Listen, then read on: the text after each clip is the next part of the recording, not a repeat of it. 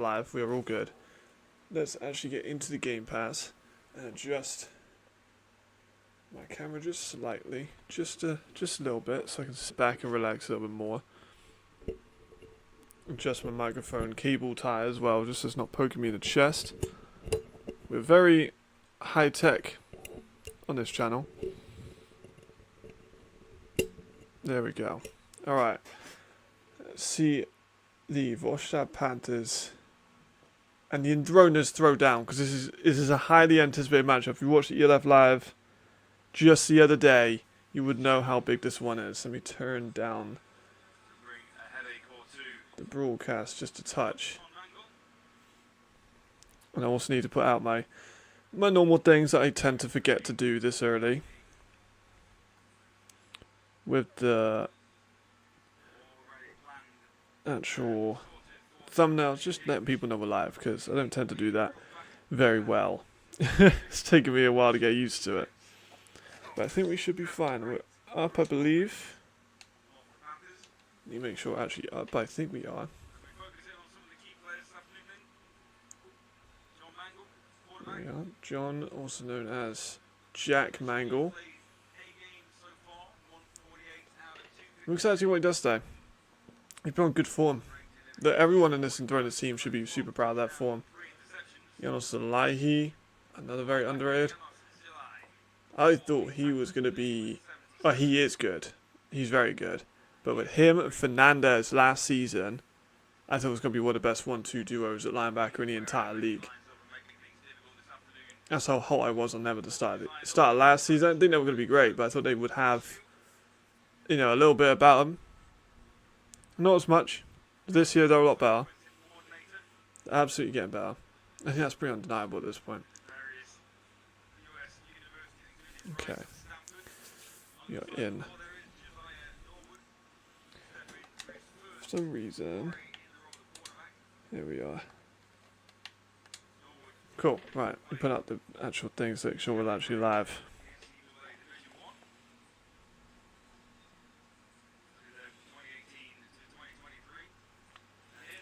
This is going terribly. Darren Brzozowski. He's going to have a fucking work cut out for him today with this team.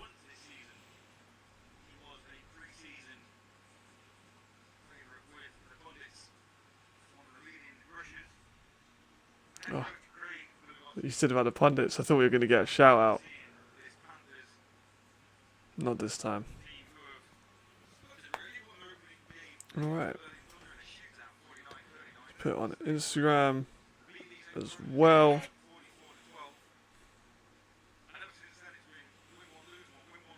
Make sure everyone knows we're on. And away we will go.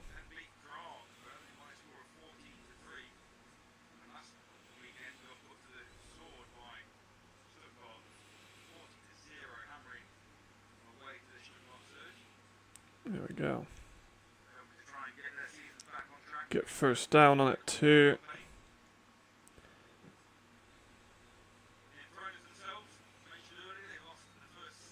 There we are. Happy days. Happy days. Looking good. Looking good. Oof. I am excited. I think this one's going to be a lot more one-sided to the Enthroners. I've kind of changed my prediction a little bit. I went from thinking it was going to be pretty easy for him without a quarterback, but there is still a ton of talent on this Wroclaw team. Like, I think that's pretty undeniable. They got AJ still, he's a Defensive Player of the Year front runner. They've got obviously Davi, they got Genitry, they got Vis. Hell of a team.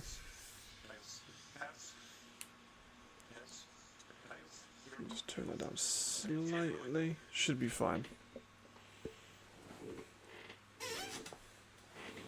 Here we are. Right, let's get this game underway.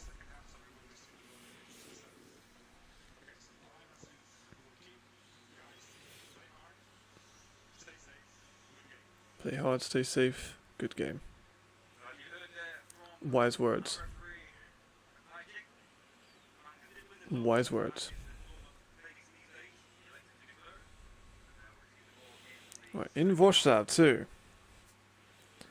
Which could be a very important factor, given they don't have a quarterback at all. And I believe Norwood was listed as like the emergency quarterback because they didn't have one on the signing day, on the deadline. So we need to see who's actually officially going to line up with them. There we go. Yeah, it's on First Down Magazine got it up. Happy days. I need some of them. I need one of them hats. That's what I need. Aldas with his mismatched boots. Kind of cool though. I'll fuck with it. Here we go. Make sure that score line's in the right place as well. Yeah, that'll be fine. That'll be fine. Got Citizen in just for the sponsors. I'm not a sponsor of the ELF, but may as well get the sponsors in and make the league possible.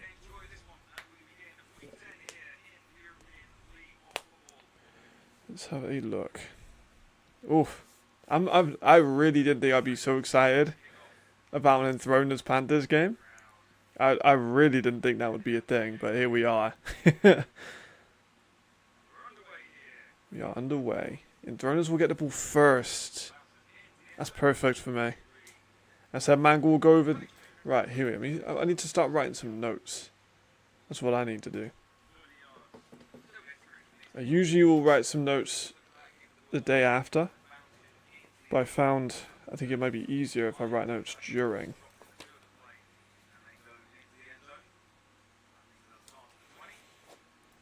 Just a page. So let me get a different book, actually. Let me get a bigger notepad. Something a bit more fitting for the situation.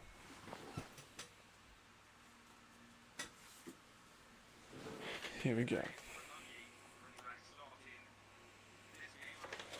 Because we got Mangle going over 300. That's what or over 400. That's what we need.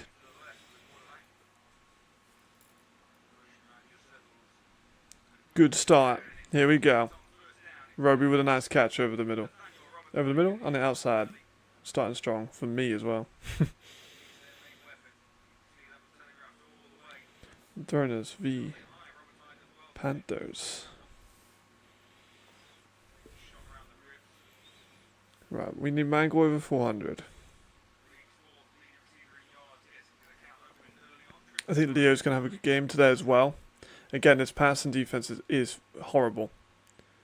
It's not a good passing defense. Oh, there we go. Commentator sent my line. Yeah, maybe he gets it half a yard, maybe even a half a yard the other way. Nando Toth getting involved early. We'll see Jack spread the ball out. His offensive line still has issues. That's for sure. Still not a great offensive line.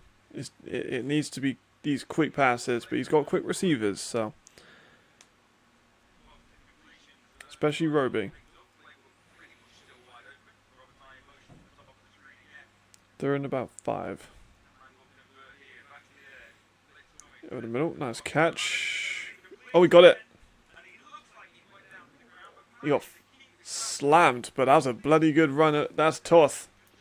He's starting to come into his own. I said last season that he's a good player. He was a Triple Crown winner in the domestic league. He's a talented guy. He's a veteran as well, but like, look at that. Just ducks under the tackle. Gives his body for the first down. Nicely done. Very, very nicely done. Fresh set of downs already for Wroclaw. For Enthroners. For Fehervar. Oh, nice. Oh. Oh, yes. There's Roby. Mangle's starting strong. I don't think he's got an incompletion. What is he, 4 for 4? It's 4 for 4 so far. I said Mangle was definitely a one to look out for today. Seems like that's very likely. That is what we love to see. That is what we love to see.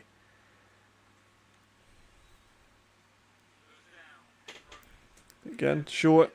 Get a toss. Maybe got a back to the line, maybe a yard, but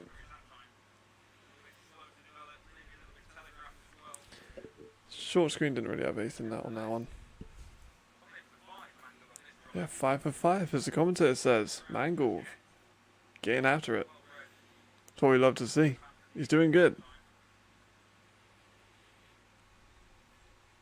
Getting all the receivers involved well. Toss got involved. Roby's got involved. He's got McCluskey at the line who's going to help with blocking. It's a heavy set. I think we got a run here for sure.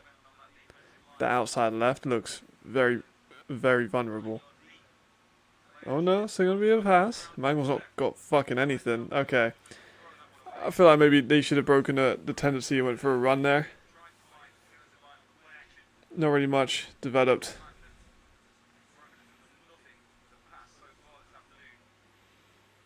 They're starting strong. Starting real strong.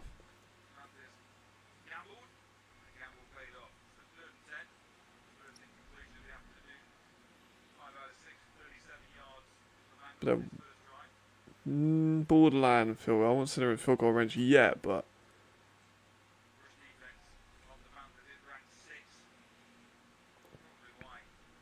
there's Leo on the outside. Come on, get the ball to Leo. It's open. Ah, pass behind him. Not a good pass, but that'll be fourth. So the drive kind of died out at the end a little bit. It was cooking, and then a couple incompletions. Do they have... I feel like they have a good enough kicker to go for this field goal. Seems as if they're going to go for it. Or maybe try and get an offsides.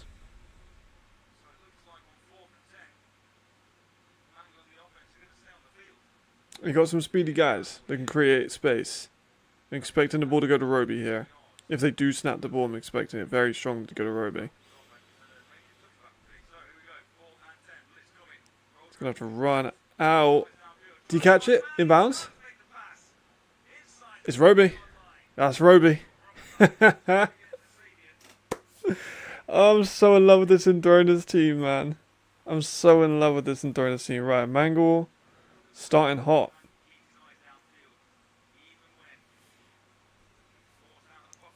By hitting Roby. And Tots, of course.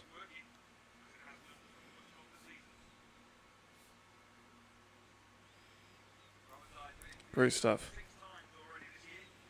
Get close to that red zone. There we go. Ooh, off the hands of Leo.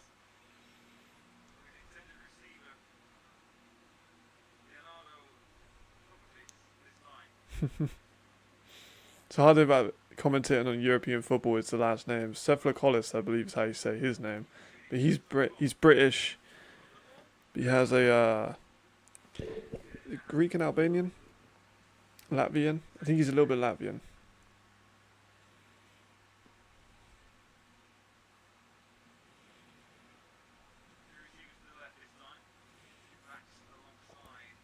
Alright, that's what they got. They haven't... Okay, I was going to say they haven't ran it. But then they ran it.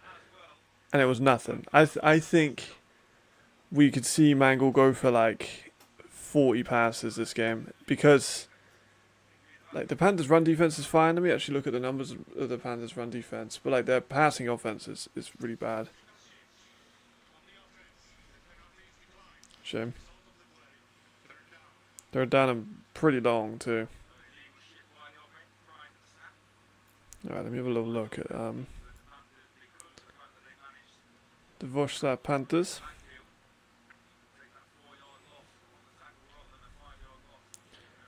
Yes, so Russian D is 6th, which is a little bit below, a little bit above average, so not bad. And the Enthroners don't have a very strong run game. Ah, fucking false starts everywhere.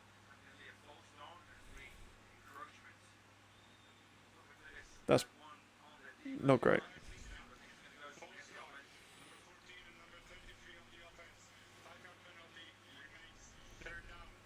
Multiple ones.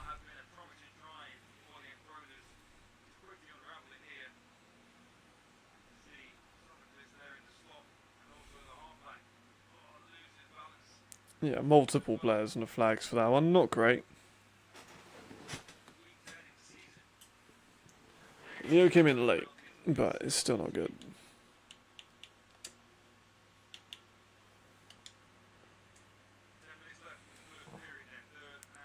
Take a shot to the outside.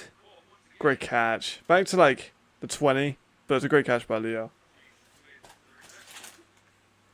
Kind of making up for the flag. Not perfectly, but making up for the flag a little bit. They go for it again on fourth. It's a good grab. Way to get back to the sticks. Way to hold on. Oh, they're going for the field goal. 4th and 8. It's going to be about a 25-yard field goal. Kicks up. It's high. It's tipped. But it's good. And Enthroners are up. First drive? A lot to take from that. That was a good first drive. Pretty much all pass, except for that one that was in encroachment anyway. But the ball went real high. Just kind of looked like it lacked a bit of steam, but it got there. Oh, I had plenty. Yeah, that had plenty of steam on it. It was good, Bison. Good to see you again, as always.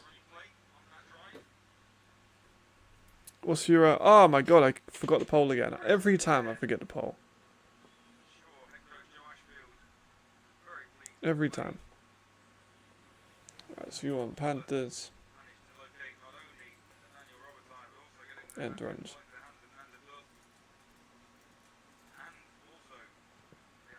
There we go. Get a poll up, just so we can see what's good. But we're doing well. Mangle starting strong for my ELF Live prediction of 400 yards. I'm expecting to see a few people go it. Me too, man. I'm real excited. I think I got his 22-7 because I just don't know what the Panthers offense is going to bring. I can really expect it to be heavy run. Like if I'm the Panthers, I'm running it all day. And I'm never going to stop. But their rushing is only 7th. Obviously, that's because their offense has taken a massive stumble in the last few weeks. Now, maybe it's just me. But their offense was so good in those first few games. Maybe because they had Duncan. But it's been so bad in the last 4. Let me know if the commentary in the background's a bit too loud as well.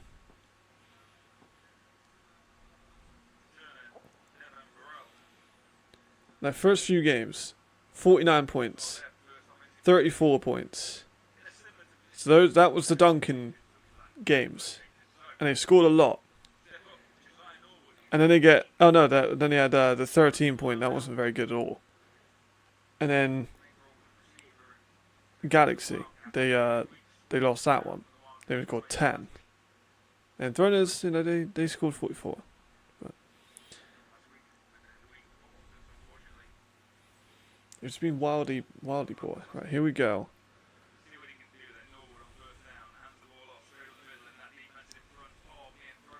Expecting a lot of runs, as we said. David is going to be tested today. Expecting to see a lot of Genetry as well. Genedy, sorry. I keep saying Genetry. Right, there's Norwood, number 0. Listed as the emergency quarterback.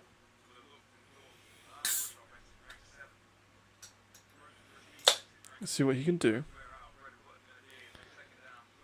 Yes, Matt Cole was back. That's true. But Matt Cole has been injured so much. He was being... like, I know it's a bit harsh, but I know the Serie A do like a most disappointing signing of the year. My most disappointing signing of the year is absolutely Matt Cole. I expected so much more of him in this year, but he's just been injured. He's performed alright when he's on, but there's so many injuries. No chemistry. Yeah, no chemistry.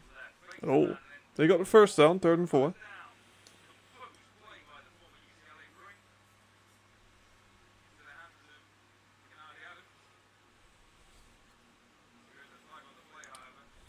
I need to do some scouting and all, but it's Josiah, right? Have a look.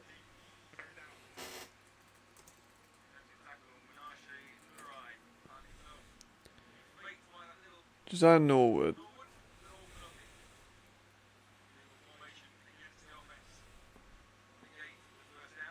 I mean, he's a UCLA Bruin, if that is the right one.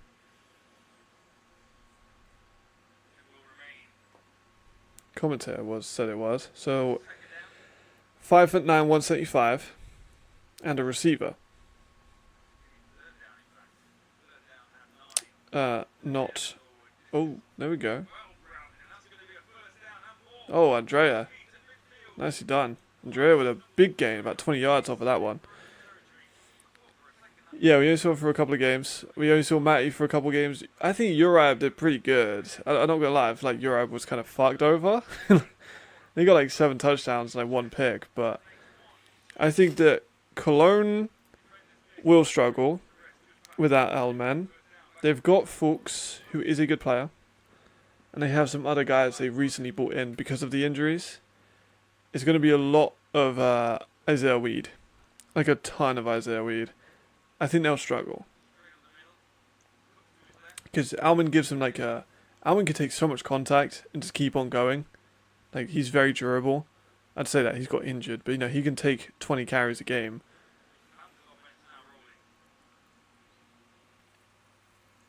Which isn't regular. He's able to do that, and I think they'll miss that a lot.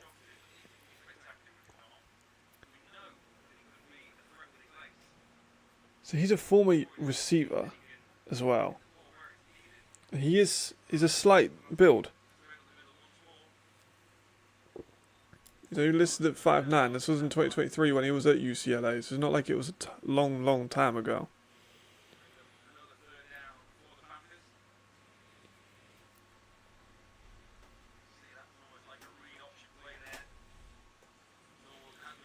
He went to Santa Margarita. Some Europeans have gone there. He has caught in college. He scored in college. But only as a receiver. That's David. Okay, so he was a high school quarterback. Let me copy and paste it into the thing. So this is Norwood's bio.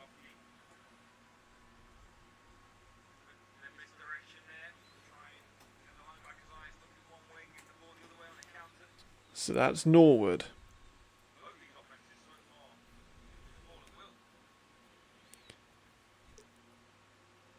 Yeah, that is, yeah. Can't really argue with that. Yeah, that's kind of exactly how it's going to go, I think. Like, I made the short on Weed. I'm a fan of his from the last couple of games, for sure. It's critical. For sure, it's critical. Like, he's been very fun to watch. I think that he's going to have a troublesome time against Madrid. Madrid have got a very good defense. They got a very aggressive defense. They've lost a few pieces to injury, but now they have an American cornerback, which they didn't have last game. I don't even think they need to play too high. I reckon they're just going to stack the box. Weed doesn't have an incredible arm to get out there.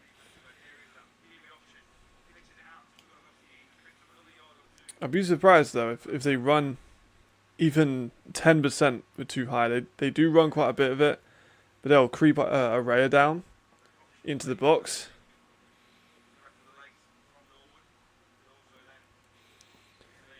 But I'm kind of surprised they got it. I know he's a UCLA guy. Maybe we could see some tricky shit if they choose to put him at receiver.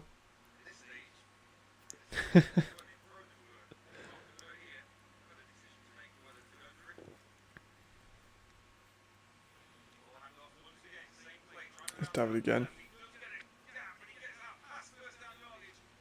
David's a fucking beast, man. He's so good, but looks like he might be coming back anyway.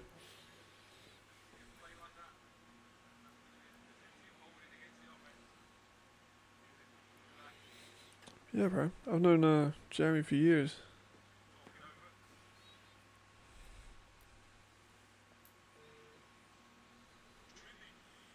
Tripping. Tough. Replay third.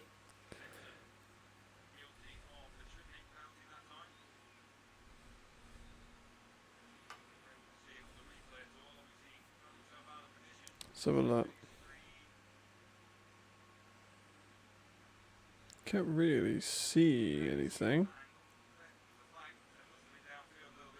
But they call tripping.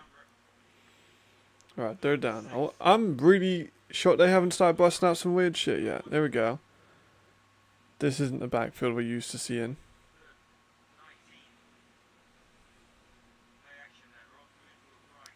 Pump fakes. Gets maybe a handful out of it.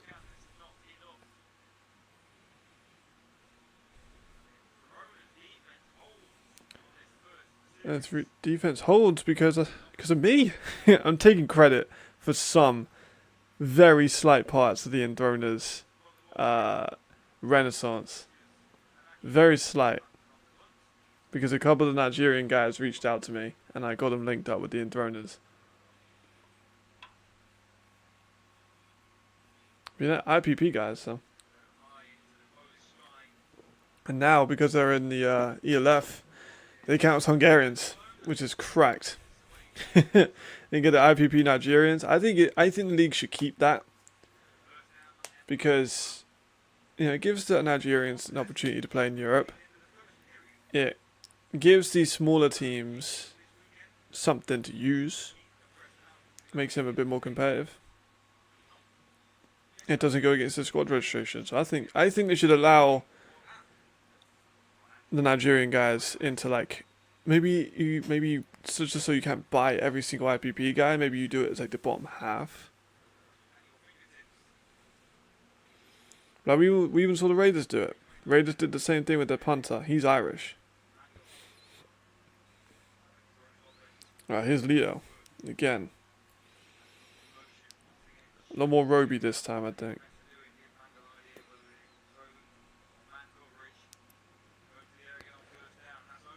Ball was wayward. It might even be more. It might even be more. So, I think that they'll have quite a lot of their guys out. I need to write my notes for ELF Live too. Norwood, UCLA receiver, high school QB. But yeah, I think they'll pull quite a lot of their starters. Decent run. If I'm gonna give like an accurate score, I think it'll be more like. Then again, Vienna do have some of the best like quarterbacks. I might go for like 60, so maybe 65.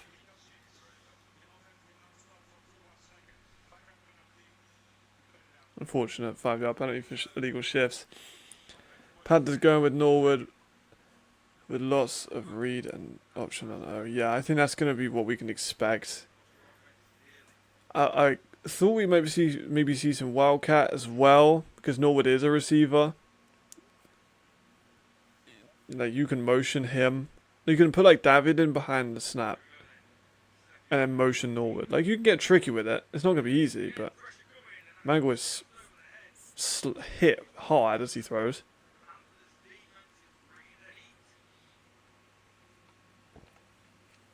Pulls over Leo's head. 3rd and 15. I mean, they did this last time. They've been able to convert some of these plays in the last drive. It's not an Enthroners team I'm used to seeing do well. But I'm so here for it. I am so here for it.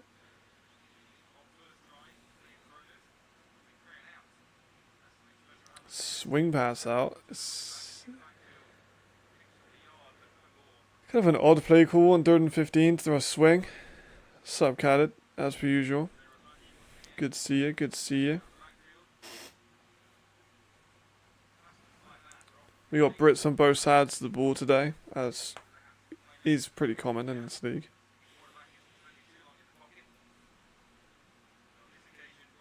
Alright, they're going to punt it out.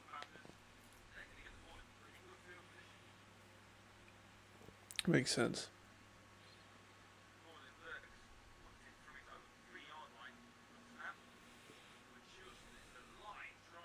It's a good punt. There's Burrell.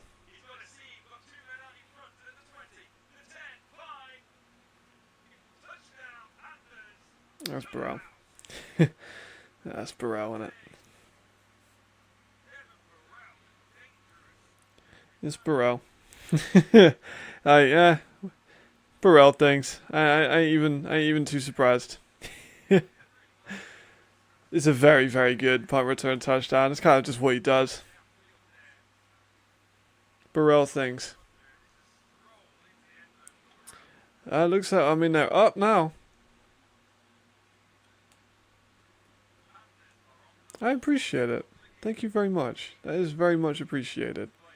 Thank you. That means a lot to me. EF Live has been real fun though. I love EF Live. I'm like excited to do every single one of them. Yeah, I did too a little bit because they weren't using him very much. They had him splitting kicks at the start of the year. Do you remember that? I don't know who or why they did that, but like that's what I want to say second of the year. He's still very capable of winning Special Teams Player of the Year. That's the crazy thing. Let me have a look at the numbers though. Because Jackson's got 2. But he's not had one for a while, Jackson. Could even give it to someone like Aldas. Or I think players bought that many kicks. You could give it to Tasic. No, there's a couple you could give it to. Even I won't say good to Nils. Nils missed 2 game-winning field goals. That's kind of tough. Yeah, look at returns. Right, so Jackson has 2 returns. Rodion, is that Rodion? Right, so we've actually had a couple people returning to kick. So Jackson's had 2 return touchdowns, as in kickoffs. Chad's got 1, Devon's got 1, Ken's got 1. And then punt return, Strater got 1, Rodion's got 1, Willie's got 1, and now also so does Devon.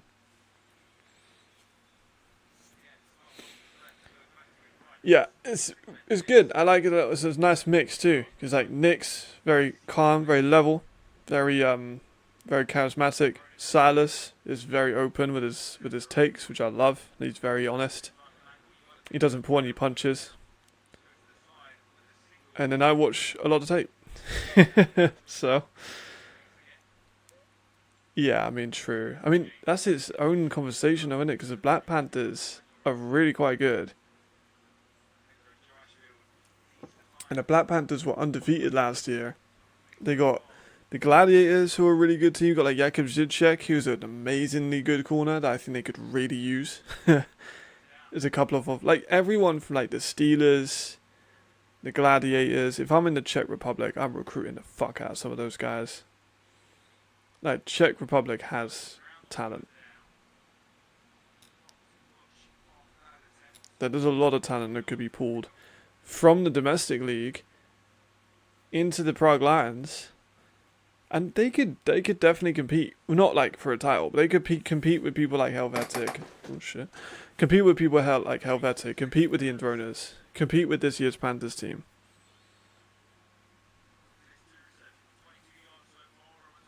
It's a tight country. I mean, some of the Czech receivers already like are good. I've got Redeem. You know, Josef. There's Nandor.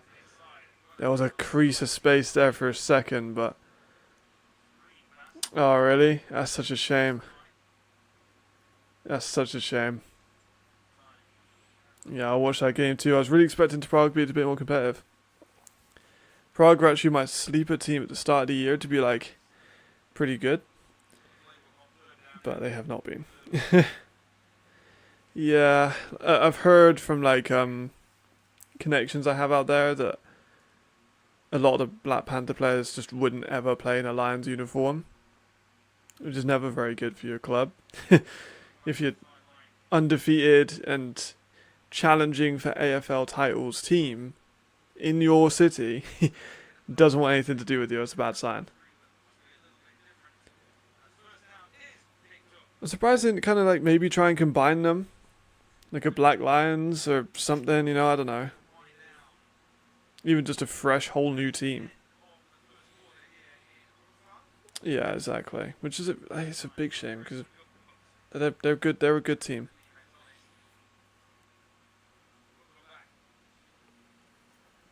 They've got very talented players. Second quarter already. Second quarter. So far, Magel started pretty well. Devon Burrell. Norwood at quarterback has kind of struggled because he's a receiver. Not necessarily a natural quarterback, but he did play well in high school, but you know, it's different levels, right?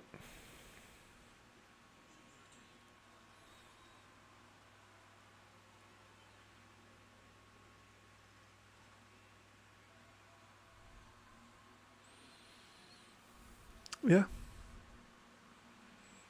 Yeah, exactly. Not a problem. Thank you for tuning in. Thank you very much for tuning in a lot. Yeah, like it would be really good to have, even if they just said, look, we're not gonna be the Black Panthers, we're not gonna be the Lions, it's gonna be a fresh new team. The Lions can go back to the Czech League. The Black Panthers can be like, it's still in the AFL if they want to. There's a new Prague team with a new name, a new jersey, new coaching staff, new owners, everything. Then you know, it's just expensive, right? That's the only big thing.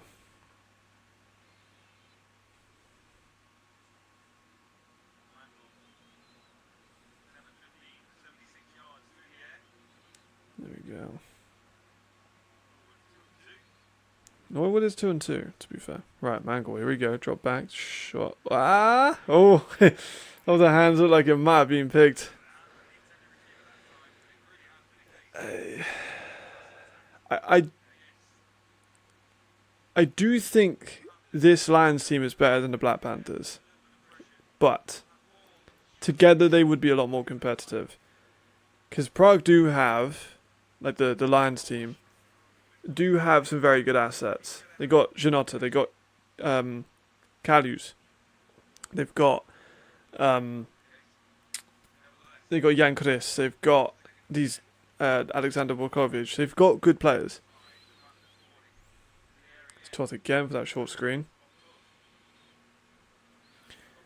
British team, someone just bring back Admirals would be cool. Agreed. Yeah, it's just about money.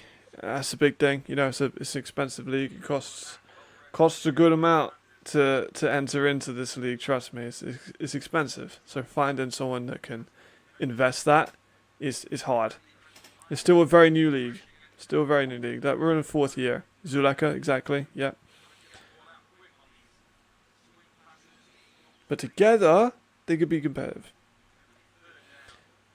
I think a London team would be so expensive. You got to try and find a stadium. That's the most expensive thing, is the stadium rent.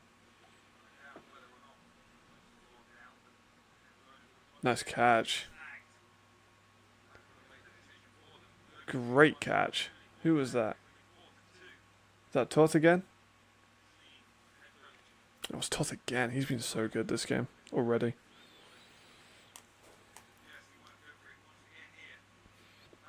I'm going to put Toth, great game so far. There we go. Yeah, exactly. And Admirals again would be cool. work with the Dutch team. So, like, I know they got the talent to do it. I think the Netherlands is probably the same. It's probably a little bit. Is it a little bit better than Poland?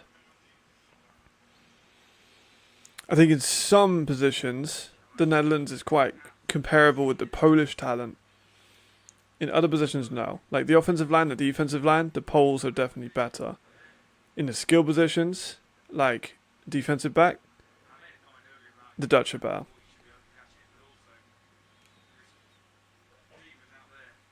But I would probably still give the edge to the Polish. Oh, no way can Prague have two ELF teams. Hell no. Especially with the Lions being 0-8. Nah, that couldn't work. I mean, I'd like be putting another team into like Hungary. Incomplete on fourth down, tough. Yeah, I don't think that would work at all. Like I said, it'd be like putting a second team in Hungary just because they've got 2 wins. Germany obviously can sustain 2 teams. They've got like a bunch. Austria can sustain. Austria could sustain another team. I think they've got enough talent for it. Spain, I don't think can facilitate 2 teams. I think Madrid are just very clearly the better team. Italy could, but it can't be Milan because Milan are really, really bad. But if they had like Florence and Parma, 2 very good teams, and if they had obviously the Italian talent within the league as well.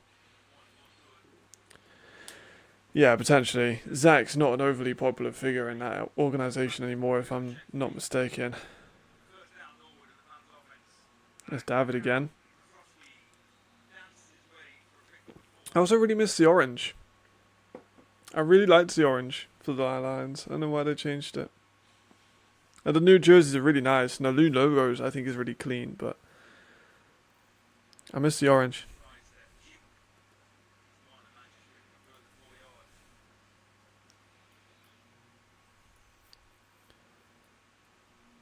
There's Norwood again. Second down. A lot more run than pass, which we expected.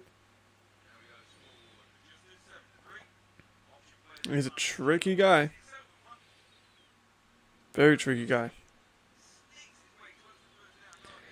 Yeah, is he still MIA? That's kind of mad. I know that he did dip. Obviously, yeah, a few things came out about certain situations, but I don't know if he'd like come back out of MIA. But if he hadn't, that's kind of crazy.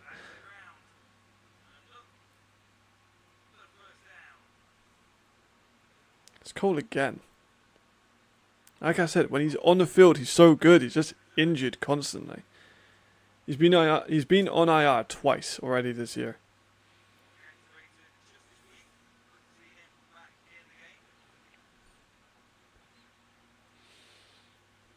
Three more years, be competitive. Yeah, I love James Brooks. James Brooks is so good. So good. And Daniel Wright could have been good, but they're playing him at corner. Daniel Wright is not a corner. Daniel Wright never played corner at Alabama. He played safety. He played in the box. They're trying to train him up to be a corner, and it's like, why would you do that? Like, you have an Alabama starting safety who won a national championship under Nick fucking Saban, and you're playing him out of position. I think if he was better at corner, Alabama probably would have figured that out by now. You know? It just seems odd that they would play him out of position. Like, he's such a good player, but he's not a corner. But James Brooks really good. James Brooks getting a little older, but James Brooks is still phenomenal. Lawrence Cornwall Baptiste is good. It's just, you know, the offensive line is not good as a unit, so it makes everyone look bad. Throws it out of bounds. Who else do I like on Prague?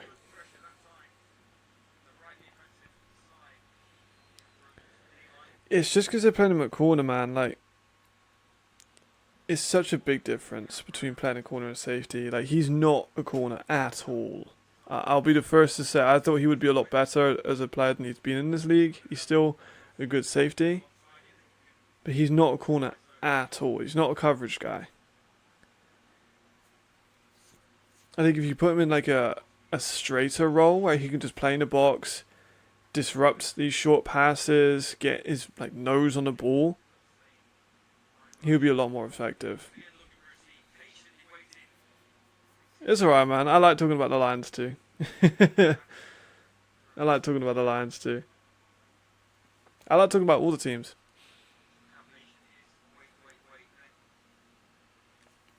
And some of the chats from like Jamal and Alex is here, and Ricardo and Bison and Marcus, we've talked about everything. We talked about food, we talked about like politics, we just go into different stuff, so I like the Lions too. And you're from the country, so you probably know a little bit more than I do about it. Four, they're going for it. Panthers just inside the Enthroners half. No, it's going to pass it. It's going to be hit. Tried to jump past it. Didn't work. Enthroners get the ball back.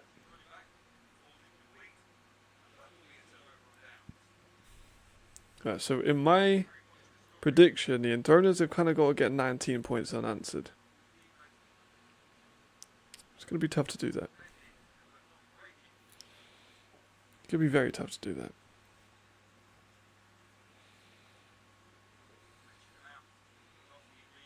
Oh, is Dushan playing? Can't see Dushan playing. Oh, that's dope. That is cool. Oh, that's awesome. That's really cool. I like that.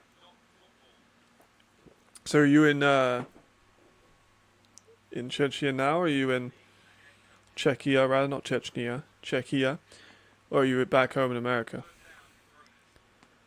Nice catch. Yeah, Steven.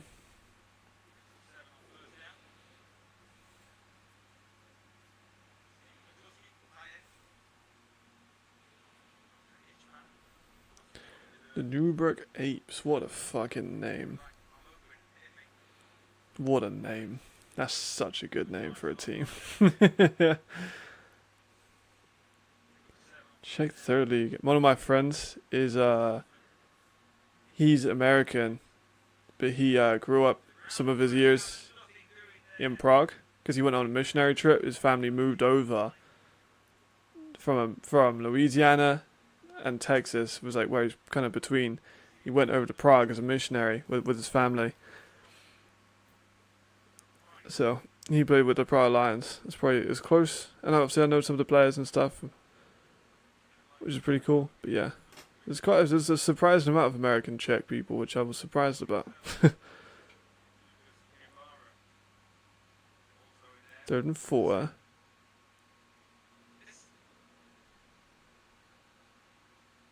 There's flags in the play. It's going to be a delayed game, I imagine. No, full stop. 3rd and 9 now.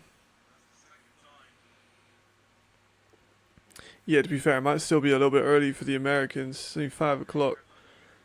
So depending on where you're at, it's about 12 to 8 a.m. to about 12. So a little early for some of the Americans.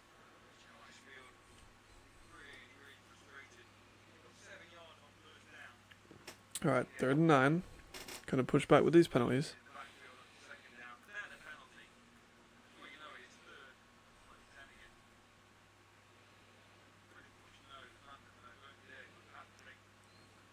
Did you catch that? Oh my god. Doesn't catch it. Oh, he didn't call it. That looked for a second like he might have snagged that, but my stream fucking buffered. You know what, I think I need to refresh. Just getting some lag with this one at the moment.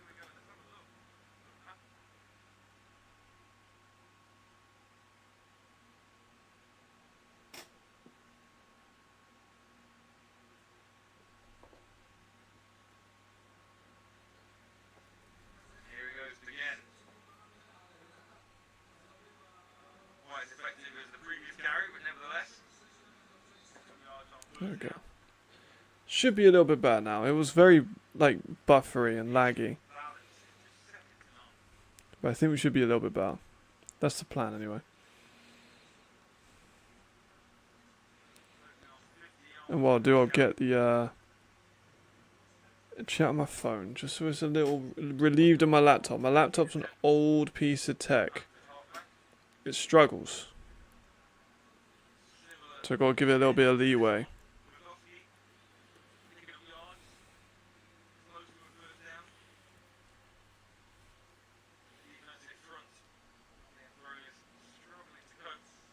Just turn it slightly down. Let me know if like the audio is a bit too loud in the background, or if I'm a little bit too quiet. Let me know. Right, don't worry about the Panthers. We've jumped ahead a little bit just due to the lag.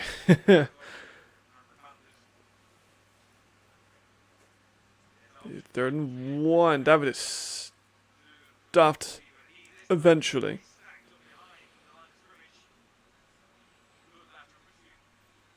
Very good pursuit. I agree, commentator. Very good pursuit. Jabrari, very similar to like James, I think, and just how much they like aren't rated on the D-line, even though they should be, because they're playing on not great teams. It was fine. Good, good, good. Much appreciated.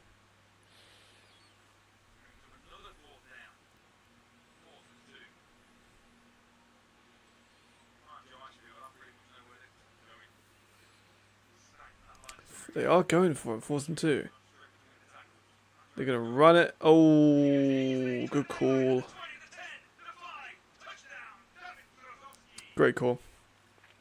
Great call. I mean, they're doing pretty good. They're doing pretty good. David has definitely been the star of the show.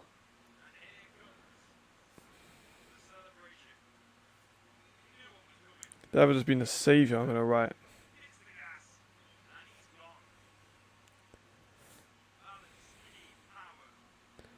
There we go. David's been fucking awesome. Exactly. Yeah, you get it. You get it. Like, I would love to show the teams and, like, the actual full games. It would be awesome. But, like you say, I'm pushing the boundaries, I think, by having this, like, at the bottom. That and the commentary, that's getting there. I think. So I think if I did anything more, they probably call me up. Like, yeah, take that down now. But I do what I can. Some of the earlier streams, I didn't even have the scoreboard. I just kind of had to explain to people what the score was. But we're better now.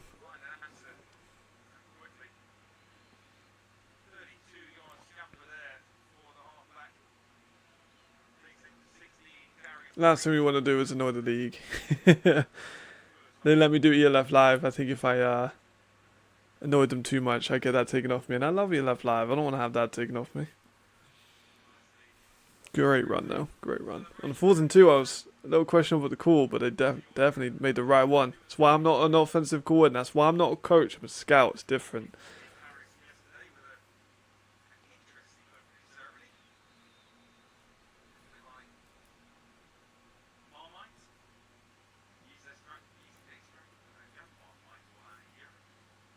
Yeah, commentator talking about Paris.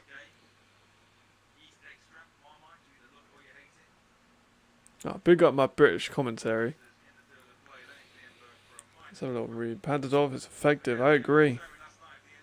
I agree. I think it's because they're giving the ball to David more. They stopped giving the ball to David as much. Like, I think one game he had less than 10 carries. There's Rodion, another Dutch player. I've met him. Nice guy.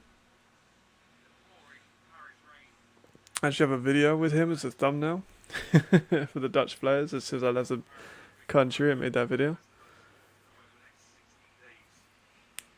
But it kind of does seem like it's clicking a little bit. You are right.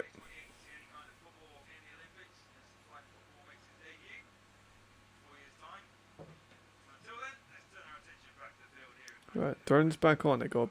Oh, great sack. The ball come out. I think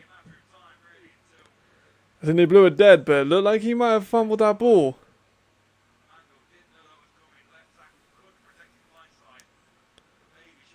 It kind of looked like he might have dropped that ball before his knees touched the floor.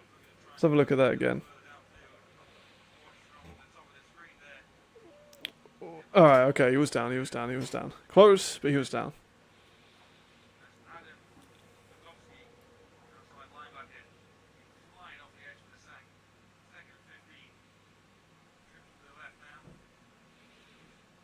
Oh, run in the middle. I've got a bit discombobulated there, but a good run for about 6.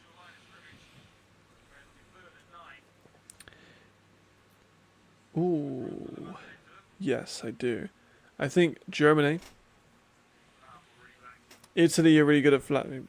So Germany, Italy are really good at flag football. Sweden, and Great Britain,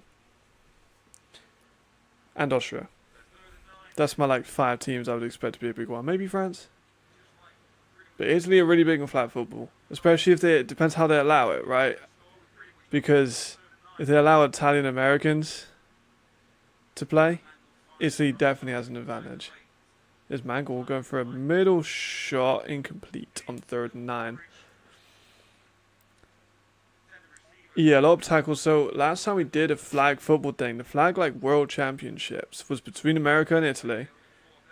But the Italian team had a lot of Americans. One of them being Luke Zaradka, who plays for the Galaxy.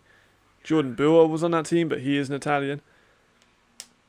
Of course, so is, Luke by passport, but he grew up in America.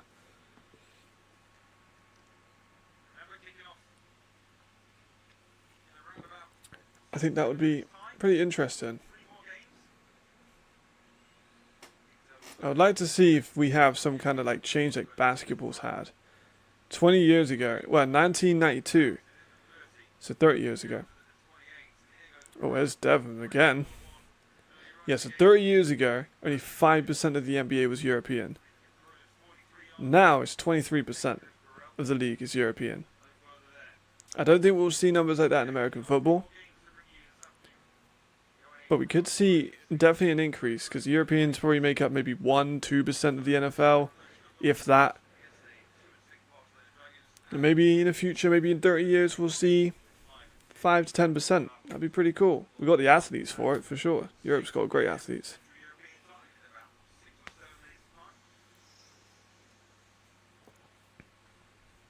But I've never played flag football, so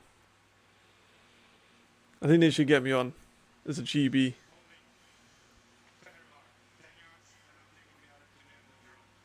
Tough. Oh man, I'd love to scout for the Olympic team. Can you imagine how crazy that would be?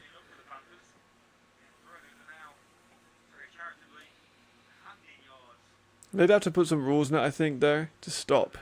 Because the Olympics is an amateur sport. Meant to be.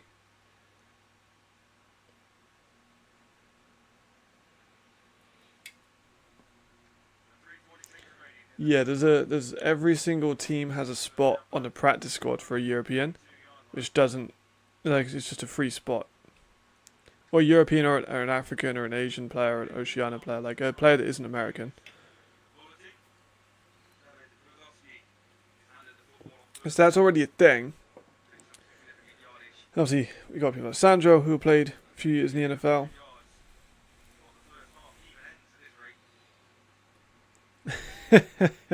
Yeah, maybe not the best of calls to do that in a flag football game. Might be slightly against the rules. They'd have to make it like they do with the football, like European football, where it's under 23. I think they'd either have to do something like that for flag. It would have to be non-collegiate athletes or something. Like, you can't have Tyreek Hill and, fucking Joe Burrow playing in the Olympic flag football team. That would be a bit much.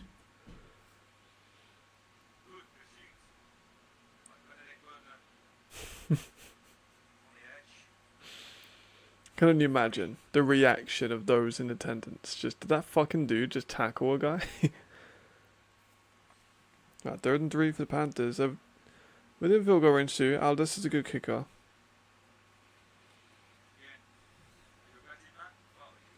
Alright, there we go. Nice screen out to Cole. Wow, that was fucking cool.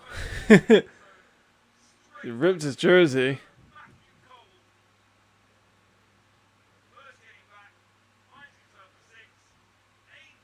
Oh man, he could be so good if he stayed in the league. Honestly, like if he just stayed healthy, Matt Cole could be one of the best receivers in the league, if not the best receiver in the league.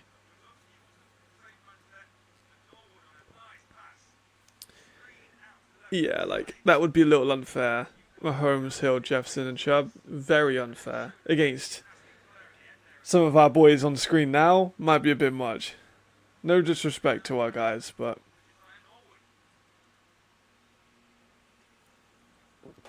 See, flag, you kind of need a bit of someone who... I'm not sure if Mahomes is my pick for the flag team.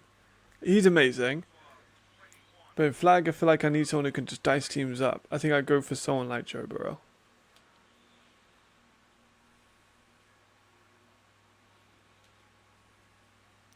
That was a fucking good play, too. That was a really good play. Yeah. Then they took that personal. I'm gonna have so much feet. Like, I'd be surprised if I don't get a message from at least one Panthers player. Be like, fuck your prediction. They look good, man. They look so much better than they did. I know they made an OC change. I know Gabe Landers went down to the quarterback coach and they put someone else up as the OC, which is interesting. But then the other game's starting in a minute, right? I'll tune into them at halftime. Let me have a little look.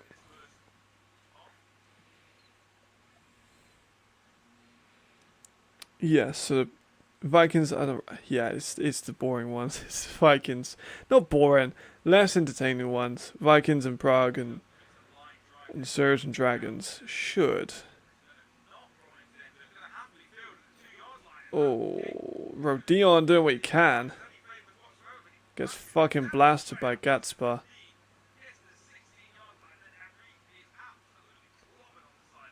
It's Catspa. I have a video on Catspa. If you want to have a look on my channel, I've got a whole breakdown on Catspa.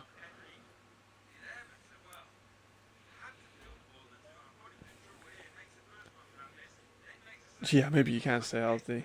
The locker room's here. Fuck yes, it is. Go and check out Athletes Forum and watch every video he's ever made. I have to check on the live stream on my comments, Jamal, because my old ass laptop was like breaking down when I tried to have stream on my laptop. I'm a Steelers fan. Hate the Bengals. Ah, oh, yeah. Monte's perfect. He changed AB forever too. I'm a Patriots fan because it was England, and when I was 15, I needed to pick a team, and I thought New England, you know, it's close enough to England. I got pretty lucky with the pick. I'm not gonna lie. I got lucky with the pick. Oh, ball's out. Oh my god. Oh, I need to message Alfieri. And message Alfieri.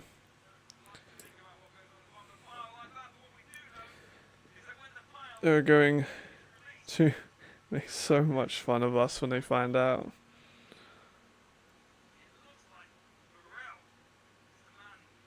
That's such a good fucking play.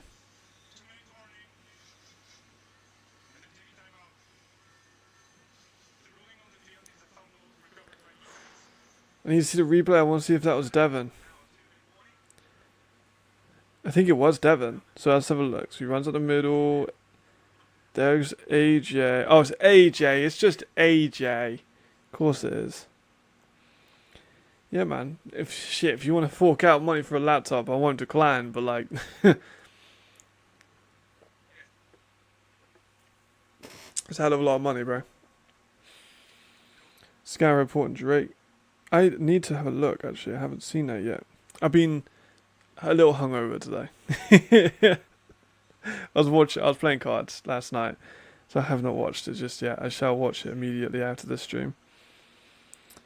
I mean, we are awful this year as a Patriots team, so I feel like we paid our dues. We had a few years of success. I like Drake May though. Like, he's gonna be good.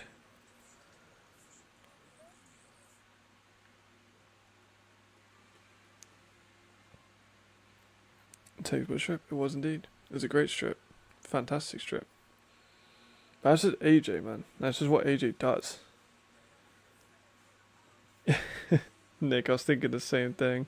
So that's why we have a West. There we go, right? That's this segment sorted for the show of just where we were wrong. We were definitely wrong on the Enthroners beating the Panthers, that's for damn sure. Not quite strip poker, no. So it's a card game called Mao. It's a weird game to explain because the rules change every single time you play it. The rules are completely different. It's really hard to explain. You kind of have to play it to get it. But it's a good game. It's a good game. I am pretty good at poker though. If we did an ELF Insiders poker game, I feel like I could do pretty well in that. Why not, innit? Alright, so they could go up by 25 points at half if they play their cards right here.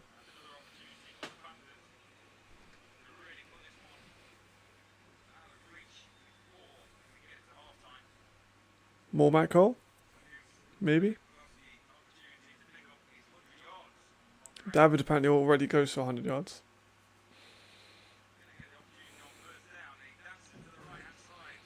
Guess 4 out of that.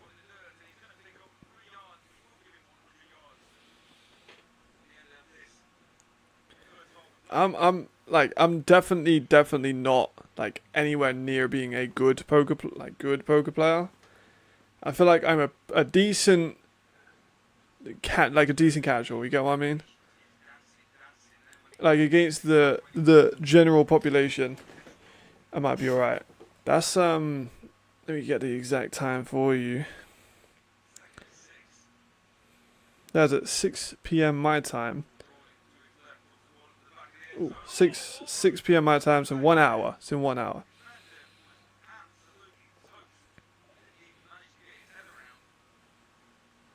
So as this game is like maybe wrapping up, potentially, maybe around the third quarter, end of the third, should be when the next game starts. Now I'll bounce between both of them, and then when this one ends, unless it's a blowout, I might just go straight to Cologne.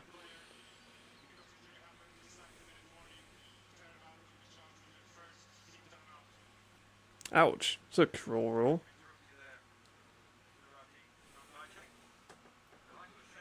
Third and 6.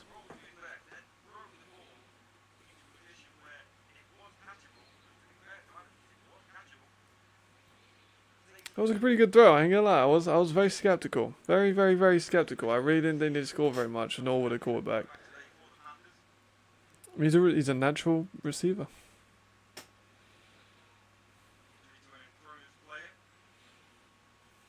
Maybe I need to relax on my Enthroners hype. Oh, it's a UFC on tonight too. Oh my god, I'm so excited for that. I'm so excited for that. But stupid, right? So right, let me go on a little bit of a rant while we're in this thing. I don't know how much the audience here are Enthroners fans. Let me read out the comments first and foremost. The Enthroners look awful. Mangle looks good defensively. Mangle looks pretty solid. Here's my notes, right? Mangle started hot. Roby was pretty involved. Nando Tots was quite involved. Burrell got a punt return, which is kind of tough. And then the defense has really just kind of let the floodgates open after that punt. And it's just let the Panthers kind of run a little bit riot. 40 degrees. Holy fuck. And a QB for them is Josiah Norwood. Josiah Norwood is a 5'9", 175-pound wide receiver from UCLA Bruins who played high school football as a quarterback. Watching F2? That's dope, actually. I love that. See you soon, man. It was good to have you in.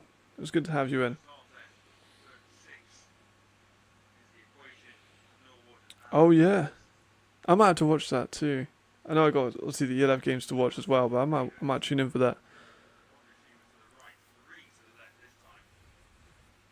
Here's Josiah again in the red zone, 3rd and 6. Option play, maybe he gets 1. Not much out of it, but maybe gets 1.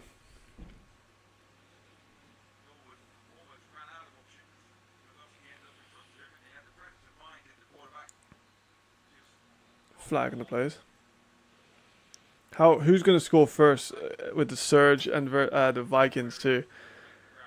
That's a real question. Which one of those teams is going to open up the scoring first? That's what I'm thinking, right? So that's what I was going to go on a rant for. Like, it's a UK card where the main event is a UK fighter. Granted, Edwards is boring as fuck, and so is Blam Hamid. Aspinall, the co-main, who is a British fighter, who they're trying to build up to fight John Jones. Oh my god, I hate John Jones. How much of a fucking ducker he's being. You got Paddy Pimlet. I'm not a massive Paddy fan, but I think he's pretty cool.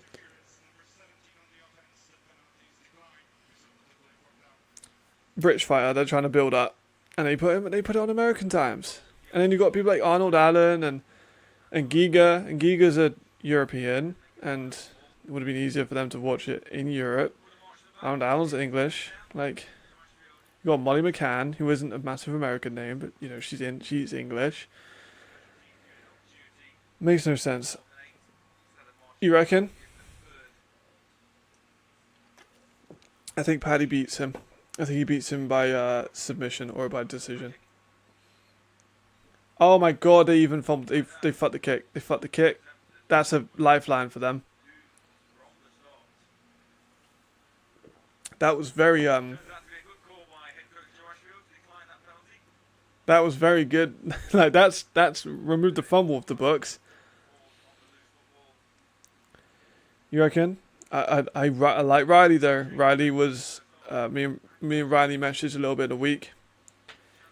He wanted to be number one in the power rankings, which, you know, every competitor wants to be number one in the power rankings. So I basically said, go and put him in the show, man. Let's see, because there's some tough games on this week. Yeah, like, the ticket prices, I was never going to go, but I know the UFC London ones were, when they went back there, like, what, 2022, 2023, were, like, ridiculous. Like, I don't know why they don't do it at bigger stadiums, either. Like, I feel, and they do this all the time, like, it's not just in the UK, with the UFC, but if they put them in, like, a 40,000 seater stadium, I feel like you could sell that out. Make the tickets a little bit cheaper. Like, you have, like, Stamford Bridge, 45,000. I think that could fill up. First, fucking hell. Alright, see you later, man. Have fun. I mean, that offensive line is awful. They lost out on a few of the free agents. There's Robitaille. Robitaille for a couple. About 9 on the total. He's been around. Oh, but plenty of turnovers.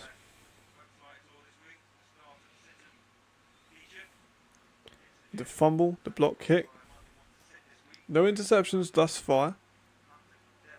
No interceptions thus far. Mango actually hasn't thrown a ton of interceptions this year, like I thought he would.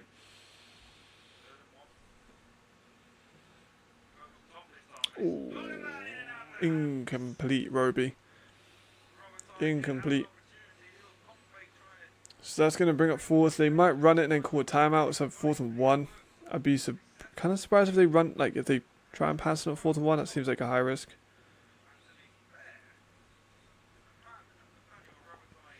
Robitaille would usually bring that in too.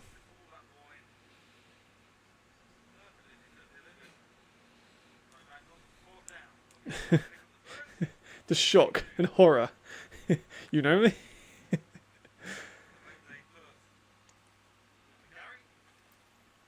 To be fair, my audience is very, I think you got the same ailments I do. Mine was gin. That was my ailment. This morning was too much gin. But we're good there. We're good there.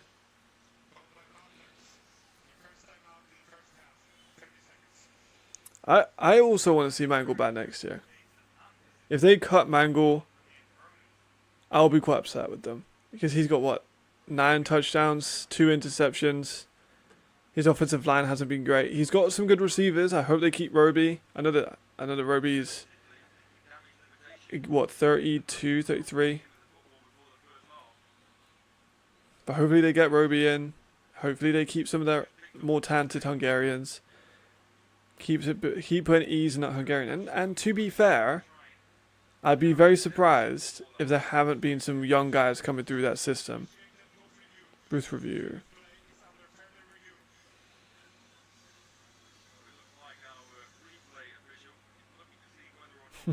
Fucking look at that, reunited by football.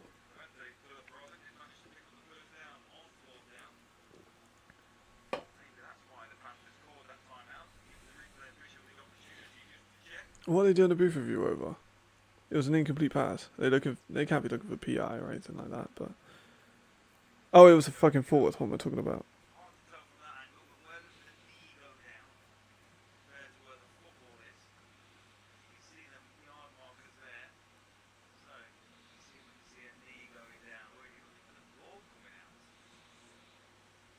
I mean, the elbow's down. It's elbow right there, commentator, isn't it?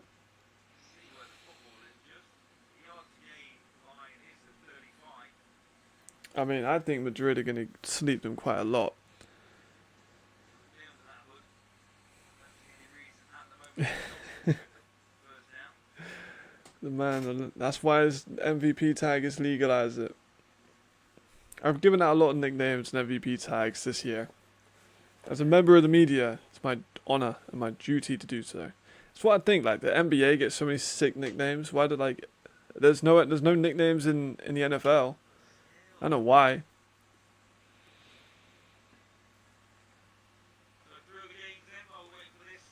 Right. Check these scores. Alright, Vienna have scored already. Pass to Suddy for 2 yards, no touchdown. I mean, that's just Vienna, you'd expect. So Holmes has got some yards. That goes with my my 400-yard prediction. If I get that right, I'm a fucking genius.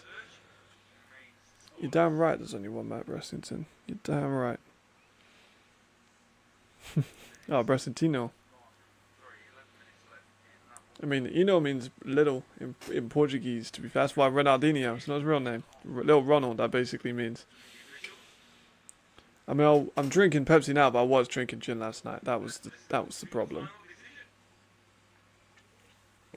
But usually gin and juice or gin and lemonade.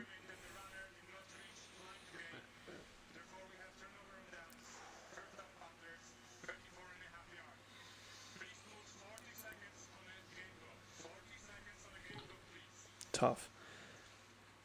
Yeah, Bombek's the kicker, which I think is interesting because you got Tasic, who is a good kicker. I know Bombek's fucking ginormous and he's fast and he's strong and he's powerful, but like he ain't a kicker. So some of the kicks have been a little bit shit. F2 delayed. 30-minute might as well. I appreciate it. Gin's nice though. Gin's good, and it depends on the gin too. I'm not like a slob, but like, you know, press it down. That's pretty good. So we talked about whole Portuguese thing last stream. We went on for about an hour. So there we go. Why is everyone in the chat hungover today? Why? We're just a group of fucking alcoholic dudes. Why is everyone hungover? Alright, there we go. There's Matt Cole again. Oh, look at the fucking speed of him, man. Look at how fast he is. I stand by it. Like, if he wasn't injured, he would have been the best receiver in the league. And I will down that hill. Look at this move. Look at that lateral ability and explosiveness out of that cut. Tell me that guy wouldn't be an absolute fucking superstar if he could stay healthy.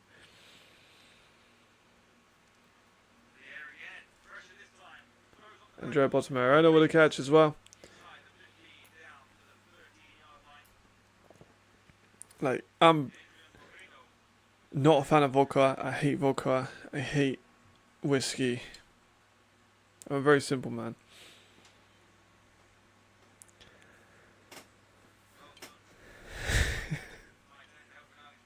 The fuck is wrong with you, right? Why would you do that? Why the fuck would you do that? That seems see that's the kind of shit people do when they're starters. I was never a starter because I'm not very good. I'm a very good scout. I was never a very good player, so never really had the opportunity to do so. Panthers are going to kick a field goal. They got 6 seconds left, so they're going to definitely kick a field goal. See, that's why I drink gin, because it's flavoured and it's simple. I mean, fair. Your roommate's birthday, I think I'll give you a call. But you're American, so you didn't get to start drinking until 21. Me and Jeremy be drinking since 16. I was never a good player, not a very good athlete, that's my problem. But oh shit, my second ring's downstairs. I might go get my second ring at halftime, but I got my second ring from Yui. I am not doing Ray and Nephew, bro. I am not doing Ray and Nephew. Absolutely not. Absolutely not. I'd be dead. I mean, I'd already be dead. We've had 3, and it's what? Wait, what percentage Ray and Nephew? About 80? No, thank you. No, thank you. No. Hey, there we go. So I'd be doing one now. I ain't doing that, bro. I ain't doing that. I'd be absolutely ruined. I would have thought I'd be safe in this game to do so, but no, I definitely wouldn't have been. Kind of impressive, to be honest, to play a rugby game. That might be worse than playing football drunk, because you're on the field so often and you're running around a lot. That's going to swish around in your stomach. That's going to feel horrible.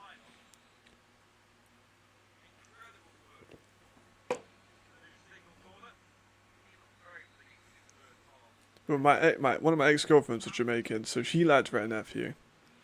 I think I tried a tiny sip of it once. Nearly killed me off. Nearly killed me off. Kicks up. Kick looks fine.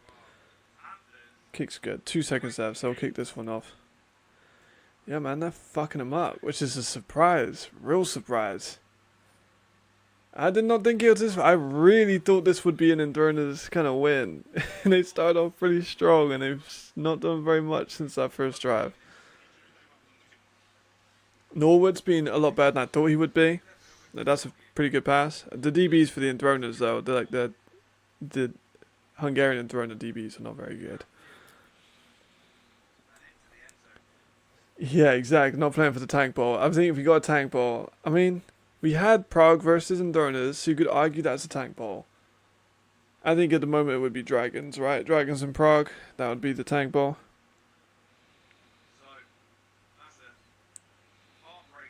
Oh, I know someone on the staff of the Panthers. He's like my mentor. He's great. Me and him have known each other for years. He's like my scouting mentor. He's my fucking dude, and he's on the Carolina Panthers scouting staff. We all did. We all did. We were betrayed by the Enthroners. The Enthroners gave us a lifeline of 2 wins. We all bought into it.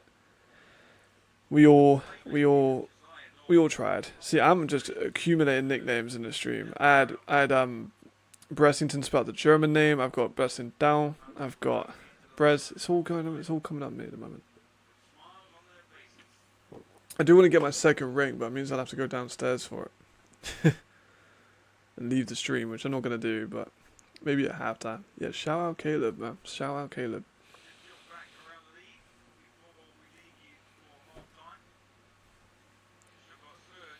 You picked the Panthers? Well, you know more than me, man. I'll give you that. I'll give you that. I'm surprised they haven't actually acknowledged. Well, maybe if they played more like this every week, they get a fucking shout out. I need to get on that podcast, man. It's just, we haven't sorted out a time. We're both very busy people, and we're doing the ratings at the moment. Sam Marcus, good to see you again, as always. They did beat the Lions here, but man, it was 2 wins. Enthroners got 2 wins. You can't tell me that's not poetic. Like, that was beautiful.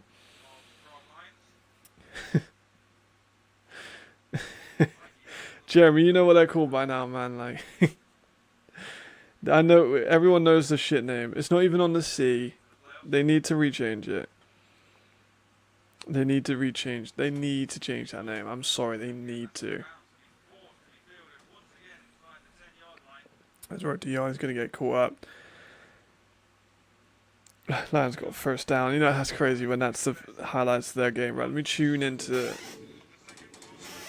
that one. It'll be a lot more competitive. It won't be competitive, but it'll be more competitive. During the half, anyway.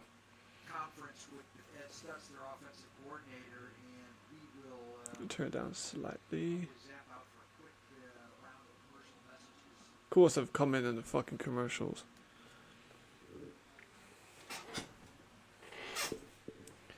Yeah, first down, they picked him up too. I mean, that makes sense. But you keep on it. I mean, that makes sense, man. That's their thing, and they're twin cities. My chair is so fucking horribly loud. Yeah, I mean, they're twin cities. Someone was telling me on one of the other streams that they take influence from each other quite a lot, which is dope. You forgot to make the graph this week, shame. Wait, are the Panthers in the red zone? Are they playing in the military uniforms again? I love those military uniforms. They are pretty cool. They're better than the Frankfurt ones, in my opinion.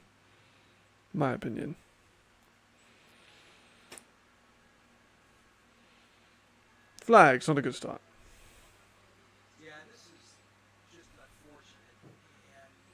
How the hell did they get in the red zone?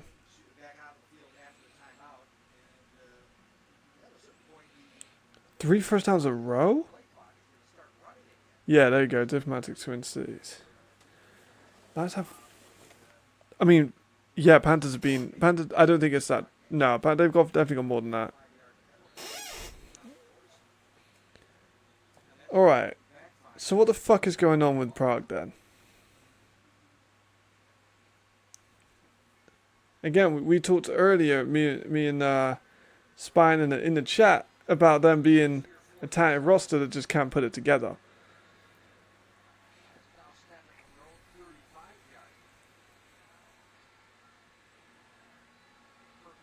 There's Perkins. He's wide open. Oh, shit! Oh, that's a fucking dime.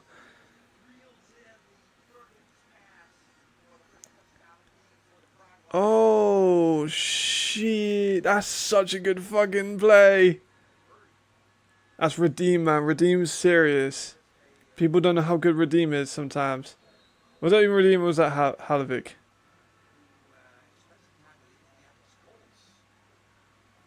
Is that Coleman that got burned? Oof. Yikes. I don't think it was Redeem. I don't think it was the tight end. But still. Fucking hell, let me catch up with this chat. My bad. I couldn't find any tape on Coleman. Oh my god. Lalo. Alright, Lalo. One of my players that definitely proved me wrong this year. Fair play. Alright, let me just scroll up. Yeah, the uniforms are fire. I'm so happy to do them back. The Dragons are in the red zone too? What the fuck's going on?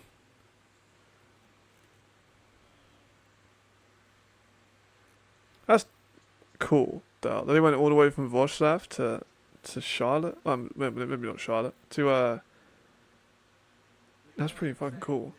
We got a lot of Polish immigration in the UK. So my ex stepmom, try and wipe your head around that one, is Polish. So I have Polish sisters as well. I need to ask where they're actually from. If they're from Wroclaw, I'll definitely start supporting that team a little bit more. Yeah. No offense to AJ, I love AJ, but like NFL's a different level, man. Like I was watching some of the XFL tape because I said to my guy, I was like, you know, with the new kickoff rules, Devin Burrell could be an option. And he was like, watch some XFL tape, watch this, and like told me some stuff to watch. And was like, let me know what you think. And I came back. That was why I made that video about Devin Burrell and Turpin. And I was like, alright, fair, I get your point. Different level. Yeah, Coleman is... Again, he's ridiculously good athlete. Like, he ran like a 4.3. He has a really good vertical. He's a very good athlete. but I couldn't find much tape on him, which is always a bad sign, I feel. I know he played at Elon, and if there isn't like highlight reels of a player that played in the NFL, then it's always a bit of a controversial one. There's no Torre. I promise I'll get that video out at some point.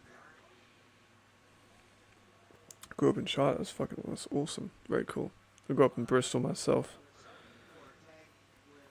Phil got it. That's sad. Poor Dragons, man. I know you guys support. One of you supports the Dragons, right? Which is just unfortunate to enter into a new league and support the Dragons. Unfortunate times for you guys, man.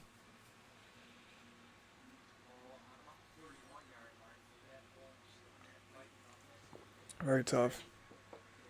Yeah, I'll get a no Torre out one for sure. Brother, everyone and their mum has a podcast at the moment. That's the thing. Ooh, Horn gets nailed.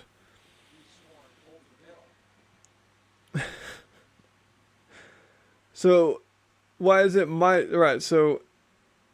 Where are you in this show then, if it's just me?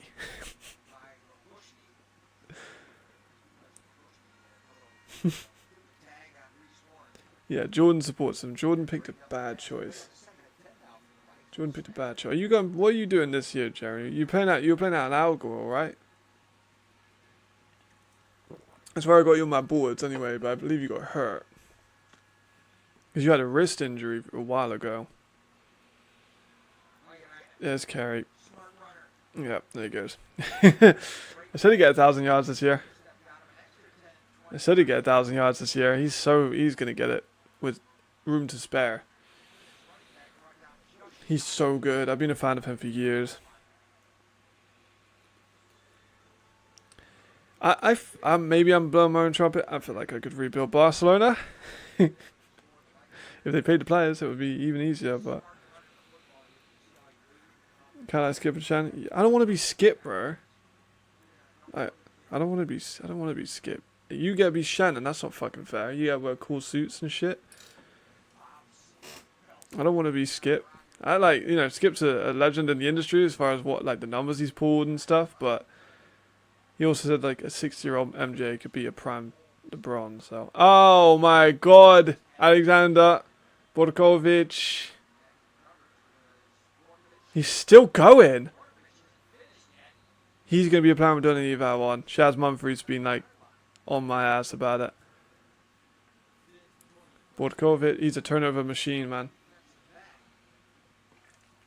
He's not the fastest dude in the world, but he's big, he can tackle real well, and he can create turnovers. What the fuck is going on, man?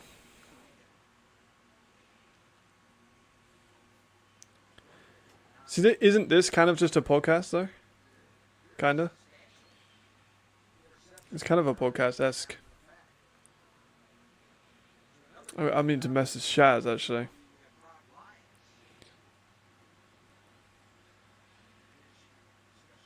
Because he's been telling me to make one on Alexander for a long time.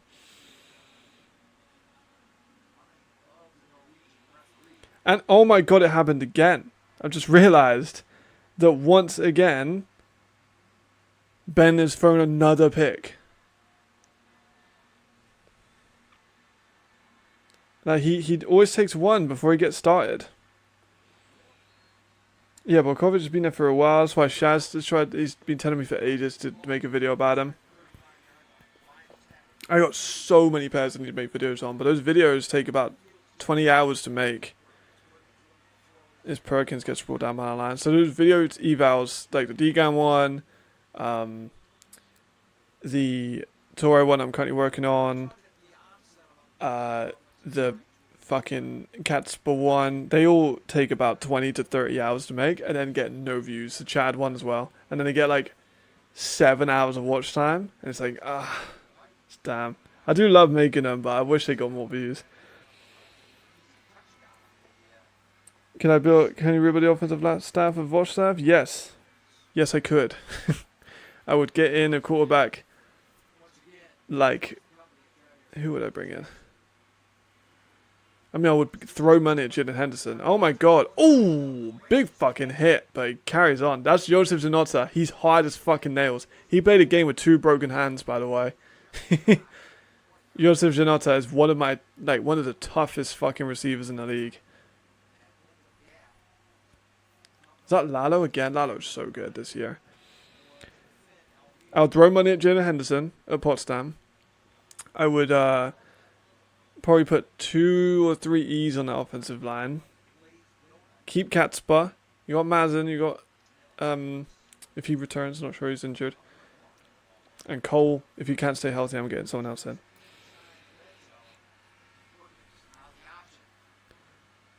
Decent jet.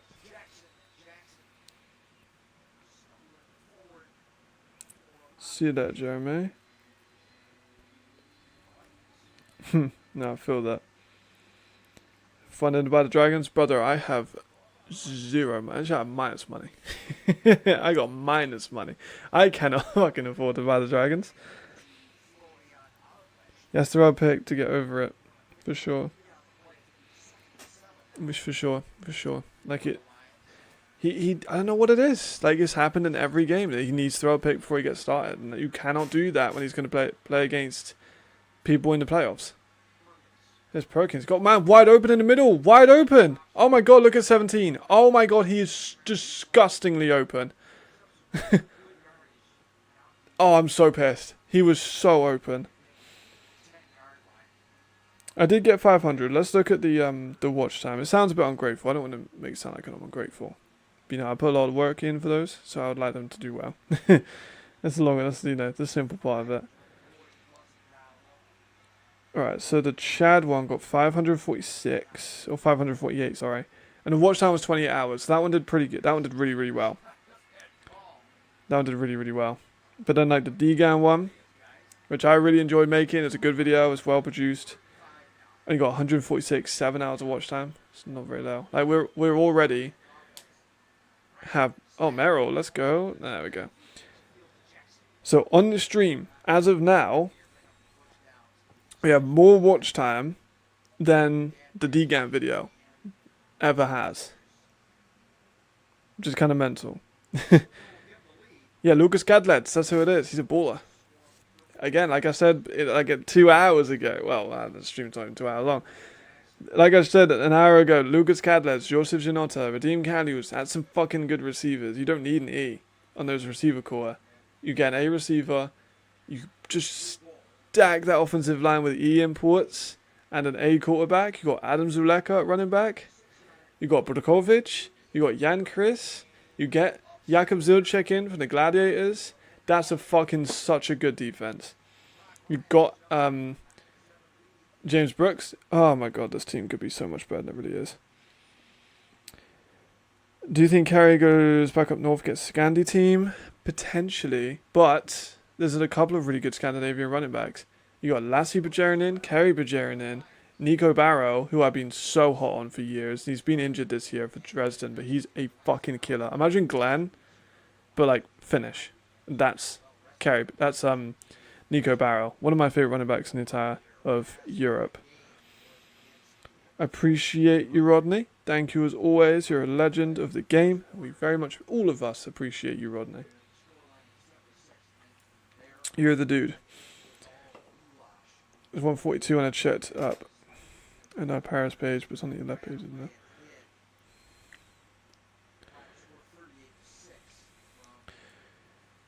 It's 142. What, the ELF page? What, my DGAM videos on the ELF pages? I'd be surprised. I don't think that they promote my stuff. It's not their job to promote my stuff, to be fair. I'm an independent creator, I suppose, but he's Coleman. Oh, there's Coleman. I told you he's a freak athlete. You can make stuff move. You can make shit happen. I like the bees and the Braves too. That's good. That was good. What a one. The Pablo Arreo one did pretty good, and that one deserves. Pablo deserves so much more hype. That one's got 13 hours of watch time, which is low. But he is a very good corner, and a very good safety, and he deserves a lot more hype. Pablo Arreo, like Jamal. If Jamal, you're still in the chat, I know you're hot on Pablo at the moment. The Lions are looking fucking good, right? I shall watch the interview with Zach. I shall absolutely do that. Schultz gets blasted.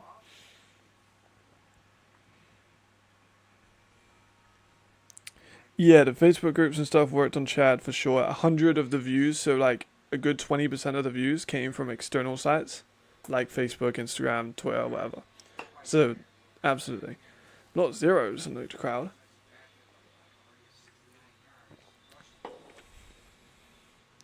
See you soon, Marcus. Enjoy yourself.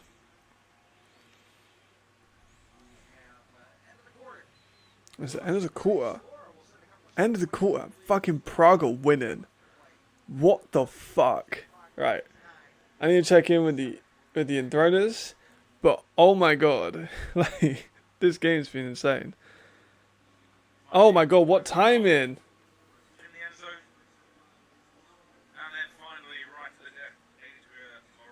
What timing? If this one does become like, if they go 30 up, I might just like switch over to the Prague game for just a little bit.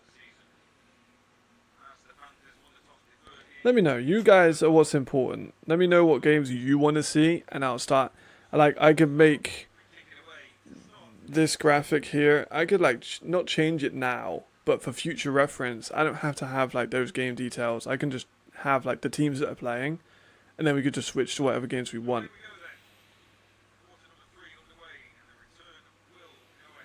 Here we are. There's Devon again.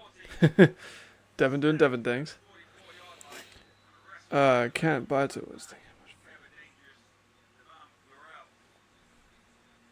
I mean, every team's made bad decisions. I think they've made a good decision with getting in Mangle so far. He's performed well. Obviously, Hungary isn't exactly a hotspot for the homegrown talent. But I think they made a good decision with Mangle, and that was a decision I did not like at the start. I've been very vocal that I did not think that he was the 11th level quarterback. I was wrong. He's been very good. And they've definitely got some stability. Granted, they beat Milan, they beat Prague. Not great teams. But I like what the direction they're going. This team would smoke last year's Enthroners team. I have zero doubt in my mind that this Enthroners team is so much better than last year's. You replied to Shaz too, he's happy with it.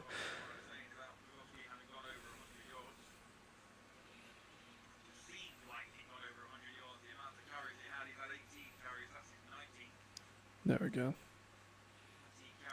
Shaz deserves some love for calling Alexander's rise to be one of the better young players in the league. Interesting. I mean, Prague were up in the first quarter. Like, this league, bro, is football. It's crazy. There's never a dull day. I think that's my pet peeve too. Like, people will see a scoreline like this and be like, "Oh, you know, they need to make the league more competitive. Da da da da da. They need to change the rules." Fine, but like, people thought. Me and Alfieri both thought that this wouldn't happen, and there goes Cole again.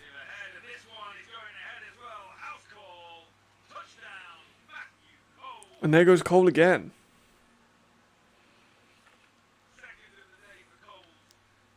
He's been outstanding. He would be so good if he could stay fucking healthy, Cole, man. I had you at number 1 in my rankings on the preseason. Let's have a look at that one. Just a screen out. Great awareness. Amazing burst speed. Like, no one's even close. Look at that speed, man. Look at that speed. What's up, Ricardo? Good to see you as always. Lions worked some things in that bye week for sure. Let's catch them before beat down top. Absolutely. Imagine if the Lions got the first win against Prague. Oh no, that's not what you want to see. I like Vienna a lot, but like I want to see an upset. That'd be fun. You know, let me. I could go back and forwards, but again, let me know if you guys do want me to do. I will start doing I keep doing my hand the wrong way. This part of the stream. Fuck's sake, camera's inverted. The part that is covering the game. I will start doing like just neutral ones with just the games that are on. Just so I can go back and forth between the games I want to watch. Then again, this does make it easier because I can watch this whole game. I don't need to rewatch it before the LF Live on Monday. So.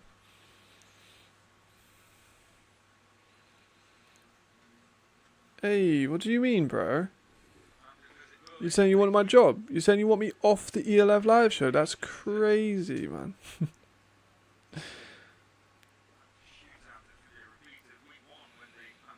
Yeah, I mean, that is true. Vienna, like I said, Vienna need to they need to throw a pick before they do anything, and they did it again. Let me write that down.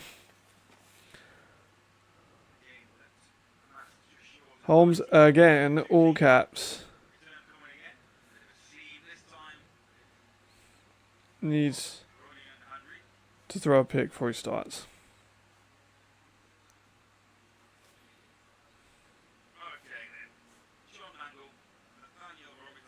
Here we are. Done it again. It's the third game in a row? I want to say third game in a row. What's up, R2? Now it's just during the Prague Vienna game. Oh man, that's not good. That's a shame. All my homies love Prague. All my guys want Prague to win this game. Everyone wants Prague to win a game in the ELF because the day they win the ELF is a great day. Mangle with a dart. That's a Toth again. Toth has been great today.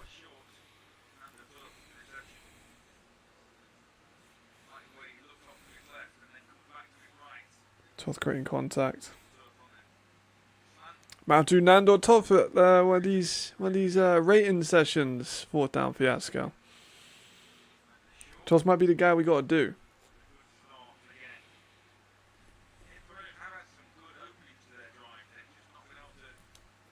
I mean, yeah, like we all want to see Prague win. Right, there's the run. Toth again. They need to get a running back too. I ain't gonna lie, like he's a fullback. That Toth is a fullback for sure. Yes, they do. They do. The Centurions haven't started yet. The Centurion starts in 15 minutes. I'll probably switch over to that one. And then back and forth. But Vienna will probably pull away now. Obviously Surge are going to pull away from the start.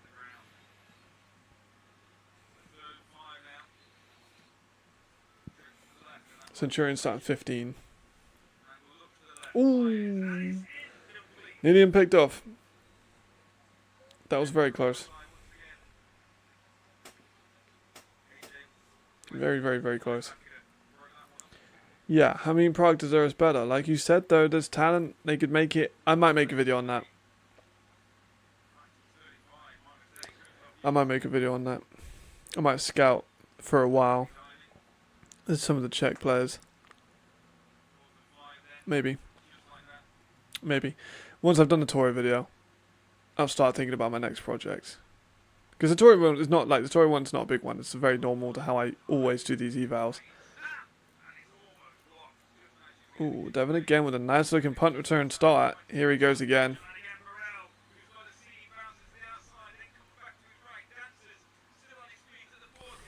He nearly broke that off too. Like, I'll do the Tour 8 video. I need to stop making promises. I feel really bad when I break these promises because I still fucking haven't made that London video yet. When I've done Tour 8, I would like to do quite a bit of like the longer ones. Like I did that stream with the player ratings, and that one did really well. It had some people in. It did well on the watch hours. It did well on the views. It's like it's there as content for people to watch. But it doesn't come up over videos. It comes up on streams. So people would have it harder to find that kind of content because it's a stream, not video. It's not going to get recommended nearly as much. And what we want to do is spread European ball. There goes David again. That was a nasty spin move. David might have to be a guy we look out for the ratings too.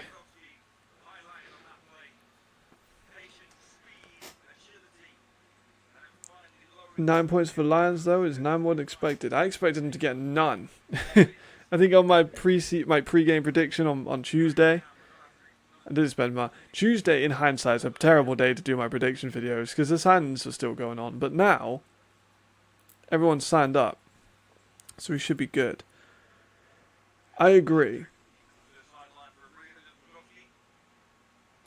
I think that's a good suggestion. A really good suggestion. Where I live stream London or Prague or whatever, and then cut it up. I think it's a good idea.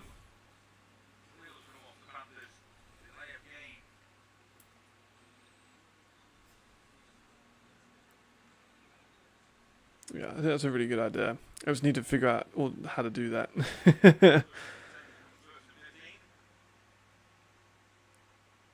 I do not see a game now without having you in this. See, there we go. I appreciate you. You're my fucking dude. You're my guy. There we go. Oh, fucking finally, they're running the ball with Adams. They're finally running the ball with Adams. It's been too long since they started doing this.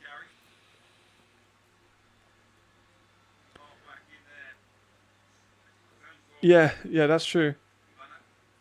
Yeah, you are right. Reading the comments because they do not show up on the screen after the. Well, I think you can't you? I swear you can. I've been on streams before, with some of the games and stuff like that.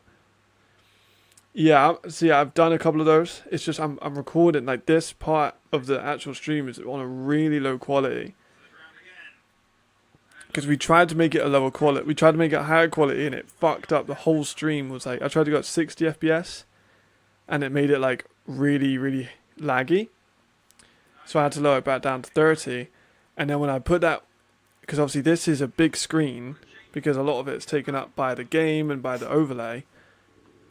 So when I put it on the short content, it was really fuzzy, but it could be done. It's just I'm a one-man team. But I will probably get some stuff out of this stream. I do need to do that. You are right. I think it's cigars and whiskey and a rock spice up show a little bit. Maybe. I mean, I'm not a whiskey guy. Like I said. But funny thing is, I did that London video, and I drank during that London video. The first time I did 2 recordings. So the first time I did it fucked up the recording, and I lost everything. But I was like sipping a drink for a few gins for about a 2-hour video. There's a first down by Jordan Bottom Moreno again. So I was definitely drunk by the end of it. Like I was talking about linebacker, D-line. I was talking about D-line. And I was like, you know what? I actually think he might have better pass. Like, I think he might just be a better fucking pass rusher than Kyle Kitt. Like, I didn't say that. But I was very much just like, who was it I was talking about? And I went on like a tirade for like 5 minutes. But I cannot remember who it was on. I think it was Jai. I think I was talking about Jai. Because I was like, I fucking told everyone how good he was as a pass rusher. And everyone was saying I was great. Fuck everyone. I said Jai Jackson was a great pass rusher. For ages. It was not a good video. Did you get that in? Down to 1. Down to 1. YouTube Shorts. Yeah, I got a lot of my... I always put my uploads on YouTube Shorts, on TikTok, and on Instagram. It's weird though, because like some videos do really well on others and shit on like the Damon Sheehy Giuseppe one did meh on TikTok, did bad on YouTube, did really well on Instagram. Same with the Khaled one, and then How Much Players Make video did great on TikTok, like 50,000 views, and then awful on everything else. Easy touchdown. Easy touchdown. The bottom here teams, Prague, Barcelona, Helsinki, Milan, and Fehervar. Which do you think is a builders to coach spin or winning franchise? Good question. I think, this is controversial, I think probably Milano, because Italy has so much fucking good talent that isn't in Milan. You've got Jordan Biller, you've got Alessandro Vidagani, you've got Francesco Dunco, you've got who was the other offensive lineman they lost? There's a bunch of guys. Andrea Grillo. There's a bunch of guys in the Ducks and the Panthers and Firenze that they could have, and the Gano that they could have, and they don't have any of them. So if they make that happen, I think they could be a competitive team. They came back and Prague is winning. Yeah, they are, yeah. Enthroners are close, but the Enthroners need to build a youth program. Milano have a youth program. Prague have a youth program. The Enthroners have a good one, but it's getting there. They got to listen to me. No, that's true. That's true. Yeah, maybe. No, bad call. But that was this shape was made that I could put it onto the screen. But that's a good call. I might make it a little bit smaller to see if it works. Yeah, true. Yeah, the Panthers are playing Dookie football the past 2 weeks and with holders up. Yeah, I mean, I really thought that they were gonna win. I predicted the Enthroners to win. That's alright, bro. Don't have to thank me. I'm just a man, doing it for the people.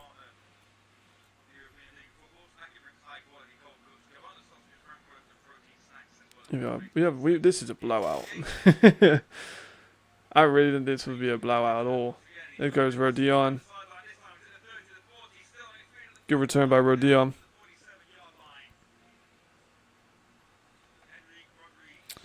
You have talked. No, I don't want that kind of. I don't want that kind of fame. not my kind of fame personally. Not my one. An affiliate, like you mean with what? With YouTube or with ELF?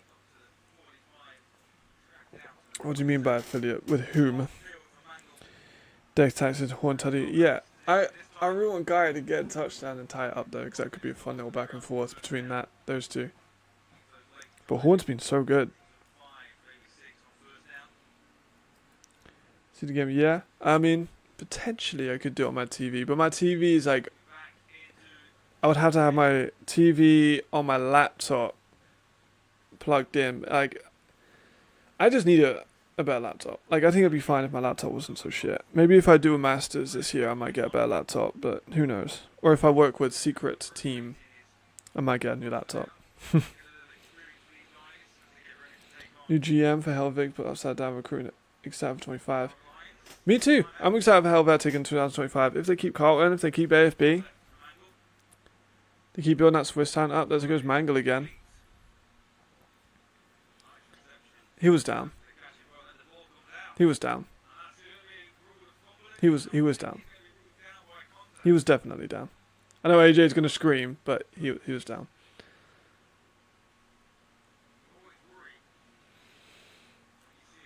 Vienna 29.9, PAT pending.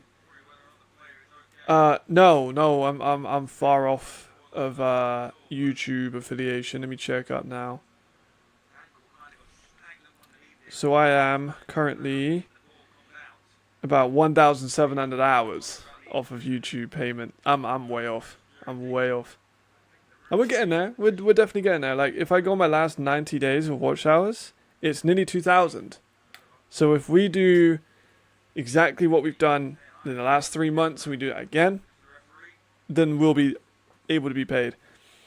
But also in that time, I also had the 100. I had like 200 watch time hours from interesting, from the game I did for the commentary of Firenze versus Danube. That was on my channel and that got me a lot of watch hours.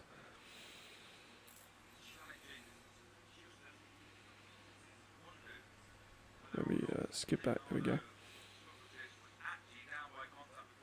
Yeah, exactly. My laptop is old, so if your PC's dying and my one's, it looked like his ass hit the floor though. No, I guess he might not have.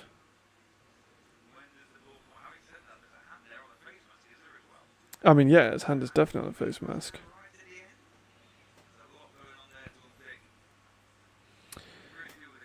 Yeah, I mean, I turned my stuff up to 60 FPS. I film on my phone when I'm doing my evals, I'll film on my phone. I'll like set the call. So this is what I did for my Notori intro. I have my fan down there, and I stopped my fan and I balanced my phone on the fan propellers and shot that video on my fan. Touchdown Dragons. I have not. Touchdown Dragons. I mean, that's pretty fucking crazy. They actually scored. And Prague scored. And Prague could have scored multiple. Man, I love this league so much. I love this league so much. Crowdsource, new laptop. Yeah, I mean...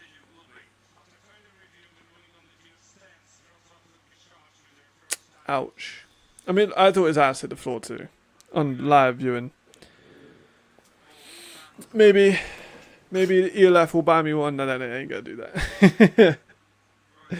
ELF ain't gonna buy me a laptop. You imagine if I like ask them, can I get a work laptop? I'll make you a bunch of videos every week.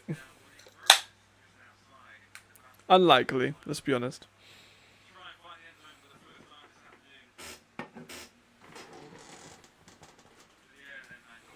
It's Mangle again though. First down again though. Oh, some hobnobs again because your boy's hungry. Like I said, I'm a little bit tender today. A little bit ropey.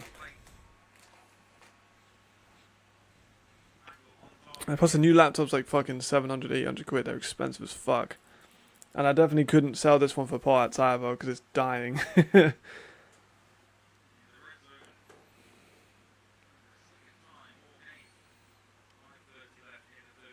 Maybe. I mean, that would be good. I can ask. I can ask. Get on the phone to Commish. Be like, hey. Or Mangle. Ooh. Close. Very close. Yeah, I'm not sure if the commission even knows who I am. Just give him a ring. Be like, hey, Patrick, my guy, Azume, my boy, Commish. Let me get one of them laptops. I don't think that would go down particularly well.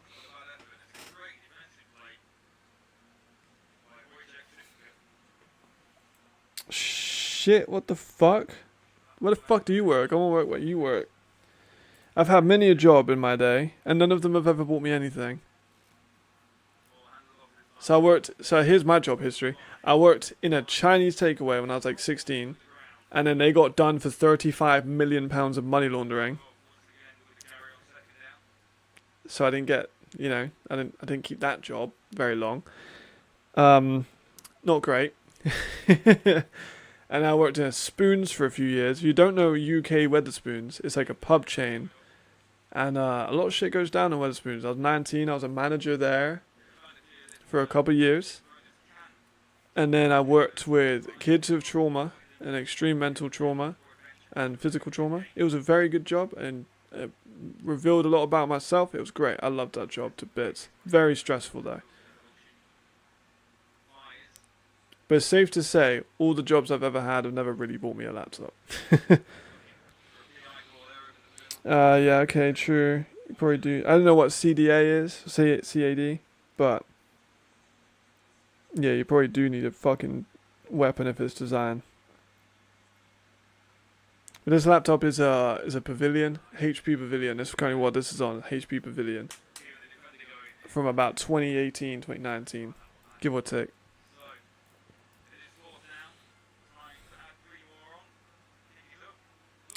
Kicked up.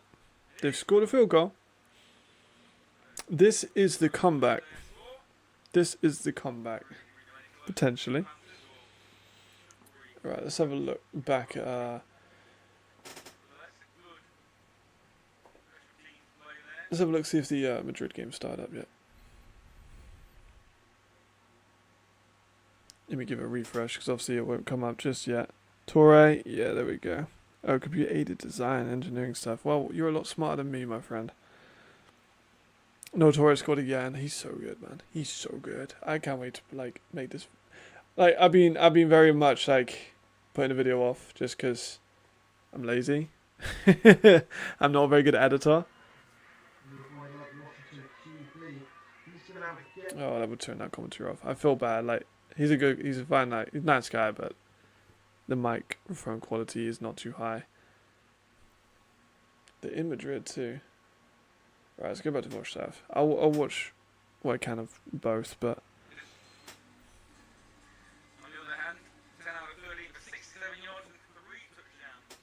Again, let me know what you want me to watch. Yeah, I mean, I feel like I helped the Prague team by being there for the first quarter, and then I ruined it by leaving. It's Burrell again. Ooh, it's kind of just what he does, though, innit? It's kind of just what he does, though, innit? That's the second of the day, innit? It just is. 1 punt, 1 kick. Devin Burrell. Death taxes and don't kick the fucking ball to Devin Burrell. Oh my goodness. I'll clip this. This will be a short. I will clip this. Yikes. Damn.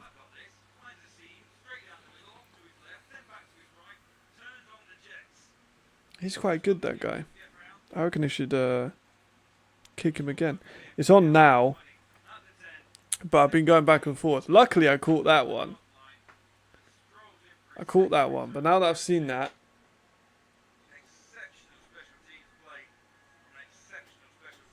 I shall go to this one, because this one's a 40+ game. Yeah, Centurions is now.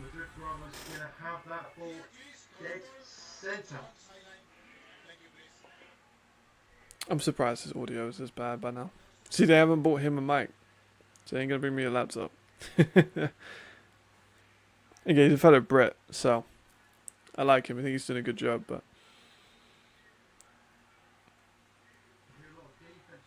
don't look at Dijon. Don't look at Dijon. They did not look at Dijon. It's hard being a commentator though. Like it really is. Like, especially on your own. Commentary is terrible on your own. Like, if you have people in a chat, like, I can talk to, it's great.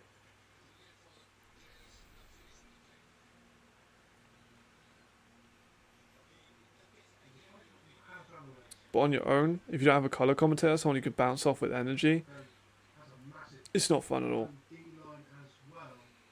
But realistically, you've got to have those two people in the same room, otherwise it's going to be like overlay with the audio, it's going to be laggy. Duncan's fucking laying it. Way out. I don't doubt you. I don't doubt you at all. But the commentary on your own, like commentary with a person is all right. But commentary on your own, I've done commentary on my own. It is not fun. Like it's good, but you're kind of like, yeah. Unless you're there, the game is all right. I haven't done commentary at a game on my own, but like, yeah, you've got to have the right person with you. Exactly, not talking over the same person. Agreed. Like, especially if you're not in the same place. If you're not in the same place, there's going to be a delay on audio. You're going to be watching the stream at different times. Like, because that's just the way streaming works. Not everyone's watching the game at the same time when you're watching on a stream. Some people do try too much. 100%. Great catch by Flores. That's my fucking dude right there. But again, it kind of like with commentary, you're encouraged to be quite extra. That's why I haven't done any commentary in a while, because I'm not a very loud person. I'm quite relaxed, quite mellow. I know. I mean, Nick doesn't like the Bravos that much. Nick's not a Bravos fan. Nick, obviously, me and him, we've went on it with the show, and I know you've been on the shows. Yeah. But like, he don't like the Bravos. He thought they're gonna lose this one. Obviously, Alman's out, which is kind of a shame. Well, it's a massive shame because Jared Alman's awesome. Might come down next time to the game. Do that Brit Bowl. See, Brit Bowl though. You know, like, you know what I mean? You know what I mean? And they're on the same times as the ELF games, and I've got literally obligation to watch the ELF games. I think the last Brit Bowl game I attended was Bristol versus the Warriors when Bristol won. That was the last game I went to in person in Bristol. And obviously I know a bunch of the players, as you do, because I played in Bristol. I coach, well, I don't really coach. I'm around at UE. I don't coach at UE. I look for players, I scout for players, I also just film practice. We have like this sick overhead camera, so I get to use that and film all the practices and basically clip whatever I want. And I do that in the games too. We've experimented with having microphones. So I can literally have a microphone and say what I'm seeing from above the field, which is awesome.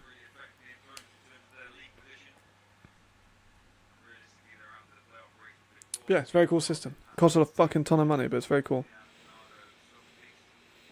I am planning on going to the championship game if the league pays me to, like, if the league can buy me my way there, I'll be at the championship game. That's what I'm expecting. The plans for the championship game are really sick. Like, I've seen what we've discussed it. Obviously, it would be really cool if everything that goes ahead as planned. It's gonna be a fucking awesome show, and like everything's gonna be so cool. Oh, I might have to watch that game and see your mic skills. That'd be pretty dope. I do with you. I've known you for about what, 4 years? 5? Nah, longer than that. 6 years. See, I don't think we've actually ever talked in person though, which is weird. It's kind of the way it goes with me at the moment anyway, because I've been scouting for 8 years. Like a lot of the guys in the UK, like you, like PJ, like I've known PJ since he was a receiver. I've never spoken to PJ much in real life, on the sideline at the NFL Academy game. Sydney. Who else at Pride? Obviously AJ.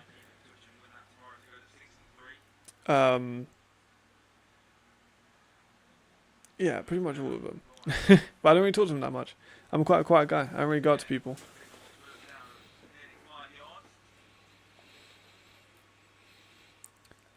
The ELF Championship game in Spurs? That ain't gonna happen, bro. You know how expensive that stadium is to rent? I don't know the exact numbers, but I know it's fucking expensive. Yes, a PC helps me grow. You are right. Like, if I had the money, I'd buy a PC. And if I made any money off of YouTube, or any money off of my, like if I made livable money off of this, the first stuff I would do would be buying into a new production set. Nando's been so good. Nando's been so good. Yeah, every bit I would want to do would go back into getting a new laptop, getting an actual camera. The microphone I think is fine.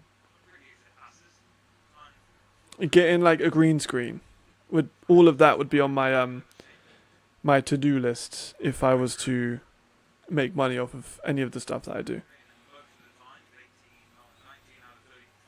Hopefully, I'd like to meet up with a bunch of people if I was at the championship game. It's a good run. Good run. That's how to do. Yeah, I'm just trying to get shoes, man. Can. I mean,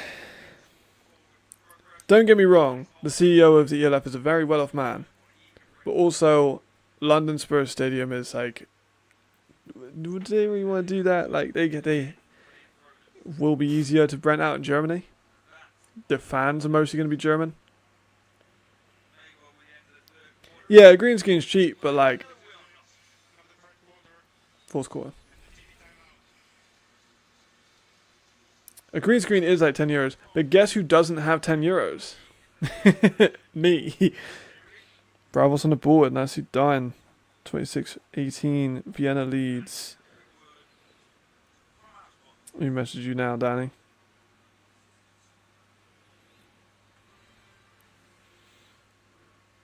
I need to, there we go. That's what I want to send over.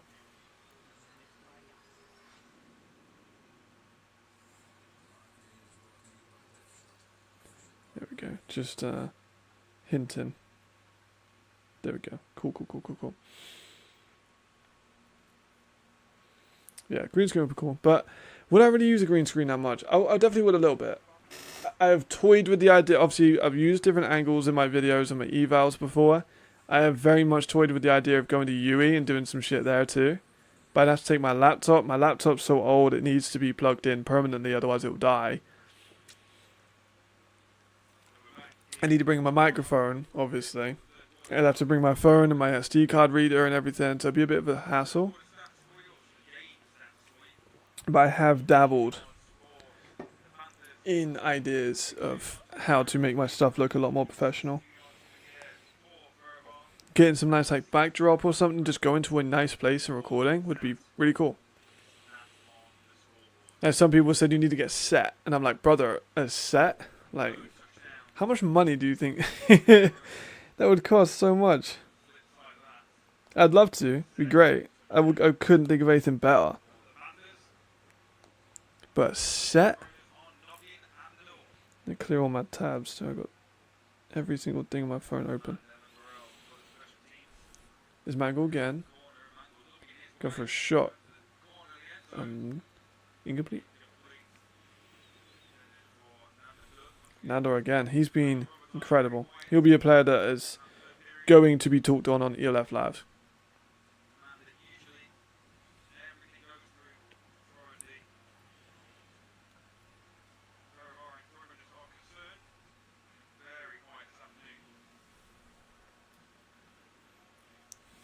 Denmark approached me last year, then when I responded to reply.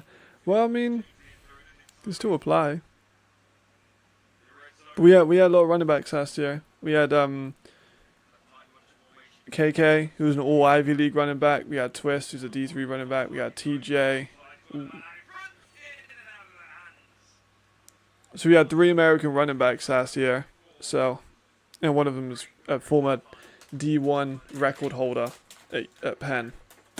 Not Penn State, but UPenn. The like Ivy League school.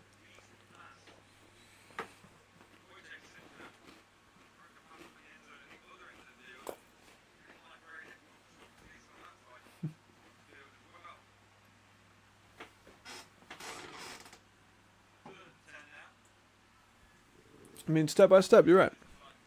Oh, wide open. Yeah, we go.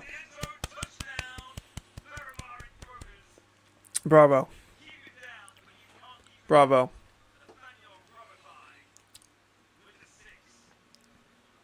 I mean, they can make it respectable. They can make it respectable.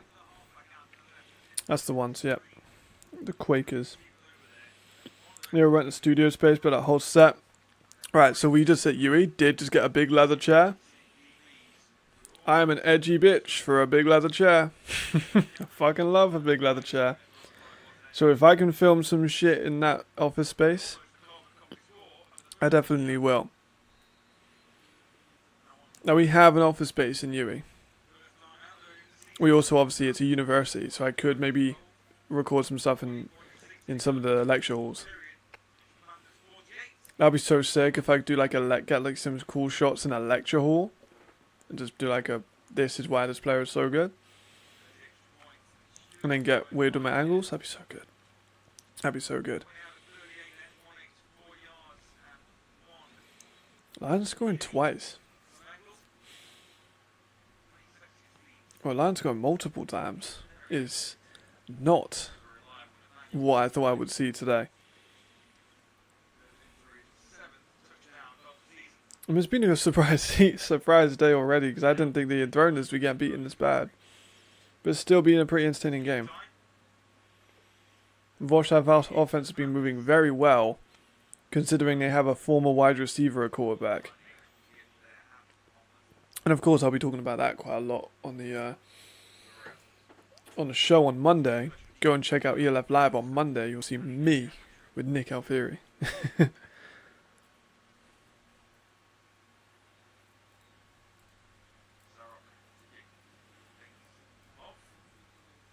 Way out of bounds. Kick was awful. Right, let me flick over. But they set everything. I want to flick over to Centurions, see what they got going on over there.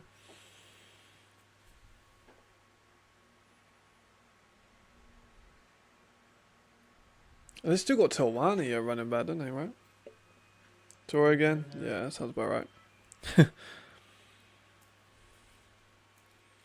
I need to get this video out sooner.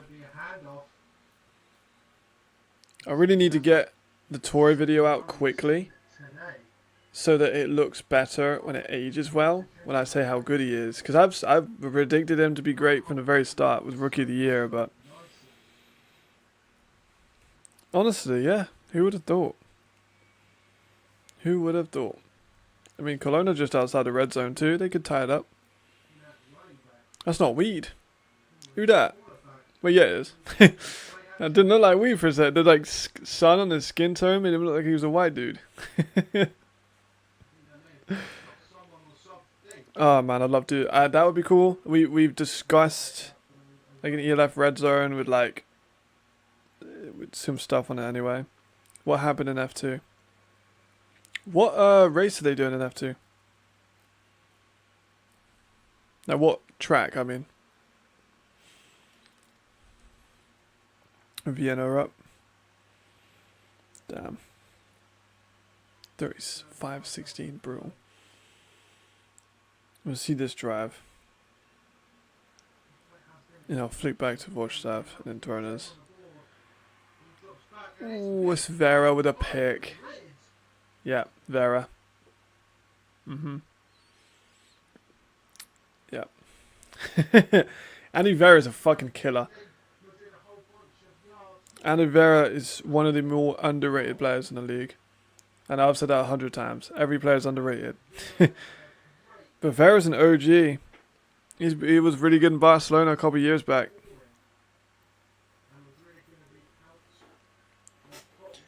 I also think that gives me an advantage with some commentators, I'm not going to lie. Because I've been watching this league for a while. And I am pretty good with numbers. So if I see a number, I could, sometime, not every time, but we'll be able to know who they are.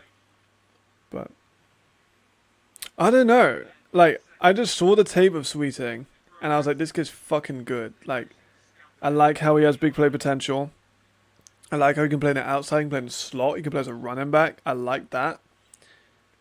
I think that he could be super impactful on like multiple levels. He could be he's an elite returner as well. So he has a lot of different ways he can impact a game, and I value that a lot. Oh, Bravo Secondary is great. I've been saying this on my Araya video. Araya's massively underrated. He's an elite safety. Vera was amazing for Barcelona years ago. He left the league for a year, came back, and everyone seemed to forget he was an elite ball hawk. He's like one of the career leaders for interceptions in this league. Yeah, honestly, my bad. Not really content against for blowout. You got Glenna, who's a former Defensive Player of the Year nominee. Yeah, there goes Adams. Adams! Oh my god! Get it? No, he didn't get it. He didn't get it. He didn't get it. Run the ball more with Adams, please. Please. We thought this would be what we thought this was what they would do at the start of the year. We really did. We really did.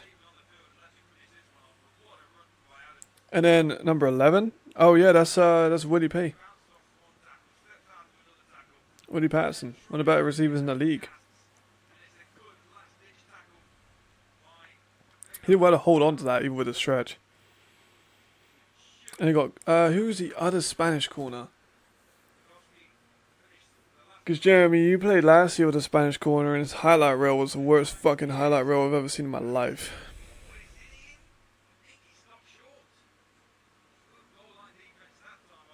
They stopped that.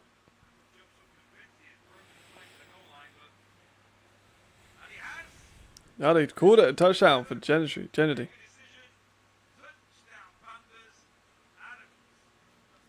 Yeah, I mean, he's a baller.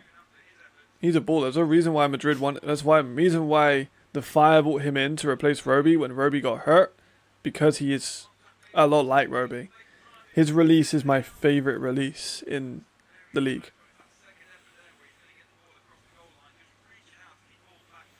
The running back is Obi. Obi's a running back. Obi's a machine. I made a video on him too before he was in New Yorker. For Cologne? Yes. Right, let's switch back to that game actually.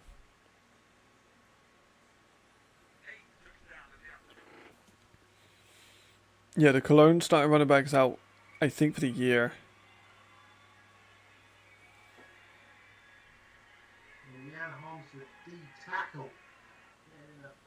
There we go. See,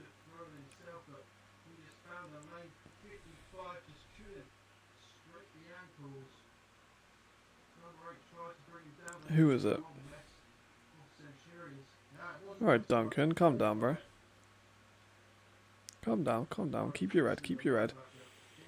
There's Obi being Obi. Nah, Dwayne Obi's so good.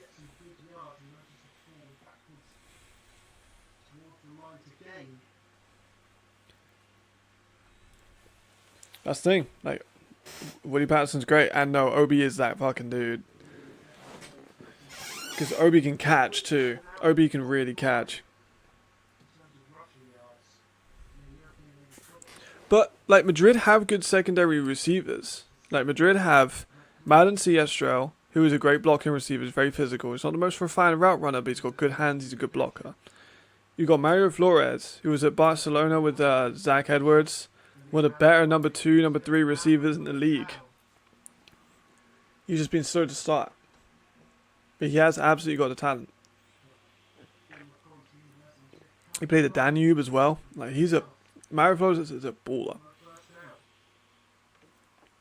Offensive line, you've got Carrasco Sanz, you've got Ngami. You've got, who else they got? They got another one. Let me think. They got Cabalanca from Barcelona. Like, their offensive line is really good. This Spanish team is still a championship contender, in my opinion.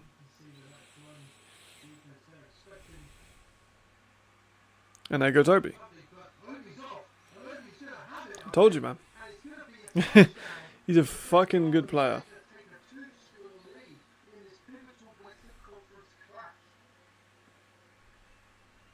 He's a seriously talented player. And he started off as an offensive lineman.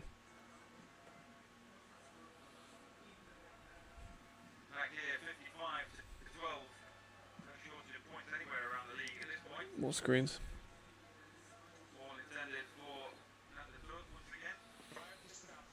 Yeah, Obi was a center. When he first started playing football, like ever, Obi was a center.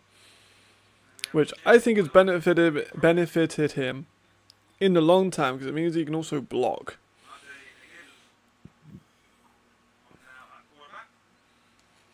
As for blocking running backs, there are not a ton of them. I think the last 2 guys also won the biggest. I think it's a surge. I mean, their guards were awful. Russ lose to Munich.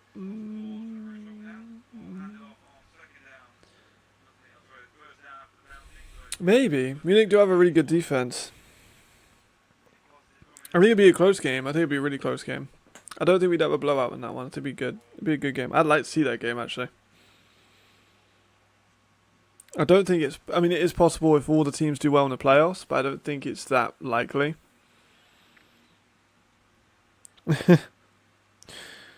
Man, such a shame. We don't want to turn you off of the league, man. Come on. There's Mangle. Nearly picked. Yeah, I get you. Especially being, what you said, Steelers fan too. You don't even get that relief at Iowa. Like, tough, man. The jerseys are fire. They still should have been orange. They should have been orange. They should be orange. They should be orange.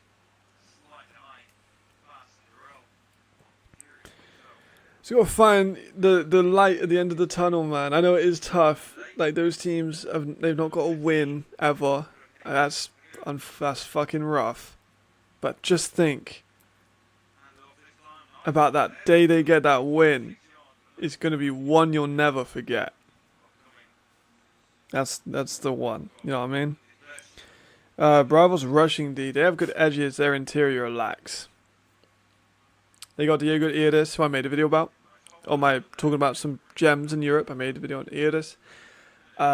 They've got Alessandro. So when they get Alessandro fucking Fernandez back, their run defense is going to go from like mid to lower mid to fucking high up. Alessandro Fernandez is one of the best rushing stop defensive ends in the league, and it's not even close. He's excellent. Feel shit for the whole week after I went for Lions. Yeah, Lions and Prague. Lions and Enthroners game. Shit for a week. I don't blame you.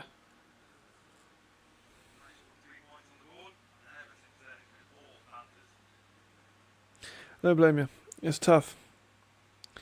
I mean, if it helps, my local football team, like European football team, is also shit. We haven't been in the Premier League in like 30 years. So I know how you feel. Yes, I mean, you don't want to see Munich play in the playoffs, but I just got that last game of the year. It's going to be so good between Munich and the Raiders because they both got easy schedules. They should be winning the games they have left. That's going to be so good. That's going to be so good. I mean, the orange was nice and the logo was nice. They had that logo for 1 new year. 1 year they had that new logo. And I like the new one. The new one's nice. It's a good logo. But it should be orange. I don't know why they gave up the orange logo. It's a new unique colour.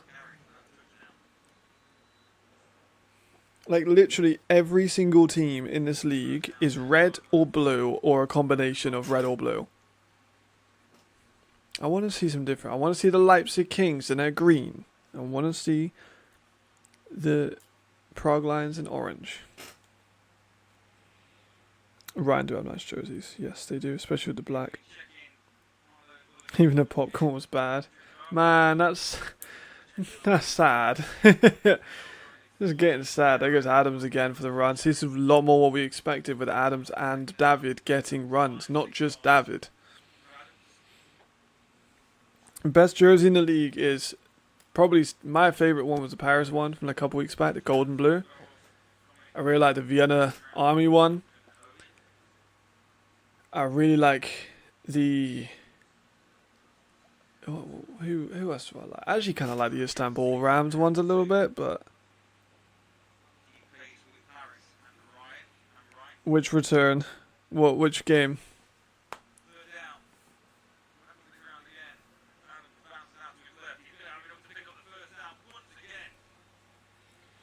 Surprised Centurions have come out passing as much as they have. Thought they would try to use their O-line and lean into Bravo's D today. I thought so too. I haven't watched a bunch of it.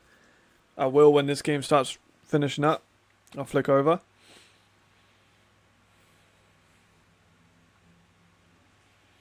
But this has been quite a fast game because we've had a lot of runs and they blow them out. But Norwood has done very well at quarterback, and I really didn't think he would.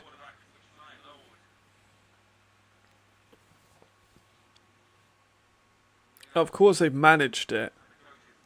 So it is mostly run. He is doing short screens. He is doing short passes. He's not throwing anything long. Bravos got a call back. I'm guessing it was Willie again on the return.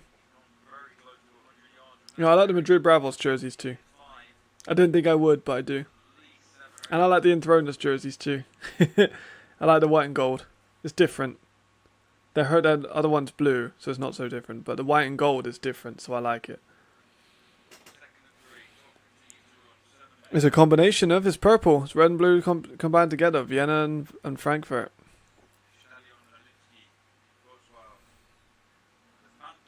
There's that short pass again. Joe Bartolo Moreno getting involved. It's a 3-star all-star for a reason.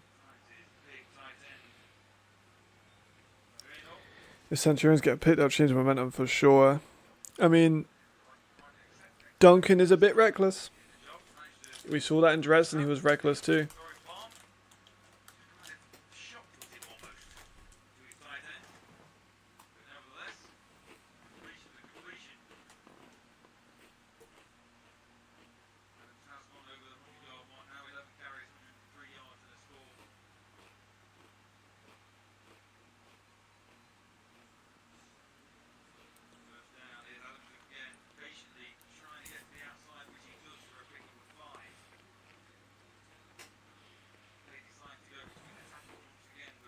Alright, last 6 minutes this one. No, we'll tune into the Centurions one.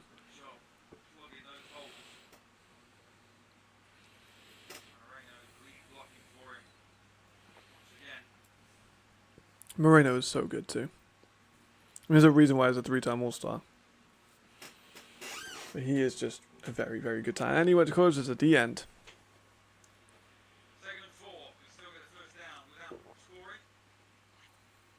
There we go.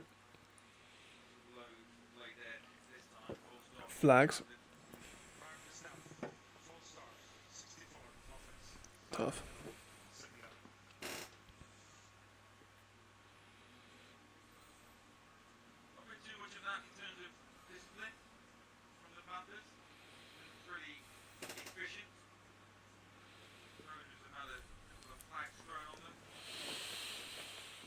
I mean, they've definitely put me to fucking rest. I'll tell them that. They've done very well in shutting me up. I was a hater. I was. They might go back up in the power rankings, depending if Cologne do well.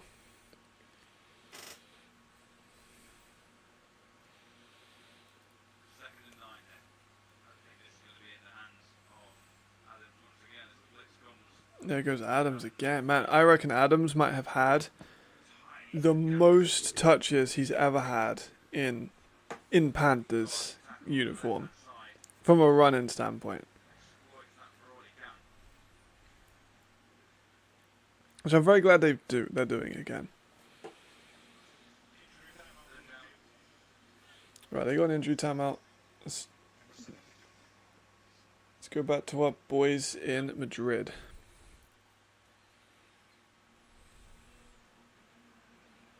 Right, they're in the second quarter, so I'm missing too much.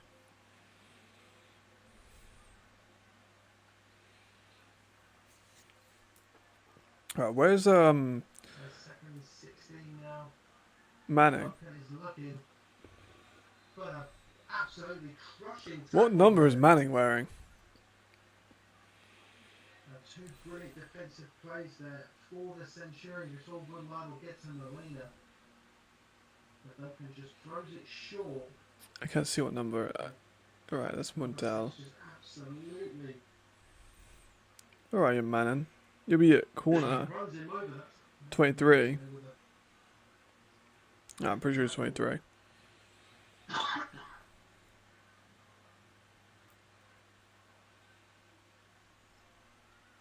So third and 11, Duncan's going to have to be It's going to go deep.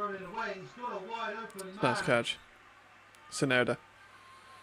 How Sonerda.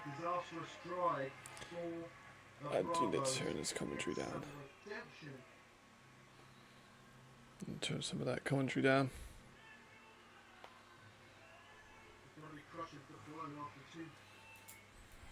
I mean, they ain't looking too hot. I mean, if it was Jared was back in, maybe it'd be a different story. But I still would have picked Madrid with Jared.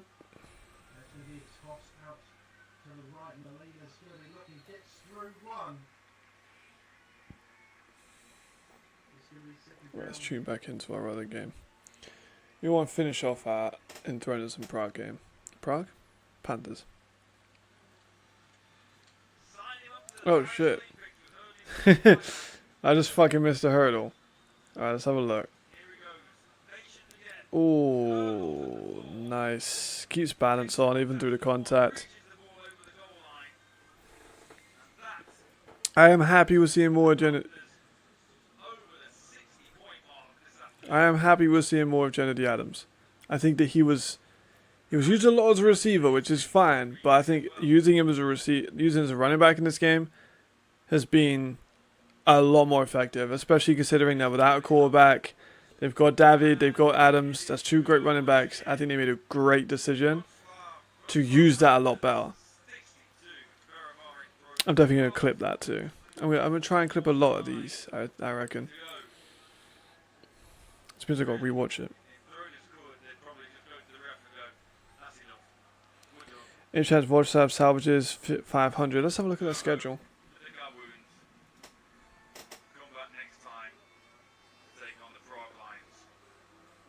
They got Prague too.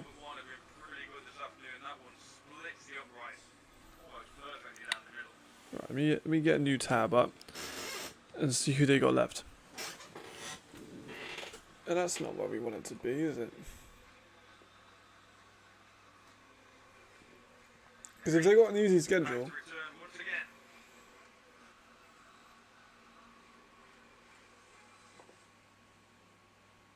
62 points there.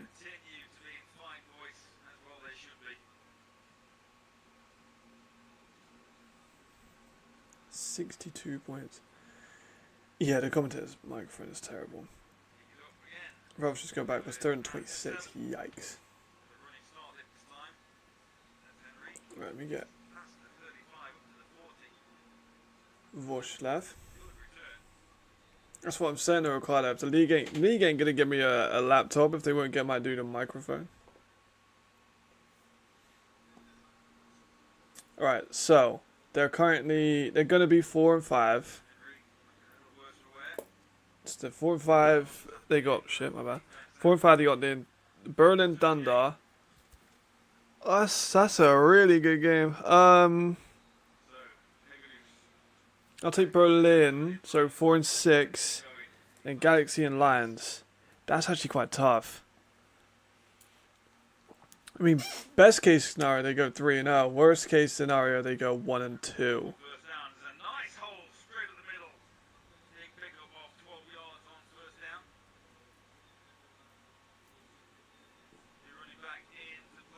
It's a tough one though, right? What do you guys think? So, about Bison's question of, do you think they go back to being 500? They've got Berlin, the Galaxy, and the Lions after this game. And this game they will be 4 and 5. It's an interesting one, I think. I'm about to bring that up in the live.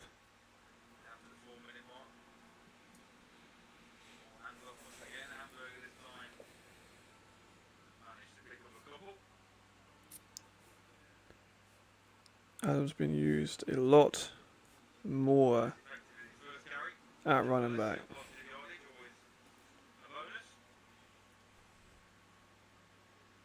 Like a hell of a lot more.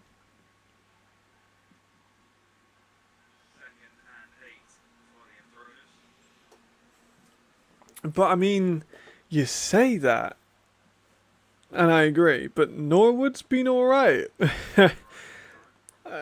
You know what I mean? Like, I know he's not a quarterback, naturally. But, like, and I know it's against the Enthroners, which is the big one.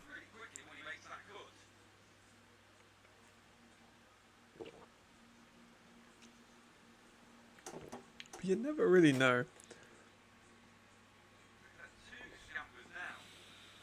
I mean, they're going through quarterbacks, so they're going out of fashion, so.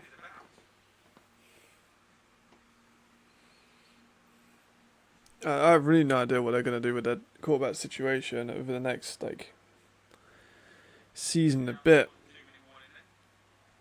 I mean, they did this last year a little bit. Before they land on Matt Yice, they switched quarterbacks.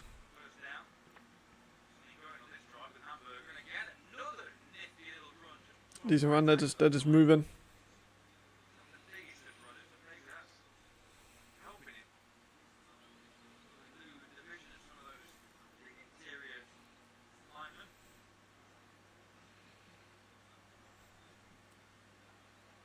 Been light work for him, which I really didn't think would happen. And thinking where I was right and where I was wrong on the left show, definitely gonna be wrong on this one. 2-1 in, so Vienna put 35, they're up 16. And then Surge are up 33-7 to the Dragons. Dragons have what score though, and not like Surge defense, that ain't easy.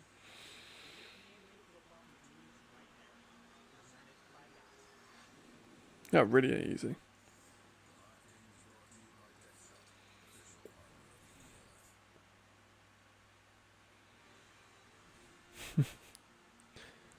It might sound like the main dude. Berlin, Thunder, Galaxy, and Prague was their next games.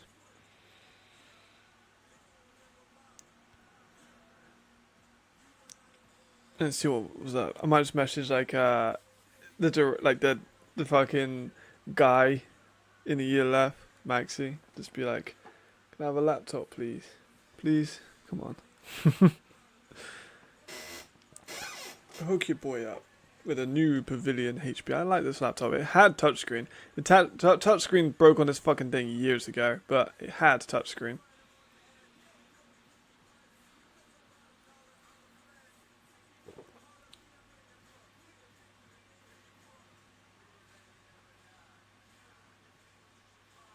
Oh man, Roby looks so sad. He got in.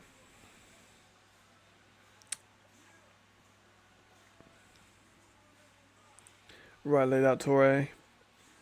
Picked it up and the challenge feels tipped, if not very close. On the playoffs already set except for Munich and Raiders?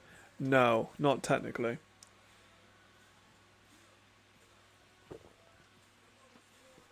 Not technically.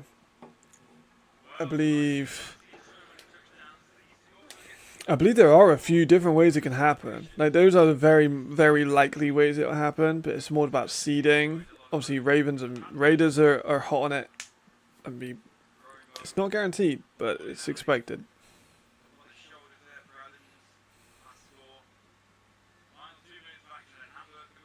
We never know. Could have some crazy shit happen. Where both of them make the play. I don't think that's... It might be possible. I don't think it is. It might be, though. I don't think it is, though. But Paris and Ryan, I'm so excited for that one. I'm definitely going to be streaming that one. What time's that on? Oh, that's on at 12. My time, 12. So that's going to be a good game. I'll definitely be watching that one. Feel sorry for the American dudes. Big run there. Not bad at all. Go on, try and get one more touchdown. Enthroners, you can do it.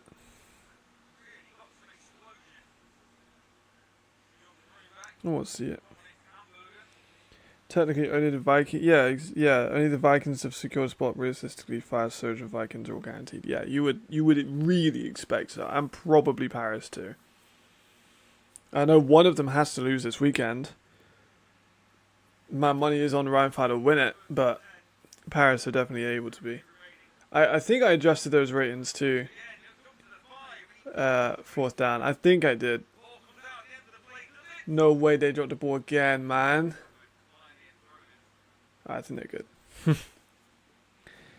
Yeah, I think I adjust those ones because some of the ratings are like deceptive though. Because I was looking at back and Deegan was definitely not like a 95, like from the stats. It's just because he's versatile. So the game really likes versatility apparently. Throw the ball into the end zone, please, please, please. 5 a.m. your time. Are you going to get up for that? You got to get up for it, man.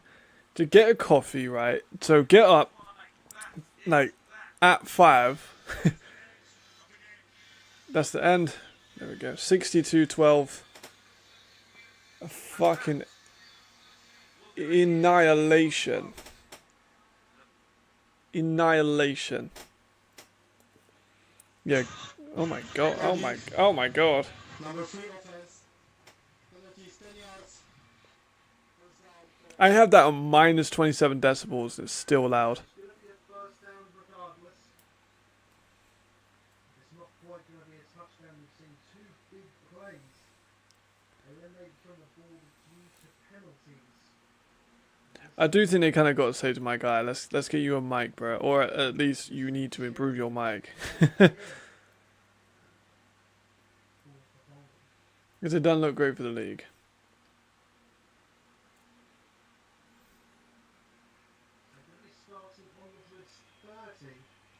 Alright, another run. Here we go. Alright, we're officially tuned into this one now. 50-yard rush by Weed. Called back from holding on a wide receiver. Fuck sake. That's not what we want to see. So they got Adam at running back, or are they going to go into Wani? No, they said he only had the ball about 2-3 times, so.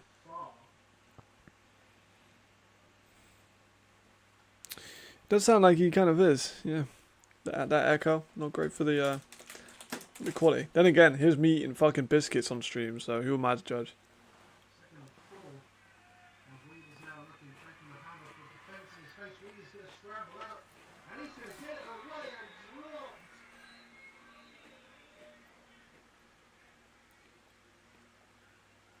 Maybe overzealous there from the first I really got a 30, so incomplete pass. Was it? definitely an incomplete pass. Was it though?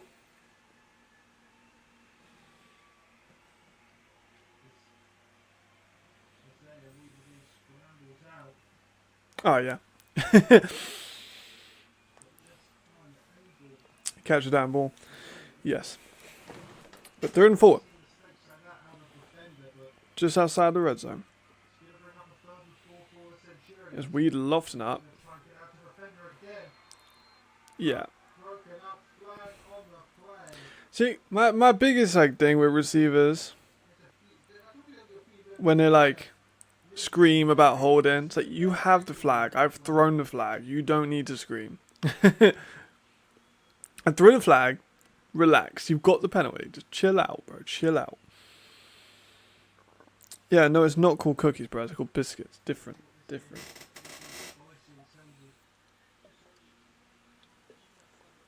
We made them, bro. They're cool. What's the name of the UE coach who looks like Trevor Lawrence? What? None of them look like Trevor Lawrence.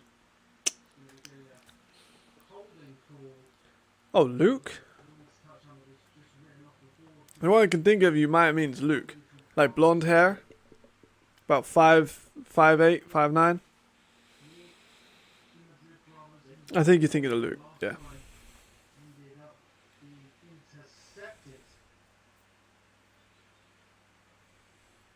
He works with DBs a lot at Aztecs. I think. Did he work at DB? I know he did work at DBs with Aztecs. I think he did this year.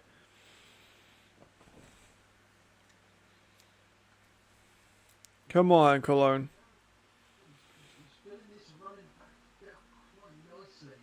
Let's break into the score here. That's what we want.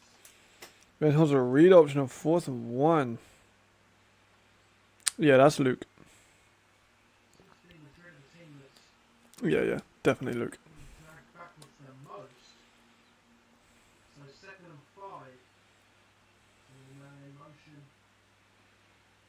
That's no one's open there.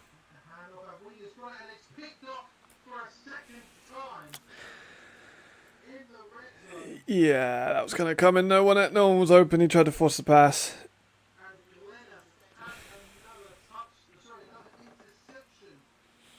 That's what happened, man. I like Weed, but he throws a lot of picks.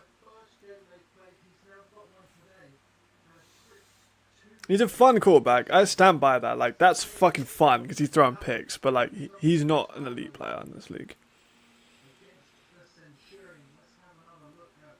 No one was open in that play. Like, he forced the fuck out of that ball.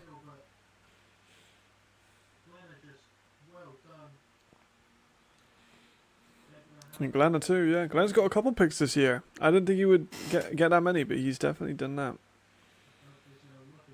Duncan sacked a long way from the line. That Will Lytle?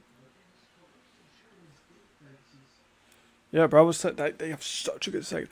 There are so many players in this league I want to do evals on.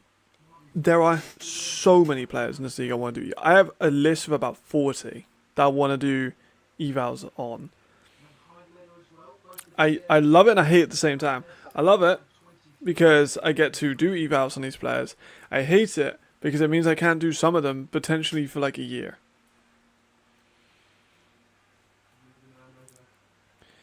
Yeah, we definitely gave the ball away for sure. Duncan's launched it to the sidelines. Incomplete. Madden's Yestro. To be fair, with the commentator, I get confused with Patterson and Siestro as well because they have similar skin tone. One of them wears 10, one of them wears 11. They got both long hair. Defense, number 26. You got, Custodians, automatic personnel. oh, I was gonna say if you got fucking PI for that, that would have been bullshit. That's going to bring Madrid out of the danger zone. And if you're a quarterback, you never want to be starting. 3rd and 26 is not nice. Very much not nice. Your own team's rapid at your feet.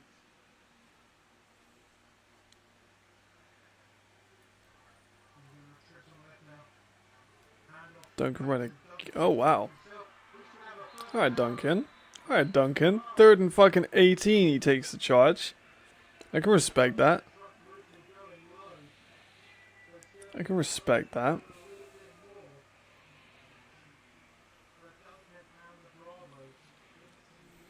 Yeah, I need to watch that Magic episode. Calls a shot against a Ryan Fire. Ooh. And what does he say? I mean, listen to this. Want to go ahead and call your shot for this weekend against Ryan, or how are you feeling right now? Here's the thing. I got a ton of respect for Ryan. Obviously, they're the defending champions. Those guys have been playing great football. Glenn is, running through this thing right now. He's taking off. He's scoring way too many touchdowns. So, Seriously. those boys are good, man. They're going to be coming ready to play. That place is going to be jumping. They've got a great fan base. Obviously, with the magnitude of this matchup, it's going to be loud there. But, it's going to be fun, man. I like Zach. I know our team's excited to be in that environment and play those guys, and I'll never, ever, ever say that we're going to lose a football game. So we're going to go in there and win, and we're going to take care of business. I'm not going to put any score predictions out there, but, if we get the win, that's all that matters, and I think we got enough to do it. Do you want to go ahead Nice, nice, nice. Yeah, fuck with that. I like that. It's a good clip. All my guys love 4 down fiasco, for sure. When do you think we'll start seeing multi-year contracts? So it depends on the team. So Vienna do multi-year contracts. A couple signed a few last year. So like Benjamin Straight last year signed a 2 year. So he did 1 year. No, he's in the second half of his 2-year deal. Haaland has a 3-year deal. He is the first player in ELF history to have a 3-year deal. But Vienna have been doing 2 years for a little while. But it all depends on the... And also, Barcelona did a couple of... I want to be too, open about it, because I don't think I can legally. Allegedly, Barcelona had a couple of 2 years as well. Allegedly. The players in which they had 2 year... allegedly had 2-year contracts on. I was questionable of allegedly if it happened. I do not know that for gospel. Yeah, they can have 2-year deals. For sure. I mean, Haaland's on a 3-year.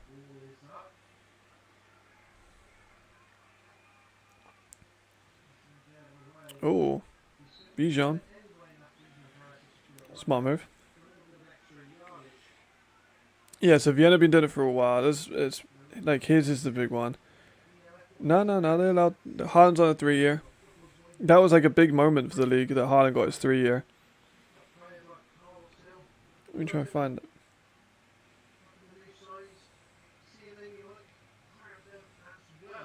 He's where? Yeah, he signed through 2026. He's a fucking incredible receiver. Another player I am dying to do an evaluation on is Haaland Kofi. Yes, so the first ever 3-year contract in league history. He signed through 2026. Lions fumble, yep, the end of ball, sounds about right. It depends, man. I don't think they can change teams. Haaland, I don't think can change teams. Unless he buys his way out of that contract, he ain't changing teams until 2027 by the very minimum. Yeah, Noah Swancore, beast. Fucking beast. There are... So, obviously it went viral. The Austria won that U20 championship. They came third in the championship, right? Time out. So Austria came third in that championship, and a lot of people were surprised. I was not fucking surprised at all. If anything, I thought they'd do better. Austria, under 19, under 20, is fucking awesome. They have so many good players. Tonko in this league is an under 19 player, or under 20 player. You've got a couple of those players going to the NFL Academy. Like, they're outstanding. And also, if they sign them in the Raiders, that's our Raiders. Raiders are different. Raiders will cut players for, like, walking with their left foot instead of their right.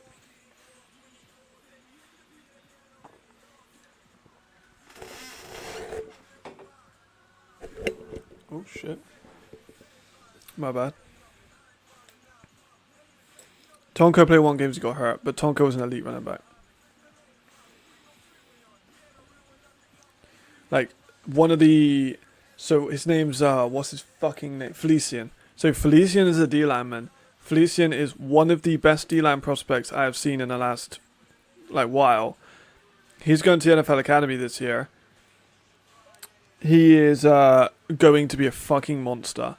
He's like 6'5", 240 at D-line. He's like 16, 17. Felician. Remember the fucking name. He's going to be... Let me get his name up.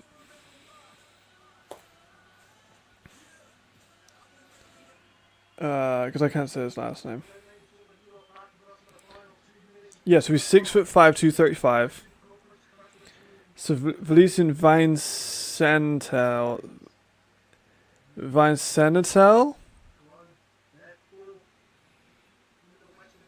I'll type it out.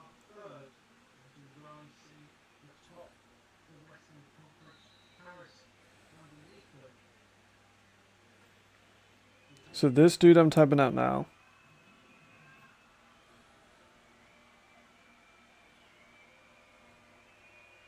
That fucking dude, D1 guy. He will go to Division 1. Austria has a great youth system. And league systems focus on homegrowns have had a lot. Agreed. I know about the players that left red team to your contract and that seems first game. Yeah, that name is hard. That name is hard. But he's an absolute weapon. He's very good. I'm a big fan. I've been a fan of him for a long time.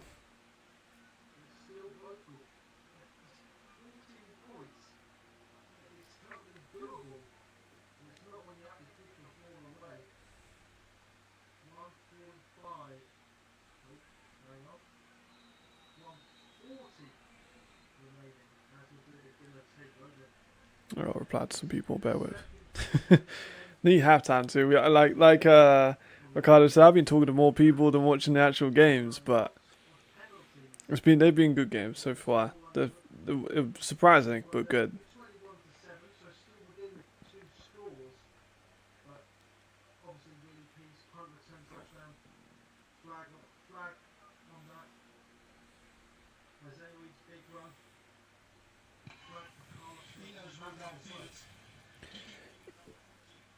Vinesentel.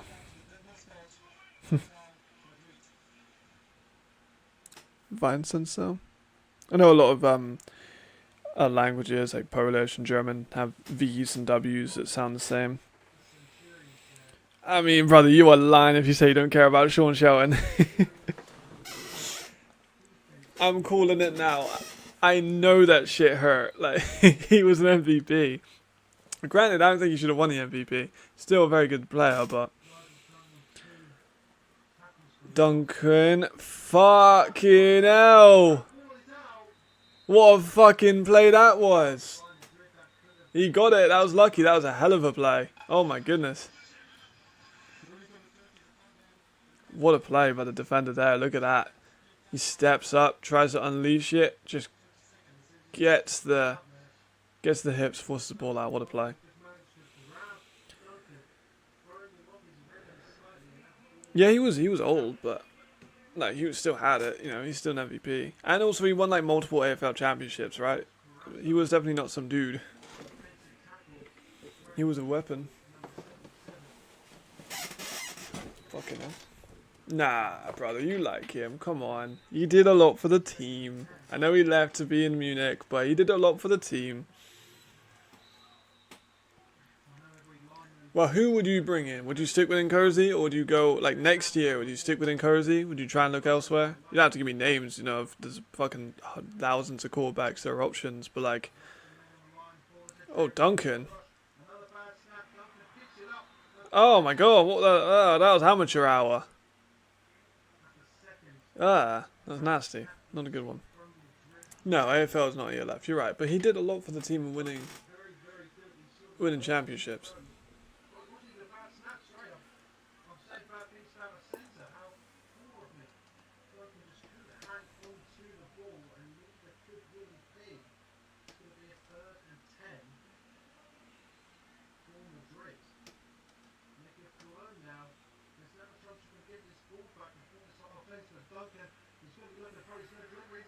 Molina?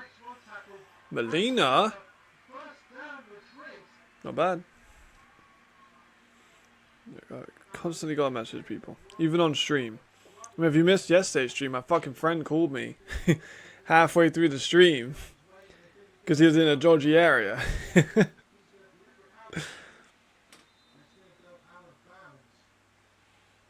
So I had to, like, single-handedly manage stream while also, like, on the phone. But I think... I'm always a bit more of a fan of pocket passing quarterbacks, just because I think they've worked better in Europe. Other than Edwards, all of the best players, like quarterbacks in this league, have been pocket passers. You look at Sean MVP, you look at Jadrian MVP, both of them are pocket guys. Look at Chad over in Munich, he's a pocket guy. I don't know what that was. Like, guys who are more poised just have done better historically. Not every time, granted there was exceptions, you know, Zach being one of them.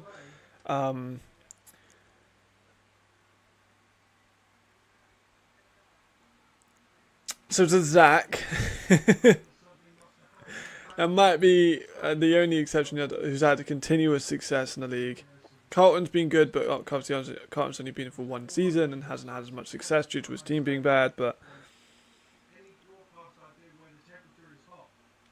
Yeah, I mean, it is just Edwards that is the outlier in that regard. And when we've seen...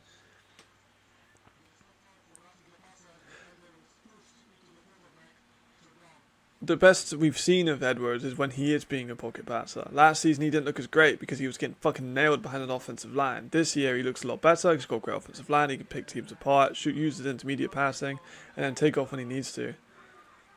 In Barcelona it was kind of a similar thing. Granted, they had more imports back in the days of those games, but I think it might just be Edwards.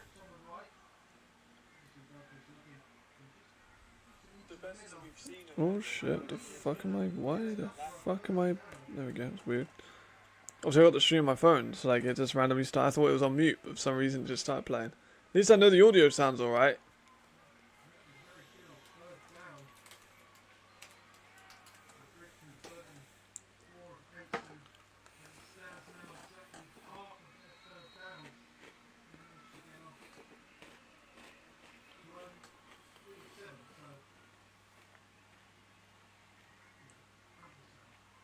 I wouldn't class Edwards as a pocket passer. I love Zach. But Zach does have tendencies to, like, make poor decisions. Like Paris against Ryan. The first one.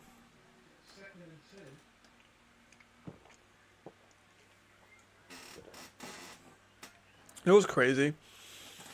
Is... Jadrian scored 8 passing touchdowns on Paris last year in one game.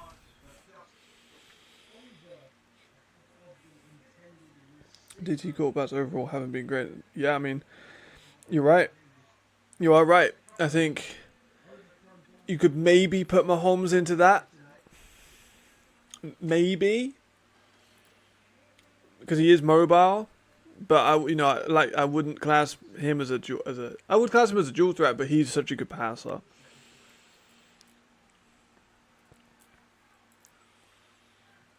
And then Lamar is absolutely a dual threat. May be able to get something done with the Ravens at some point. Ooh. Yeah, Corbat's Pro Devil must be able to read defense passable 100%.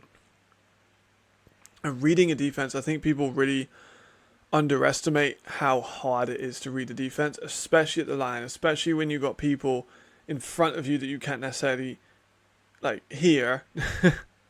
Like, people really underestimate how hard it is to be a quarterback and just read the defenses. You got the crowd in the background. You got the play that you need to think about who's going to be open. You got to dissect who's in front of you. Oh, they're in single high. Oh, they're in two high. Oh, they've not got anyone. Oh, you got to look at the D-line split. See who's going to be attacking from where. You got to look at the corners and see where they're lined up. The inside leverage, the outside leverage. Like, being a quarterback is by far the hardest position in sports. It's not even close. And reading a defense, and then that's just a fucking pre-snap. And then when the ball snaps, you got 3, 4, 5, 6 250-pound men running at you, and you got to dissect exactly where you want to throw that ball in exactly the right place against people where you don't know where they're going. Like, it's not even close. It's so hard. I'm going to turn that into a short as well.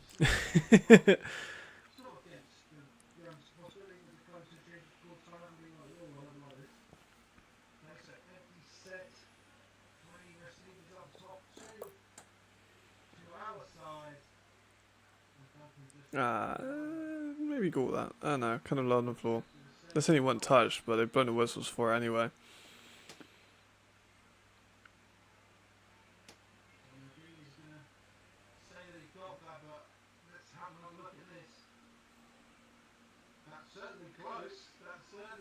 It is pretty close, to be fair. Let me see that again.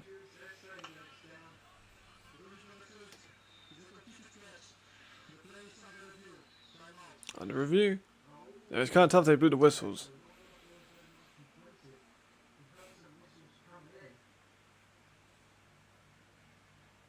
Let me check the other scores too. Surge winning by a mile. Vienna have made their space. Yeah, I'm definitely going to clip that. I'm going to put that on TikTok. Easy work, buddy. Easy work, brother.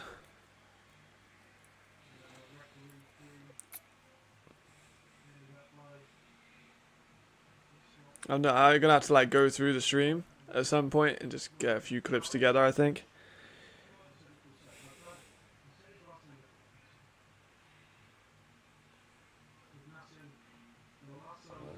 Which is hard though. Now, I will do that for this game. You know, oh, nah, he didn't catch that. I think going forward, right, I'll spend tomorrow going through, well, tomorrow's the morning. Tomorrow in the morning, I'll get up about 7. I'll rewatch this and clip some of the parts and make shorts out of it. And then I should be ready to watch the games at 12.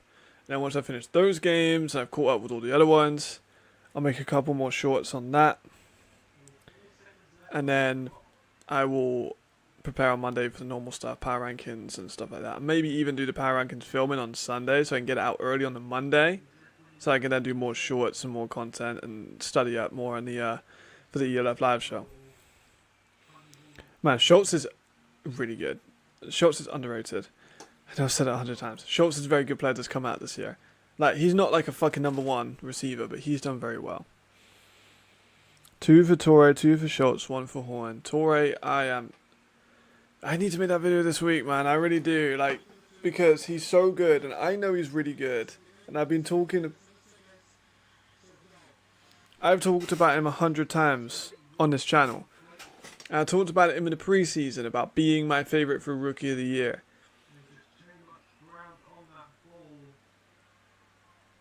Which is great, because I've accurately kind of predicted Rookie of the Year every single year the ELF has been around. So I'm taking that, kind of, a little bit. Not massively, but a little bit. I think. Did I do it last year?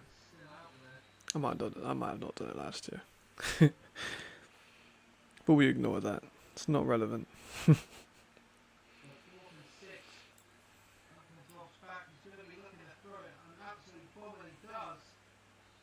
Duncan has an arm. I still feel like Duncan can do this though. Like, on the near left level, I still feel like Duncan can do this. One for Flo. Do you mean, what, vegan? Do you mean Anton? Or do you mean, yeah. Who do you mean? Flo. Do you mean Anton? Do you mean Anton? I'm actually good friends with Anton, so. That's pretty dope.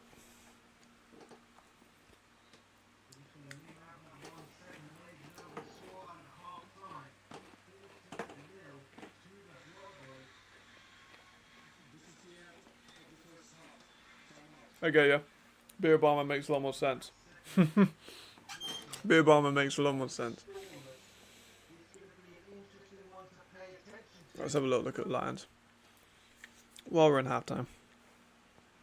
Beer bomber is back.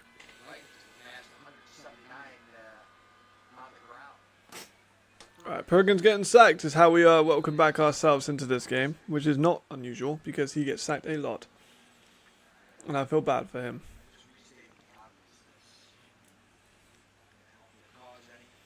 I know why teams don't take more into their offensive line, man. You can spend 3 import rules there, like it.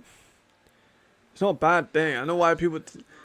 I guess maybe to the investors, it's not like a sexy pickup to get 3 E's in offensive line, but like maybe even 4. Like honestly, if I'm Prague, I'm spending at least 3 offensive line E's. I know they got 2, but you know one of them I like with Lawrence. I'm a big fan of Lawrence.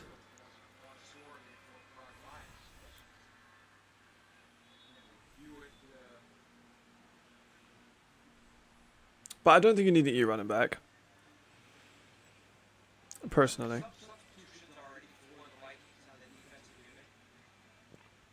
Said it earlier, I'm bringing back up 5 tutties for... Yeah, but like, I don't get it. Every time. You need to throw a pick to get started. I called this in my other video. So that's one thing I need to start doing too with those how they're gonna my Tuesday stuff of how they're gonna come into the week. I need to start filming my face, even if I don't show it on the actual video because I have all the information on screen. I need to start showing it so I can put clips out with it. I might have done that this week.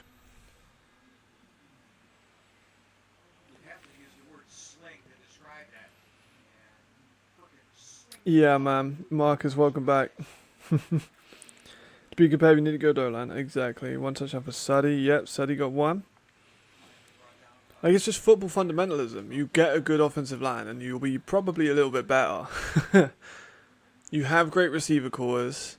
You have a talented defensive unit. It's not quite Heltevik. Heltevik have a really talented defensive unit.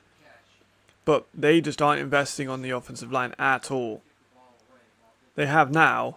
They weren't. Alright, let me get the cliff notes also for the people that are here. That's what we do for a podcast. Yeah, Reese records video clips. Yeah, exactly. I need to start doing that. But you just like there's like 4 of you. Like 1 of me, bro. Come on. You do, guys. You are amazing. So, but here's the cliff notes for Torre though. I'll like kind of spoiler a little bit. Watch his release because he doesn't have a very diverse release skill set. So that's a bit of a spoiler alert for my people who are here now. Is Noah Torres' release is not elite level, and that will be brought up in the evaluation. It will be a key part of his evaluation.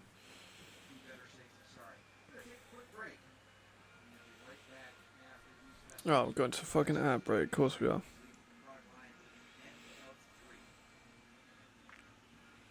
Three. I mean, you are technically an official not sponsor. You know, I'm not getting paid by 4-Time Fiasco, just because I have to disclose if I'm getting sponsored.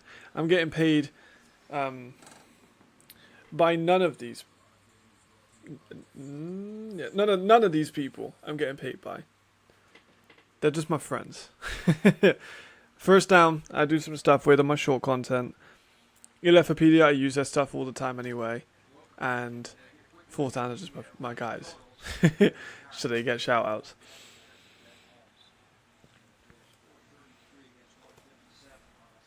Damn, look at those numbers too. So offensive just fucking eclipsed them. They need more though. You need 400 passing yards, Ben. Come on, man. I said 400 passing yards. I don't think anyone's got near that at all. I think anyone's got near that at all. Maybe. No one did it. No.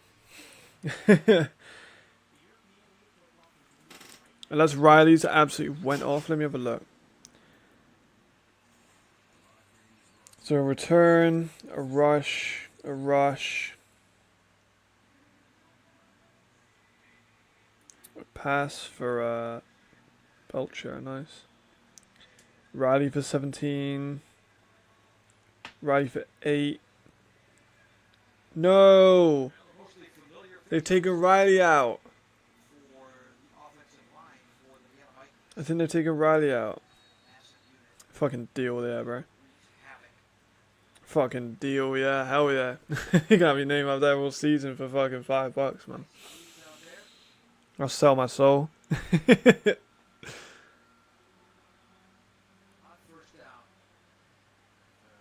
mean, if I make a Patreon or get like a super chat thing, I probably have like a little area over there for like fucking. I got a little bit of blank space. I could put people's names up for like a Patreon thing. I don't fucking know.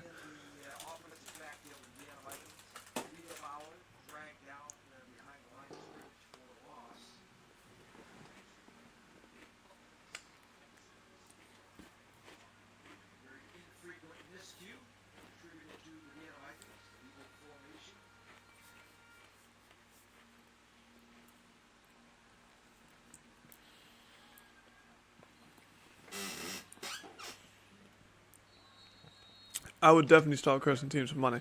But also, side note, Markus Scheibel, number 85 for Vienna, tight end, he would start over most tight ends in this league.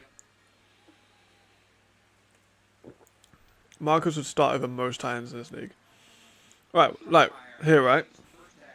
Watch Noah's release. If he comes back on. Because it's very similar every time.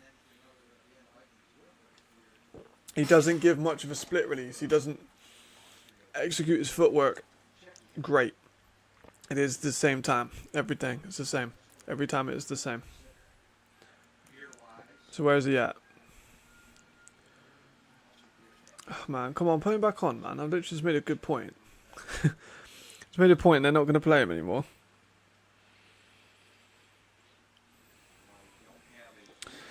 Yeah, I did make a Patreon for a while. It's no one really bought to it. Like that was when I had a smaller audience, I guess. But like, I wanted to make a Patreon where I have yes, they have produced a lot of good tight ends. You are right. Like I said, Beer Bombers events. I can never say his name. The one at the Cardinals. And then Marcus is like 25, 26. Marcus is a beast.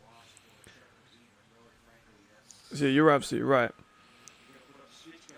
Like, yeah, I did a Patreon for a while against when I had a smaller viewership. But I wanted to do, like, having some like, people could pay me to do evals on them. I could send them an eval report, like a written eval report. But no one bought to it. I had it up for like £1. No one bought it. I was like, ah, fuck. I was like, oh, this will work. Get me some players on my boards. People will pay a quid. Like, it was a donation, but minimum was £1, so you could pay £1 or pay however much you wanted. But £1 minimum. And I thought, yeah, people will buy into that. They did not buy into that at all. I was like, fuck. It looks like they're running the ball out. Torre might have come off now.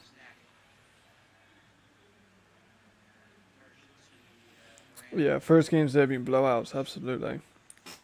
Yeah, it was all like we in the pre-production of the ELF live. Like, these games are probably going to be quite one-sided, but I don't need Patreon. It's only more content. Yeah, I mean, it's good to have a Patreon because people do like having exclusive benefits. Like if I made a Patreon and it was like a couple bucks a month, and I said I will put one exclusive eval, like the stuff I do on all the players I've done before, I will do an exclusive eval, and also you get my evals a day early. Like, people like that kind of stuff. Not everyone, granted, but if I build up more of a fan base, then maybe it'd be worth doing. Yeah, fuck yeah, bro. Fuck yeah. The more money you pay me, the greater eval you're gonna get. That was also one thing I was kind of bad about, being like, if someone gave me money and I told them they was shit, like, that's tough.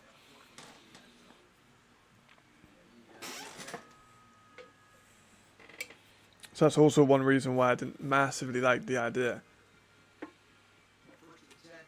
But it feels like early content and stuff like that, that could absolutely work. Or like, I put my thumbnails in the Reddit chat, like the Reddit sometimes, so people could see my pre-production for my thumbnails. It's like community stuff, I guess, but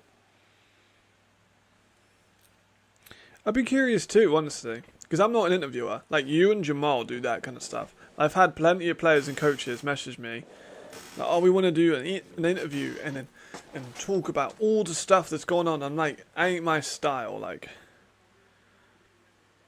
I know I do analyst stuff for the ELF, but my analyst duties is like player stuff. Like, this player is this player is that. I like this guy, I like this guy. I'm not a guy that does interviews very often. I've never done interviews. I've done written interviews with someone like Aaron, with Aaron Ellis. I did a written interview, and that was fine. But it's not my style. I'm not very good at it. There are other players that are. There's other people that are very good at it, like you and like Jamal.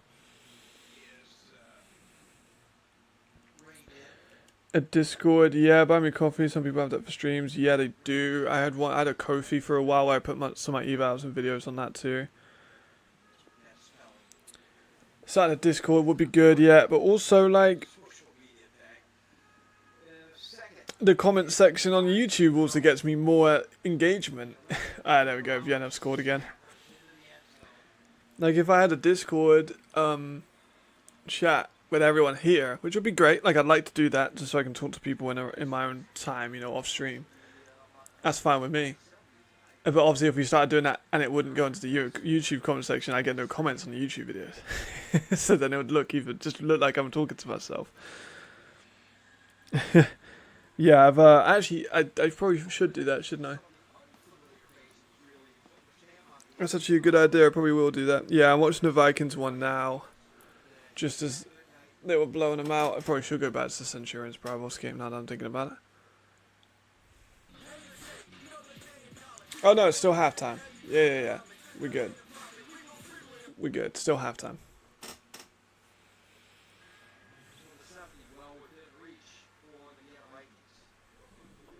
There we go. Cool. Vienna Lions, good. Yeah, fish and hand grenades. Good point. Yeah, good. It's a good analogy. If you went against the community, yeah, I feel like I'm pretty engaged with the community. I feel like I could be maybe more engaged with the community. But obviously, all of you know that you can message me privately, and I will respond. So, I think I've talked to all of you individually before. So, you know. Still put a YouTube chat when streaming. Discord off. Can you? Okay. I'll have to look into that. Yes, that's very true. Very true. I think it is good, and obviously the ELF community is quite tight knit as well. Yeah, that's true. It would help going online. You are right. And then I need to get like a date for when I'm doing like the player streams, like the ratings with Falls Down. I was thinking about maybe doing that on Fridays. Just for a couple hours. An hour and a half. Because the point of those is that people can watch them as an episode of just like my normal content. So I want to keep them short. Because obviously these streams are like 4 or 5 hours long. So people don't watch them back. Like one, I think sometimes I watch like 10 minutes of it, but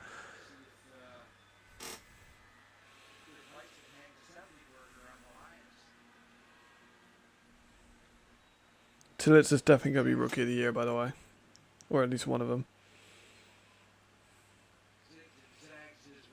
That's true. I don't mind people should. Yeah, that's a good point. Good point. Good point. Yeah, I might make it. You know what? You know what? Right. Hold on. Let me do that now.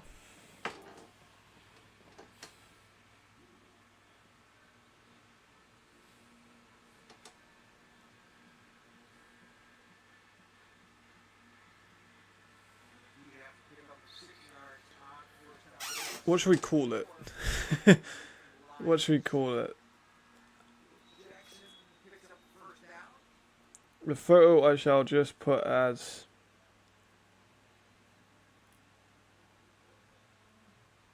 no. I'm blanking.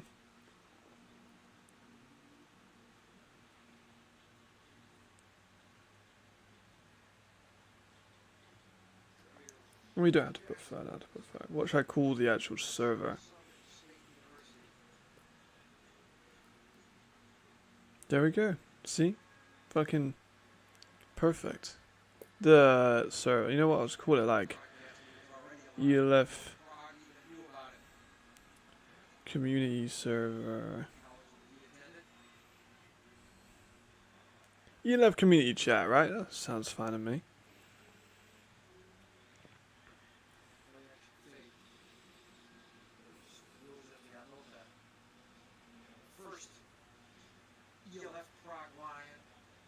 There you go. Now we have a community chat.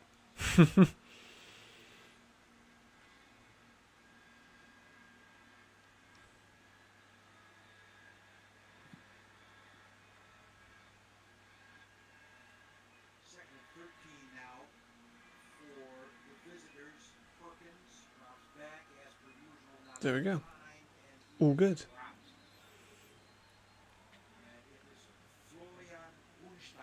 I have to send a voice. I apparently have to send my first message, otherwise it's not going to start fucking doing it. So we're just going to send that in. Because it's getting angry at me for not fucking sending a message in.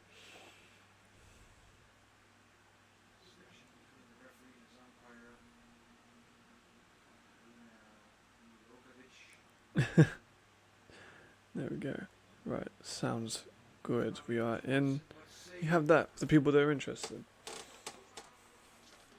Job luck. Apparently it's declined. Alright, let's see what we got in this other game. See if we're back from this set. Centurions, and he Yes, has we are. been an absolute wrecking house. Wrecking house. He has been pretty bloody good, to be fair. He is a monster. Alright, let me see if I can do that. Yeah.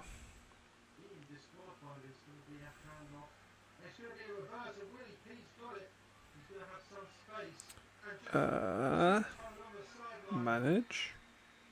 Edit roles.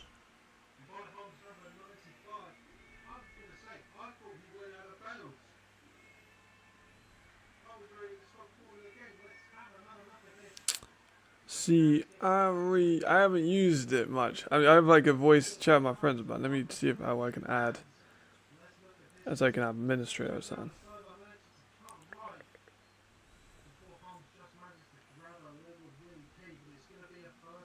I'm old as fuck, you know. I'm like sharing my screen, like can't find which buttons go. Oh, that's Obi again. Was it Melina? Can't tell. Melina.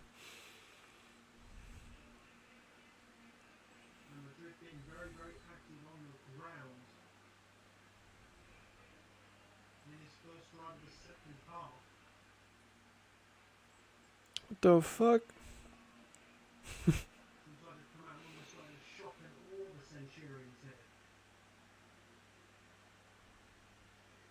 But why am I so old? I'm 25 next year. I feel like I'm 90.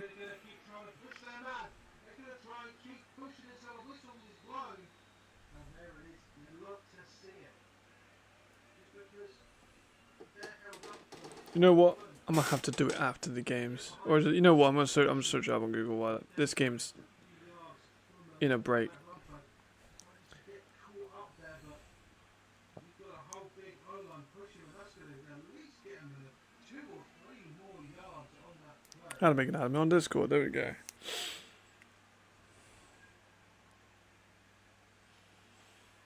So starting on the 6. So there's one. Molina stops, rolls out of it. Oh my god, Molina! I think he got it. That was close. He definitely got close. He's about a 1.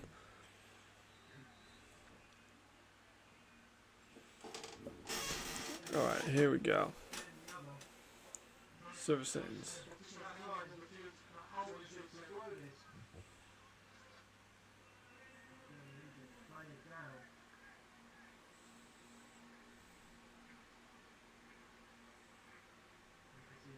Brother, I am struggling. There we go, settings. Here we are. Here we go. Where's rolls at? Rolls. Here we are. Create roll.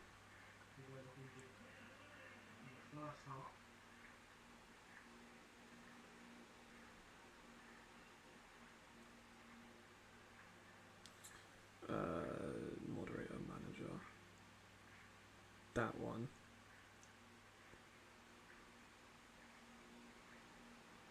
Like that. There you go. Should now be able to do that. It should now work.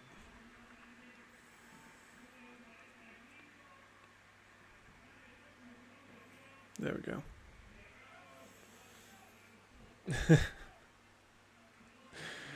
Yeah, I mean, my back's in half. I ain't been to the gym today. I haven't been to the gym in a couple of days. I've been busy as fuck. Especially if I need to make all these videos. I'll be even busier. I mean, I did play cards yesterday, but even still. I think about gin, I have a hangover. That's how old I am. Alright. Second goal. There's Duncan. Easy as you like.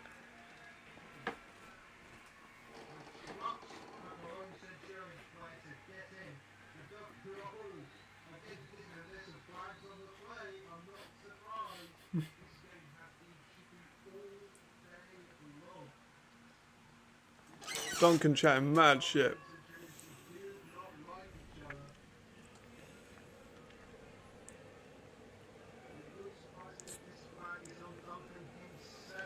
I mean, Ricardo, you're a moderator. Or an admin, rather. So you can do whatever you like. You can do whatever you like.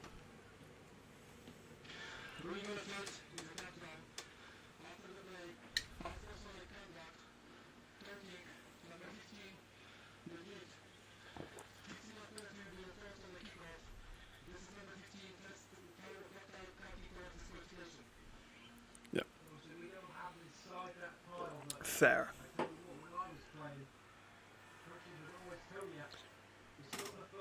Maybe people think go put the right call about fantasy. Still threw a pig to get started though. He did it again. He threw a pig early and then actually got started afterwards. It took him a while.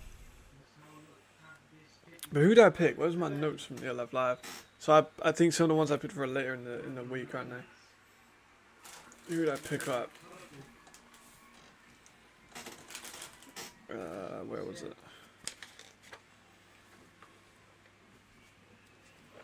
I like so many notebooks, it's actually obscene. So I had the Helvetic Narrators I haven't played yet. Ben Holmes versus Prague. That was one of the ones I said to pick up.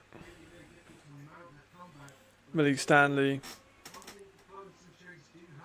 And then McKay was another one. So I said, yeah, I was right on that one so far. Oh, good point.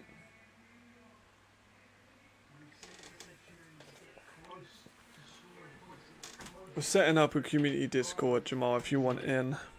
Feel free to join, the links up in the top.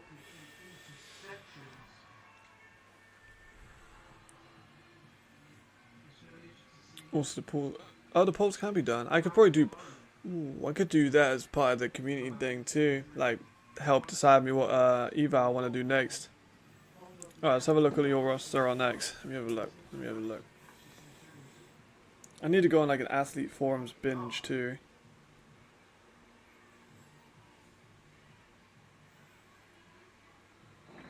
Alright, where you at? Where you at?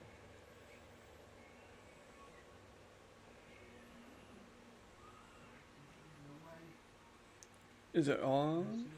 Oh. Hill, Cos Hill, nice return. Where's that at? Oh, there it is. First time I won. Right. Ben Holmes, yeah, good pick. Tomiwa, he's playing Milan, so yeah, that'll be a good pick. Obi has been fine so far. I don't think he's scored though. Has he scored? I don't think he has. Malik Stanley, yep. Lewis Curry, yep. He's on the surge at the moment, but I don't think he's scored yet. Raul, good pick. Horn, good pick. Gutian has got 3 PATs, so can't complain. And Helvetic on defense is brave. Helvetic on defense is real brave. Alright,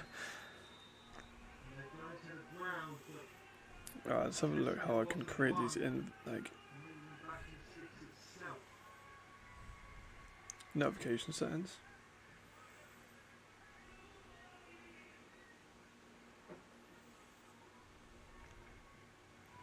Nope.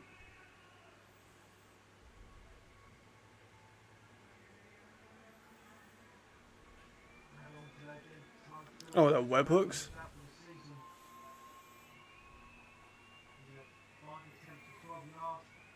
Oh, drop by Cos Hill over the middle. Needs to catch that in.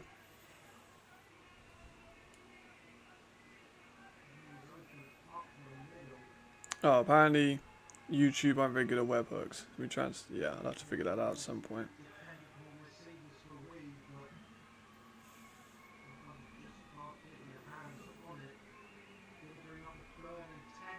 I mean, the Helvetic D could get some turnovers. Yeah, I gave you all the power, Ricardo. You can do whatever you want. You know a lot more about this stuff than I do, so I gave you all the power.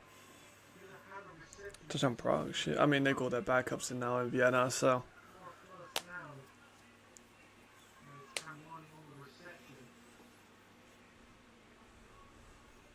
I mean, Tawani's a good running back, but he ain't as good as Gerald.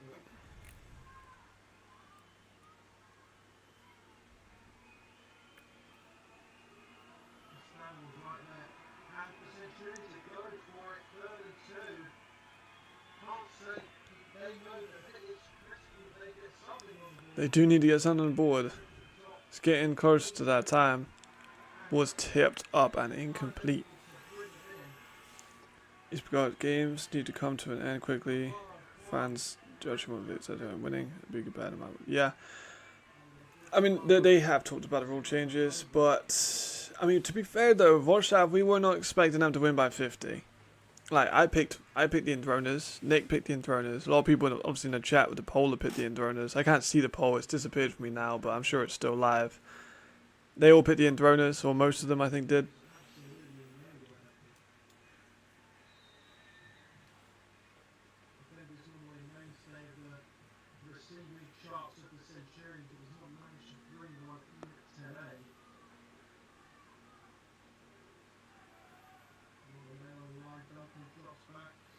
Yes, Duncan going deep. He's going to Bijan. That's a flag. No flag for that? There we go. That's definitely a flag.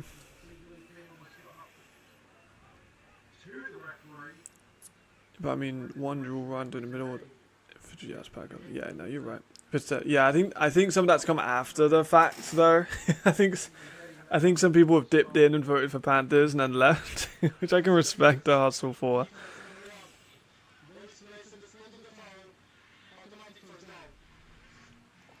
But like, they were not expected to win that game. Not at all. And they still managed to pull it out. Weird.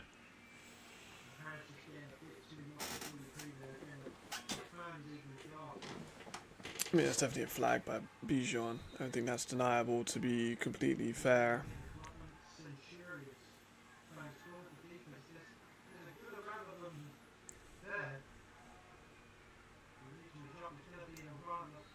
I mean, Cologne are really struggling. They haven't got much cooking at the moment. I'll be real. They haven't scored yet. They're obviously missing Jared, but I don't know if Jared would have stopped this kind of scoreline. I feel like it would have been pretty similar regardless. Of course, that's easy to say, but I've been on Madrid hype train for a minute.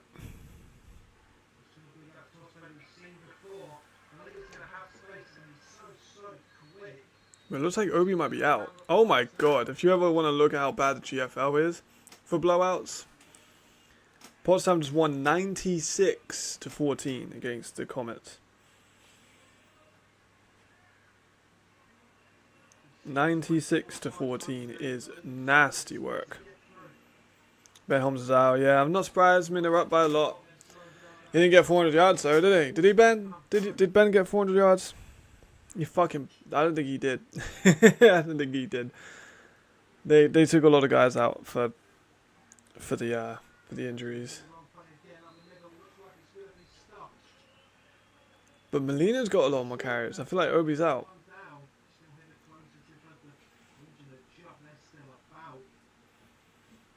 So maybe your fantasy has suffered, Jamal, with that unfortunate.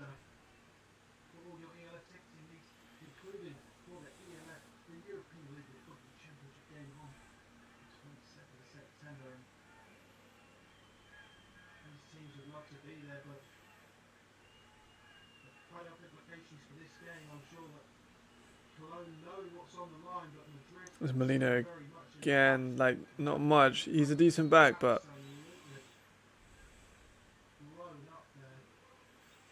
There we go. Now we go. Yeah, you see him. What's that?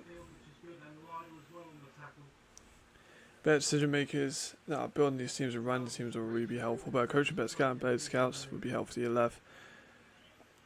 Yeah, I mean, I've been quite vocal on people paying for scouting.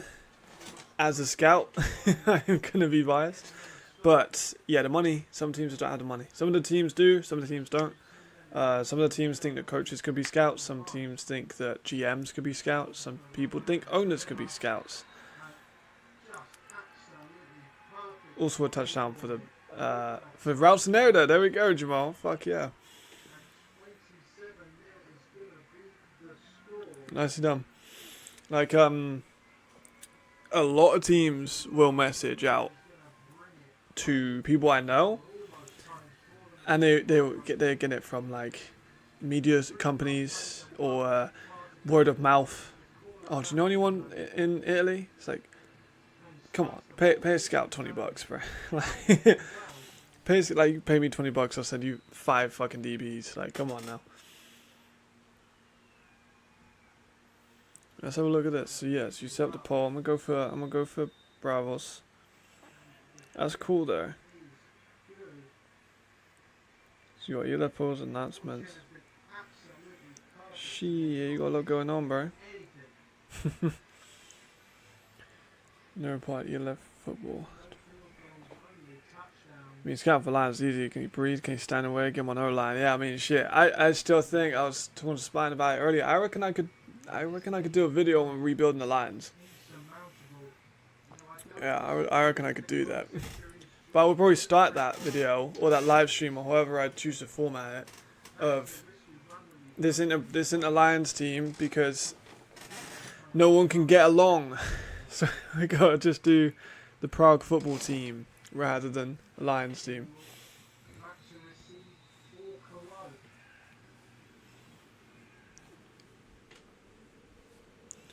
Also, if people are joining, I'm reading on my phone in the comment section. I usually have my computer, which makes it easy to read, but it was bugging the fuck out of the stream. So I've just got all the comments on my phone.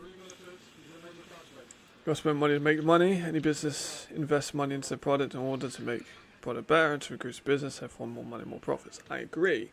100%. I agree. You find better players through scouts. You win more games, you make more money. Agreed. That's what I've been trying to explain to some people. Yeah, especially with like some of these teams don't do scouting. I'm just like, some of these teams just don't scout. They'll look on Europlayers. They'll type in DB, England, search. It's not good enough. The I've seen it. I've seen it. It's a low standard.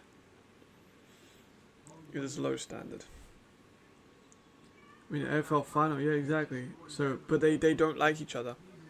There's a lot of beef between the Black Panthers and the Lions. And then you got the Gladiators who won it last year and are really good. You got the Steelers who were in the final last year who are pretty good. That was in the domestic league. Picked all the way back. This DB core is fucking legit, man. This DB core is one of the best in the league. I've been saying this. People didn't believe me. It's great. It's a good, really good DB core. Do not underestimate Madrid because they will seriously make you pay if you try and pass them a lot. We've seen it countless times.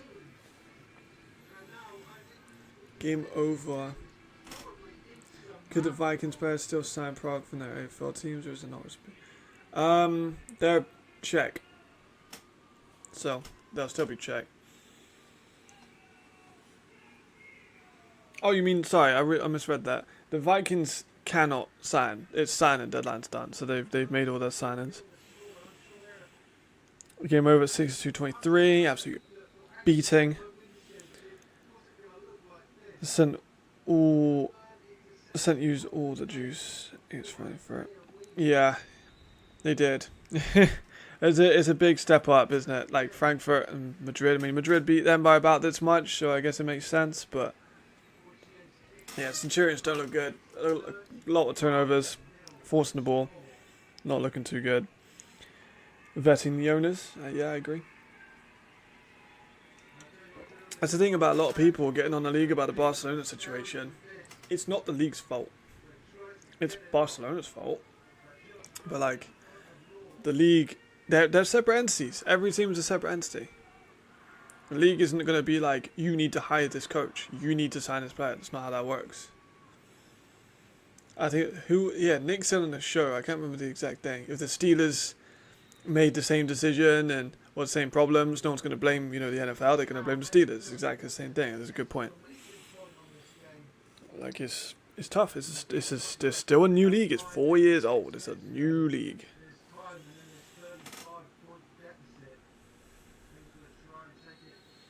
I think we'll see a lot more running from both teams in this game, trying to drown it out.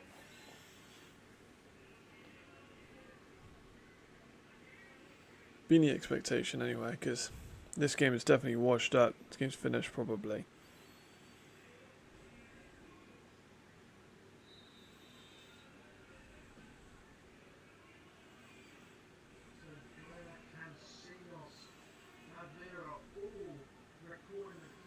Here we go. 3 picks, yeah. Weed isn't a great passer. He's a good runner, but he ain't a great passer. He can still look at finances in the season, yeah. But if they're losing, I'm gonna be real. A lot of these teams are losing money. It's a startup league. A lot of these teams are losing money. Like, I think probably most of them probably still are. Like, it's a very new league, man. You got to think some of these teams are only getting a couple hundred people per game. It's developing. Like, I have full faith this league will be great.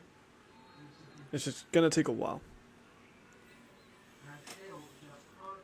Betting owners require a member to your financial responsibility and funding will create a higher bet decision making. Yep. I agree with all the points. I do think having like a guaranteed financing would be solid. I wouldn't be mad at that at all. Do you think it's too many teams? Should these step in at some point? Too many teams. I think some of the locations I wouldn't have went for.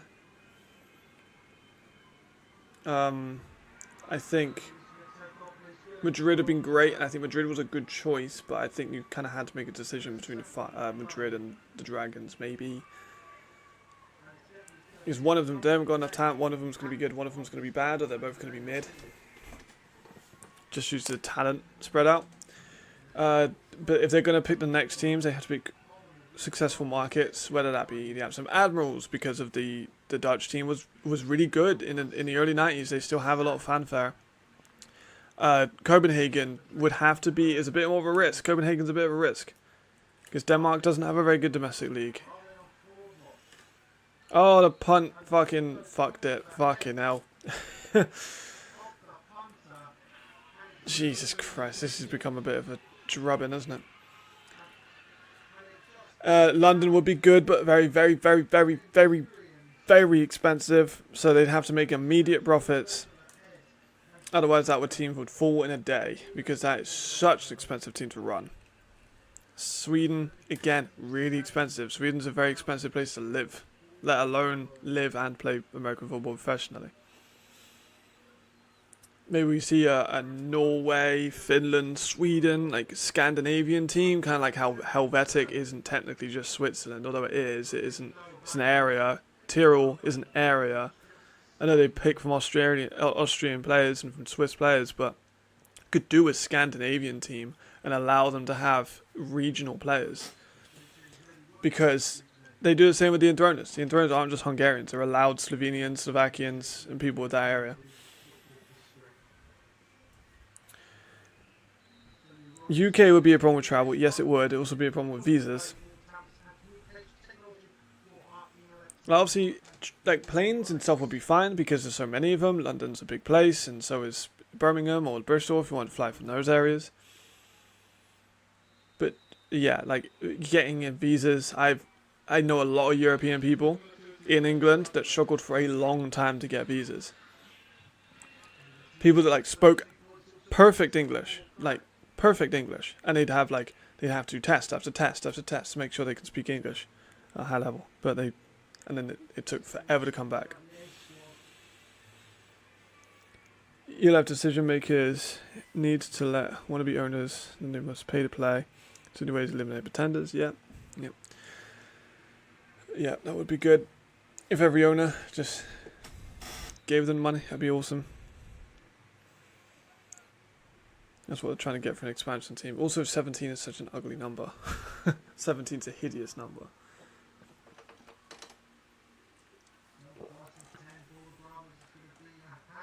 Oh, Obi's in then. I'm glad Obi's back in. Don't want him to be hurt. Yeah, they're trying to get, those teams are always going to try and get made. It's just, are those teams going to work? Are those teams going to be financially stable? Are those teams going to be competitive? Are we going to see a relocation of a team in the next 5 years? I don't know. Could be interesting. Could be bad. Could have a lot of different things to come out of it. Again, we're in year 4, man. Like, I know it seems like it's been longer because this league has been so great and we've been through so many generations already. Like, Madrid London's record-breaking year was like 3 seasons ago. 3 seasons ago in the NFL was like, what, 2021 was, what Super Bowl was that? I can't even remember. I mean, Gibraltar's technically England. Gibraltar's technically England, so, technically. We could pool players from Gibraltar to play on the London Monarchs, hypothetical. Greece would be, no, I wouldn't like Greece. Greece wouldn't do very well. So you can get George Karlaftis from the Chiefs. I don't think Greece would have much talent. The Baltics in that area don't really play American football too much. Greece don't have a league. Like, the Serbians and stuff, they have a league. It's just whether or not it'd be a good team to have is a different story. Yeah, but I think the Vikings need a better division. Yes, his head coach said the problem with the rest of the division will be a problem for a lot of bye weeks. Yeah. But we'll see realignments. We've already had realignments in this league, and we'll see more of them. Like, hypothetically, if they bring in London, or Amsterdam, or Stockholm, or Copenhagen, they're all northern teams. All of those are above every single team we have currently geographically. So there will be a shift in divisions. Yes, there will be a shift in those divisions every time.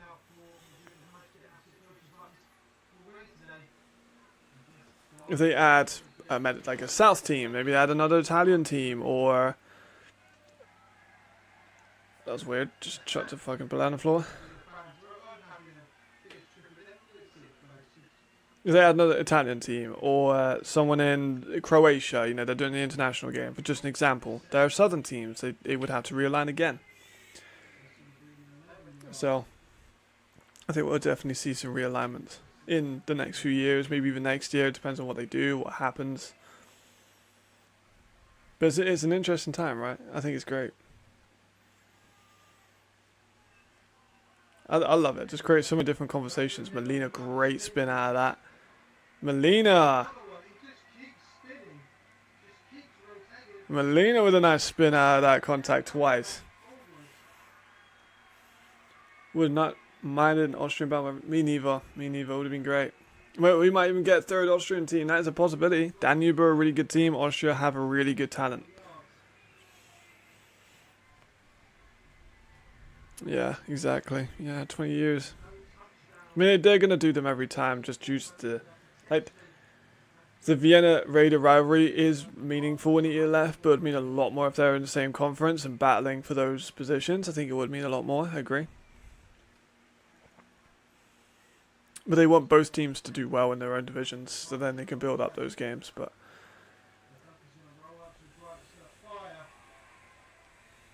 Sineda again.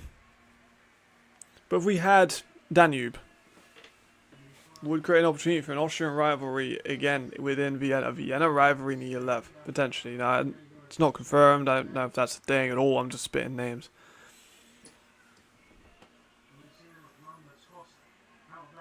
If you don't have a stadium in Vienna, it'd be a real problem. Yeah, true.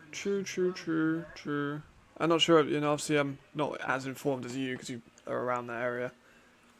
So I know the stadium deal in Vienna. I know I've been there, but I definitely do not know the area. They're going to get 40 on them. CS Trail. I tried to clamber over players, but couldn't get it done.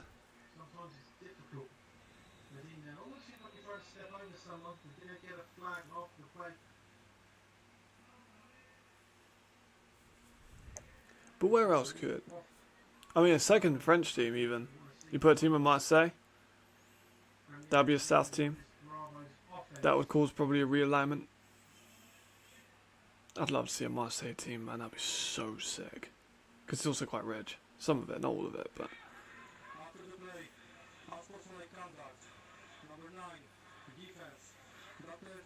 Vienna's building a new stadium, but won't be franchised.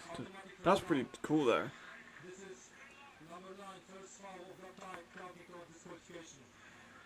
2026 is not that long away.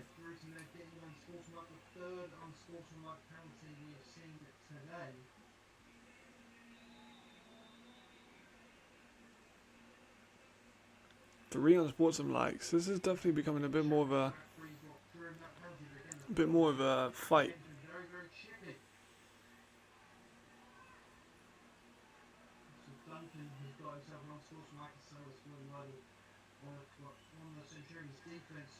This Duncan who is put back. Is that Finson? No, Grutin. There's definitely some bad blood between them, which is good for a rivalry. But it's not really a rivalry when they're nearly up 40. Which is a tough one.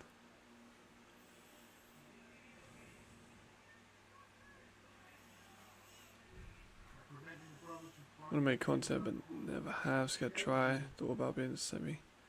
Search sound like an international fan base to aid. I know it's a go for it, man. I mean, shit. I'm recording my laptop currently, streaming on OBS. Like, I say go for it. The one thing that's hard to get used to is talking to camera. There's definitely a skill that takes a long time to learn. It's just talking to camera, being comfortable talking on your own in a room. Like, it takes a really long time to get used to that. If you look at some of my old shit, I'm terrible at talking to the camera. I'm still not great at it, but I was awful at talking to a camera a year ago. Like, I looked back at some of my old stuff. Duh, it's terrible. Like, it's really bad. Like, it's embarrassingly bad. I'd take it down if it wasn't, like, helping with views every now and then. They're really bad. Venus Sportsplatz. 5,000 people, not bad. The best scheduling how the league also is in the off season. The NFL. That's the reason why it's scheduled at this time. Also, good you got to think about other leagues. Like we had the Spanish league and the French league start early, and then like the Swedish league starts relatively early. You got like, and the GFL starts around the same time, a little bit earlier than the ELF. So.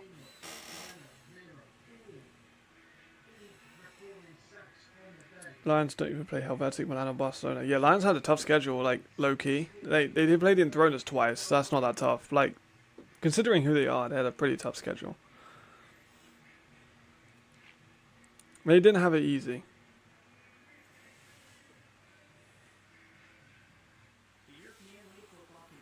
They really didn't. Presented by Gaza. I need to get some merch, man. I want to get some merch. Just message to the ELF, like, can I get some merch and a laptop? He'd immediately kicked out of the team. I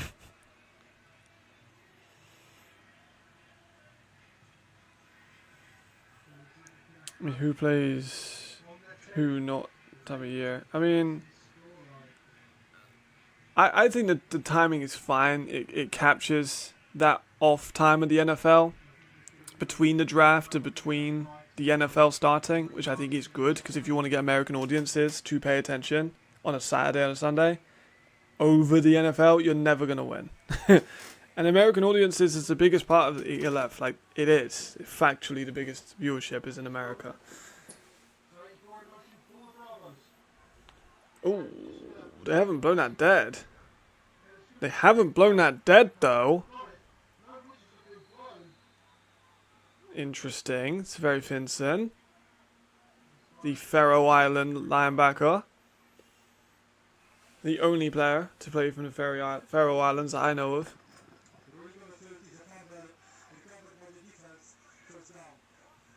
Damn, that was a good play.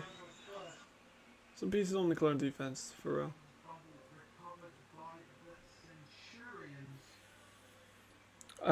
I don't know if that's Nick. It does kind of sound like Nick.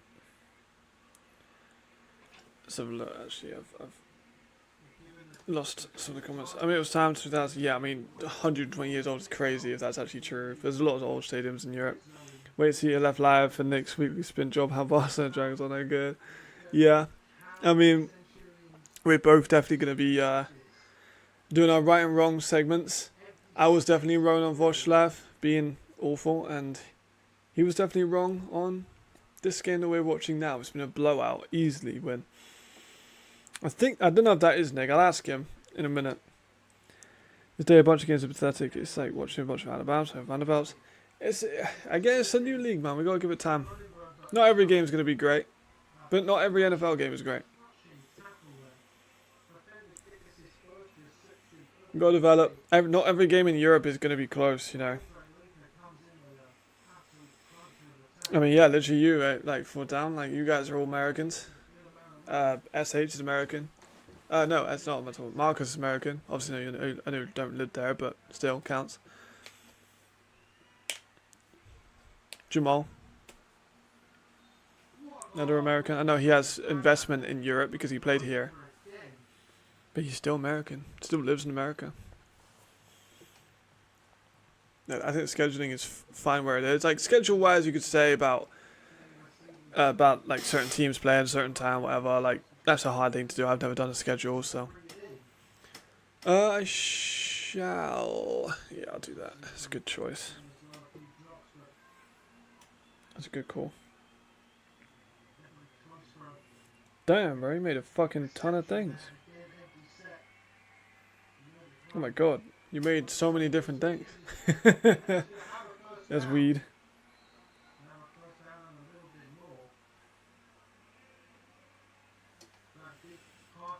Go and get like the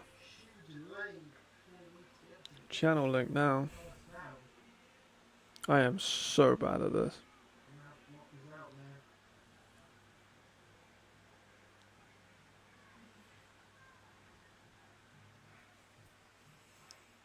Invite, there we go. That's what I need.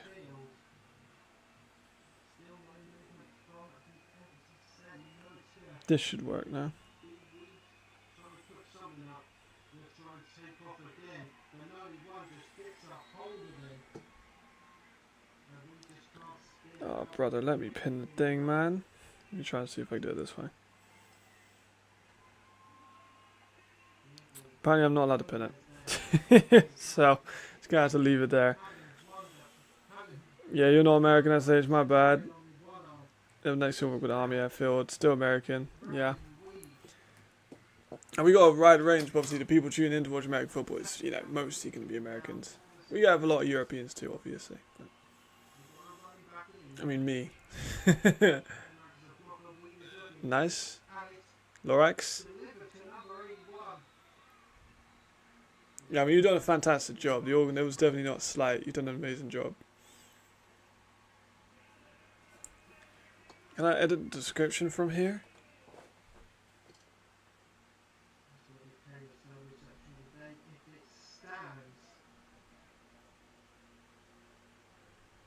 Oh, there, I can edit the description from the video actually itself, so I'll have to do that. I'll do that afterwards.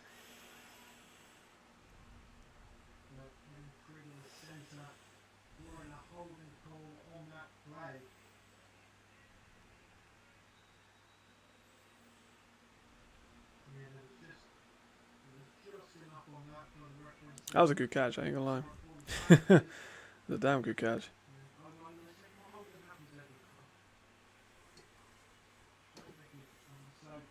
Come on, Cologne. You can get one. Nice. Good throw in the middle. Carshill. He's been nice. Carshill's been good. Maybe not, you know, he's been fine in this game, but like overall, I think he's been a positive addition. Because I really thought Chris Wedderburn, not Chris Wedderburn, I really thought Weddington was going to be a really good guy, and he didn't live up to my expectation as much.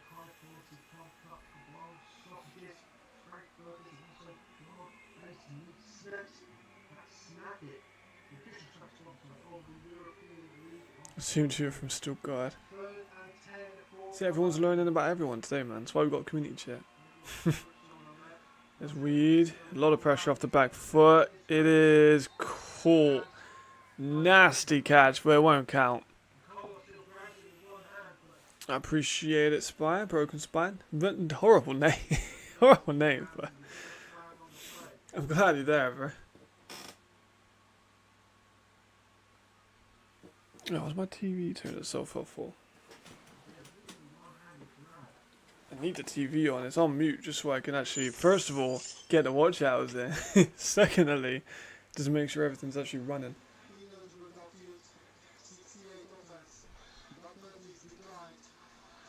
Rough.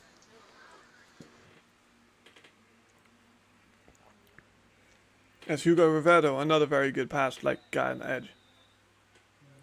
They might not have the best interior line, but they absolutely have a good exterior defensive line. A lot of talent on that team. Gotcha, gotcha.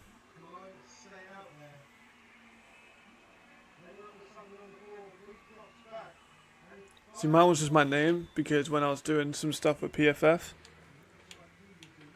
it wasn't anything like serious with PFF, but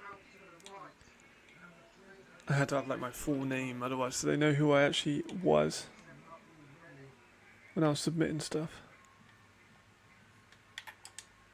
There we go.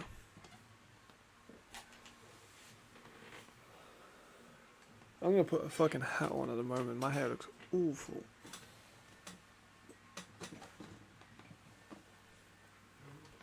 I'm gonna put on the blue Amsterdam one for a bit. Positives. Cologne does have something in as a weird. Frank fan last piece and call about McKay. I do like McKay. I said this when he signed. I think he does have potential for sure. I mean, he obviously is a good quarterback, but I still do think they're running them too much. I'm not sold on him as a mobile guy. Like, he showed he could do it. I just personally would like to see him sit in the pocket a little bit more and make decisions. And Weed, I'm not sure. Like, he's a very good mobile quarterback, but he has thrown 3 picks in this game. He has thrown 12 picks on the season.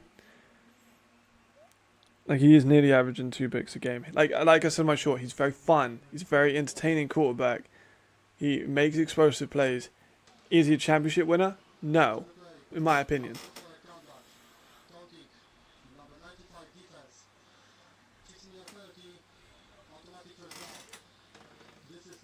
There've been so many flags.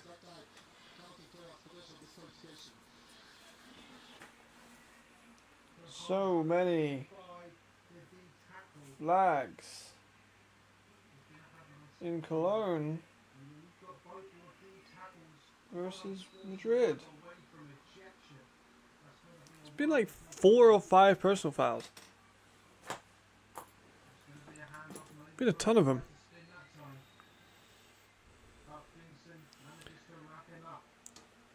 Carrick's on staff. Unicorns.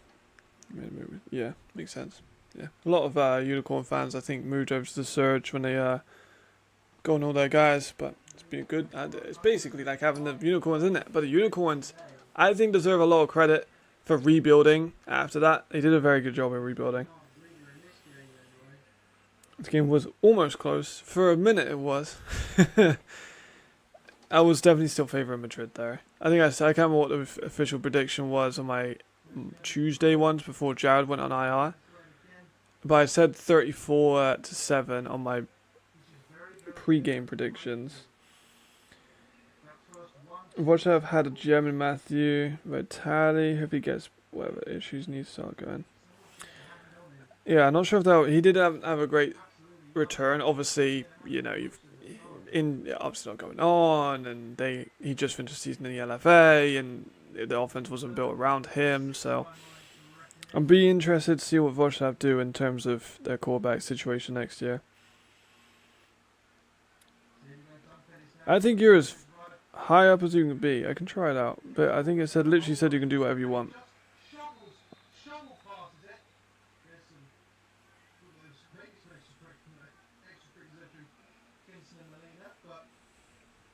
Let me check.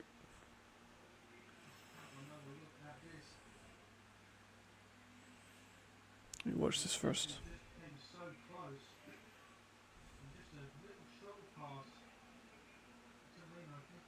There we go.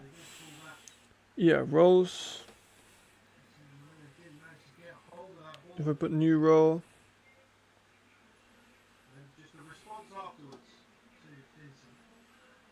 Let me actually check. I mean, it says you can literally send. Yeah, I want to just put everything in.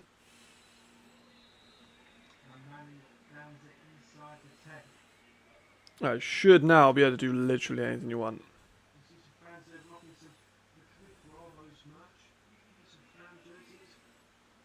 Cool. There you are. And Cozy has talent, but the more he plays, he's playing himself out of a job. A team would be smart to pick up Slade in 2025. I tell you, he went one-on-one in his return. Yeah, he went one-on-one, but he didn't play particularly great. Again, not his fault necessarily. There's a lot going on.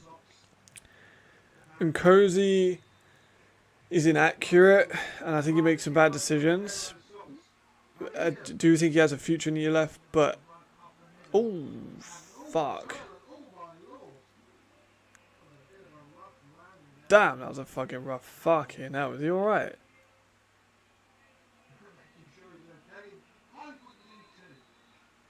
Jesus, Adam, you were one tough motherfucker.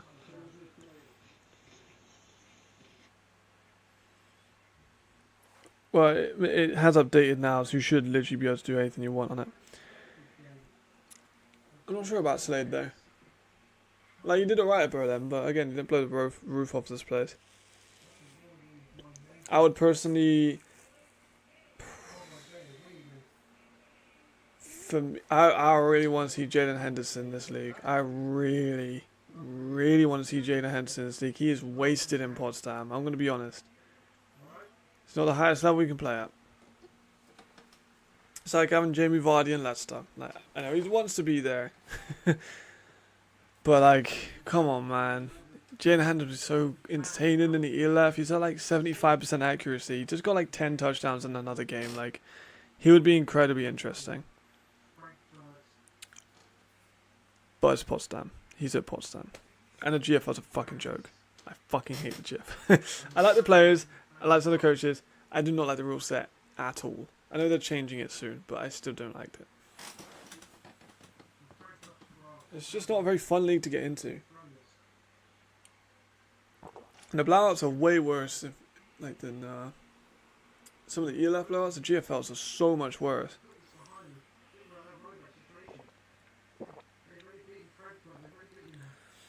Mayer's going off. Hopefully he's fine.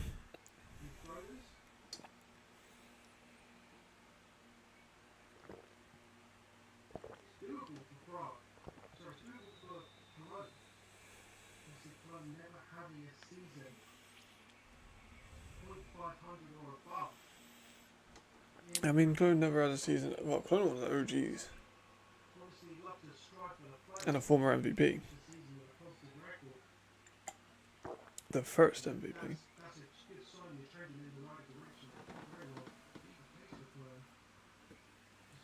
But Cologne's kind of in a tough one because they have a lot of the same, like, similar fan base area as Ryan.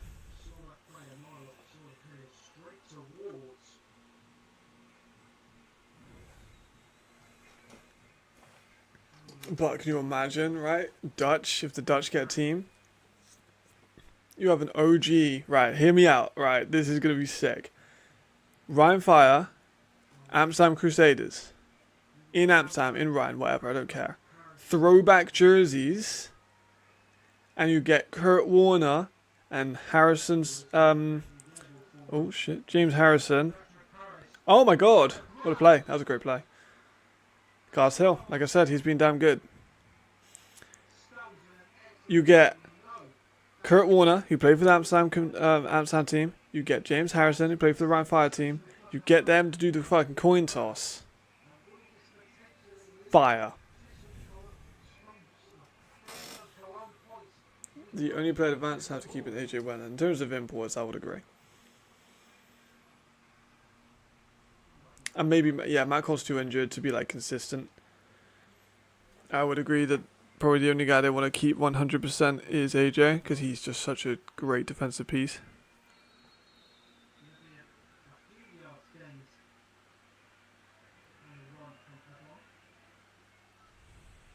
More fighting, you know.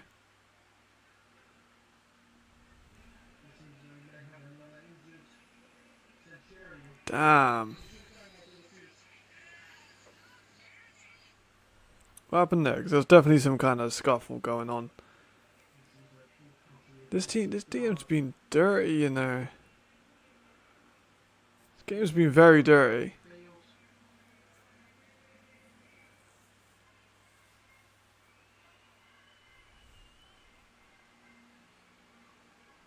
Like a lot of flags.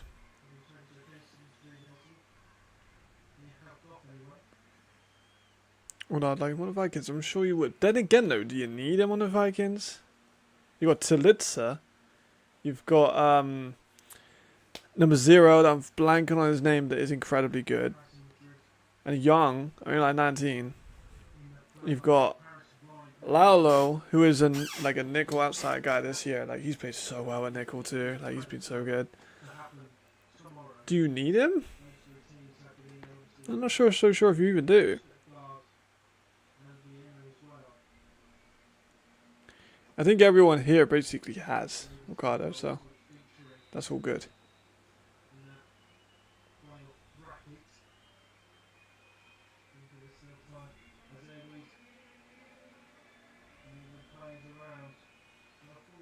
There it goes. Nothing. Yeah, fair play. Yeah, I see you. I like that. I fuck with that. Yeah, fair enough. But who are you taking him out for? You got to pick one of your Americans to lose. Do you want to lose? You got to lose either Xavier or Hunter. I like both of them personally. for the currently scoreless Centurions. I'm actually a big Hunter Nichols fan. So there's a backer trying to drop that snap. The amount of DBs we've had go down with injuries is such a shame this year. There's so much talent. As Lingy's looking. Outside play. Nice play by Carlos Hill again. Like we had Chandler Jones, we had Hunter Nichols. Both of them went out. Massive shame. Xavier Edwards had injuries out. For the Centurions. We had Christian Tuck got injured. We had Nash got injured too. Those are two safeties I was dying to see, especially Christian Tuck for the Surge. I had him as my defensive player of the year. My preseason, I didn't want to go for Carl Kitchens because it would just be, I think I said in the video, like let's pick someone else just for a bit of fun. I went for Tuck, and I think he barely played. Like he played like 2 games. Games from Austrian Lederhosen. Call him Herman. There we go, Austrian guy. His name's AJ Herman. He's from Austria. Look at him. He speaks German. He just doesn't speak very much. To be fair, AJ probably does speak German at this point. He's been around in the leagues for years.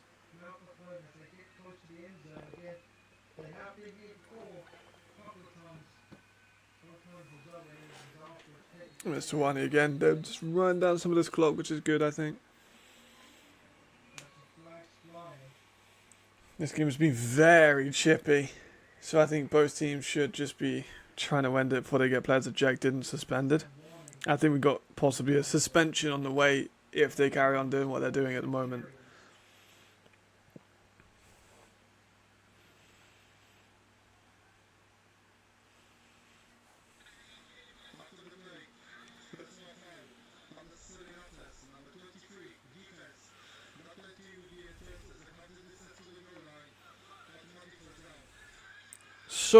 So chippy.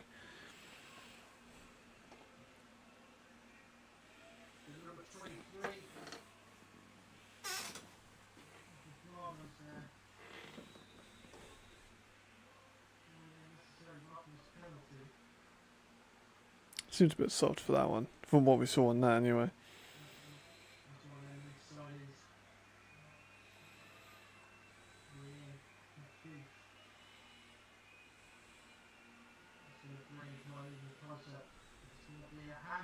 I ain't got nothing. I look like a late hit. That was definitely a late hit.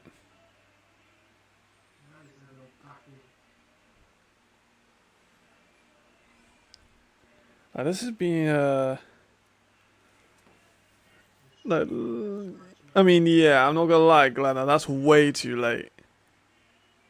Way too late. I'm surprised I didn't get flagged for that.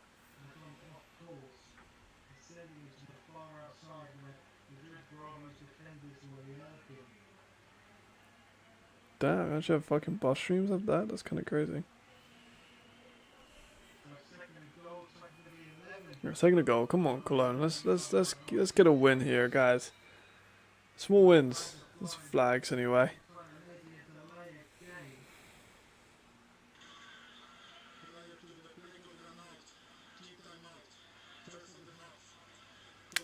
Fuck. Surge finished 71-7.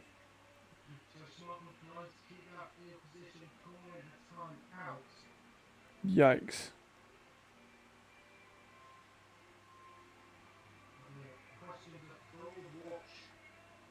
Big win for them. 71-7 is tough.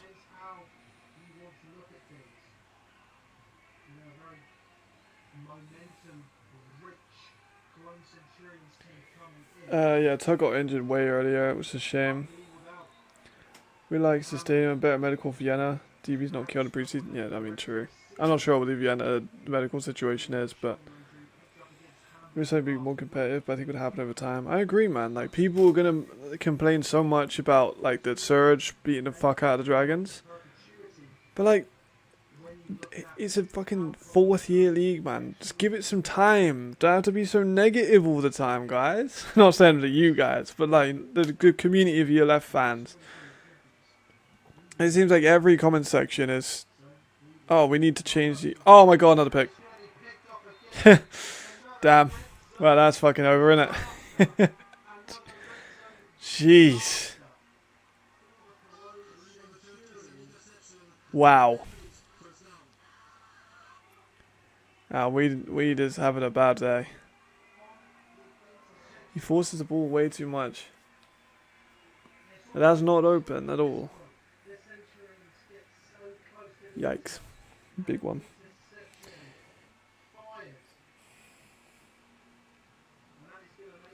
No, I wouldn't take Mero 0 from Prague. But yeah, it's like it should be more competitive. I get it. It's fine. Well, we might change the input rules next year. That's a potential conversation.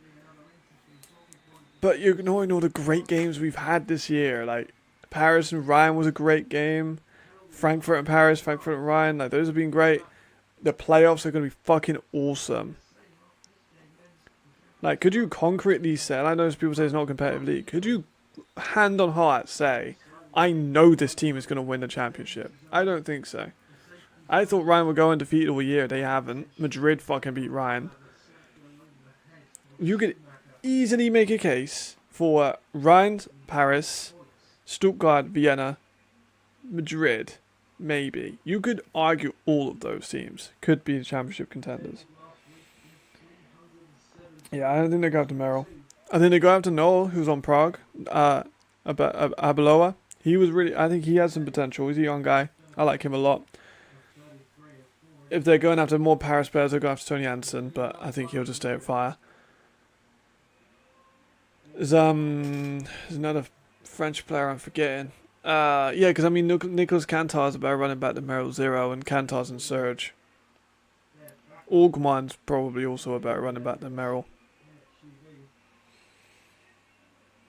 I would love for Vienna or Raiders to go to Meyer for an Austrian receiver. He used to play for the Raiders. But he was so injury prone at the Raiders. I think he's found his perfect spot in a Surge. And he's one of the best receivers in the league, full stop. So honestly, every team could use him.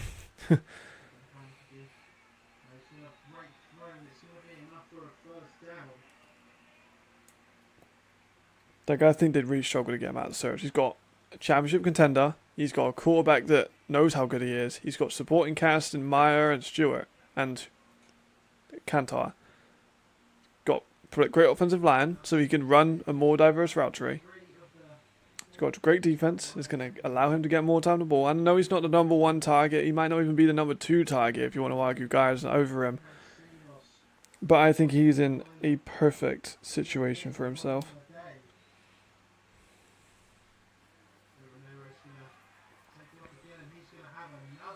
We'll go into the 2-minute warning. I think Gerald Alman will be very highly pursued. I think Flores Calderon will be very, very highly pursued. If I'm Cologne, or if I'm Hamburg, or I'm...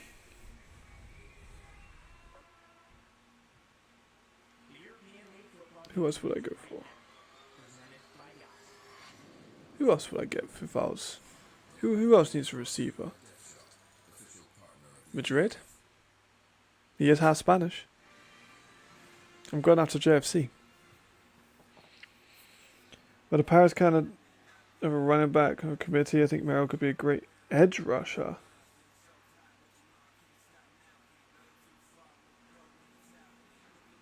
Edge rusher?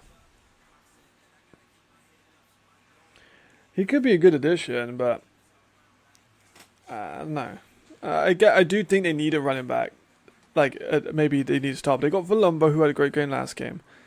They've got Augman, who is a former Ryan Fire player who's very good. They could go after Merrill, but he was disappointing with Madrid. With Paris. He played for Paris last year, had 1 carry, 1 fumble. If my memory serves me correctly, he had 1 carry, 1 fumble. They don't need him. Vienna don't need him at all. Because you got Bierbarmer, Torre, Bua. Bierbarmer, Torre, Bua. Schultz, who is slept on. Carey. I don't think they need him at all. So just 2 minutes remain in the Western clash.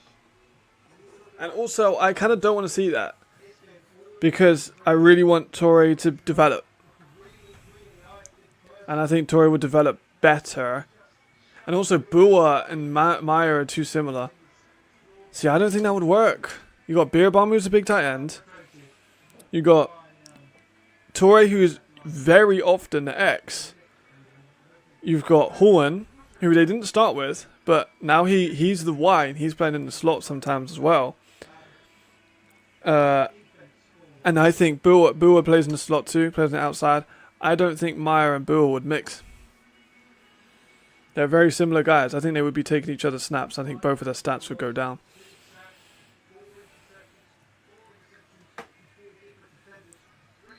I stand on that. Both incredibly good receivers. Some of the best Europeans, no question. But on the same team, would they work?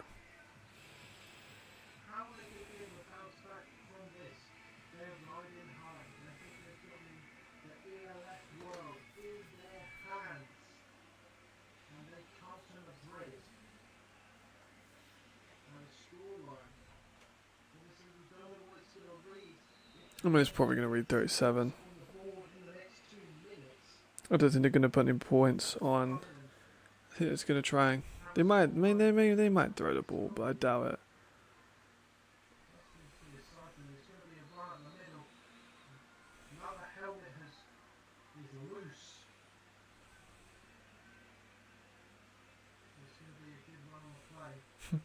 Helmet went a mile.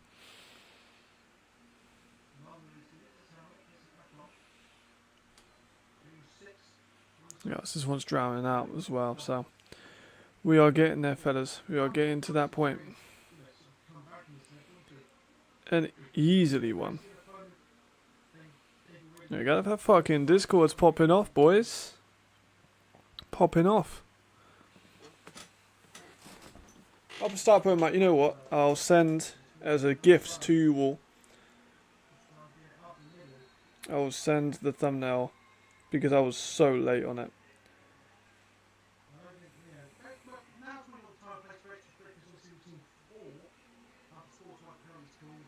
But that is going to be the Torre video thumbnail. Let me know what you think.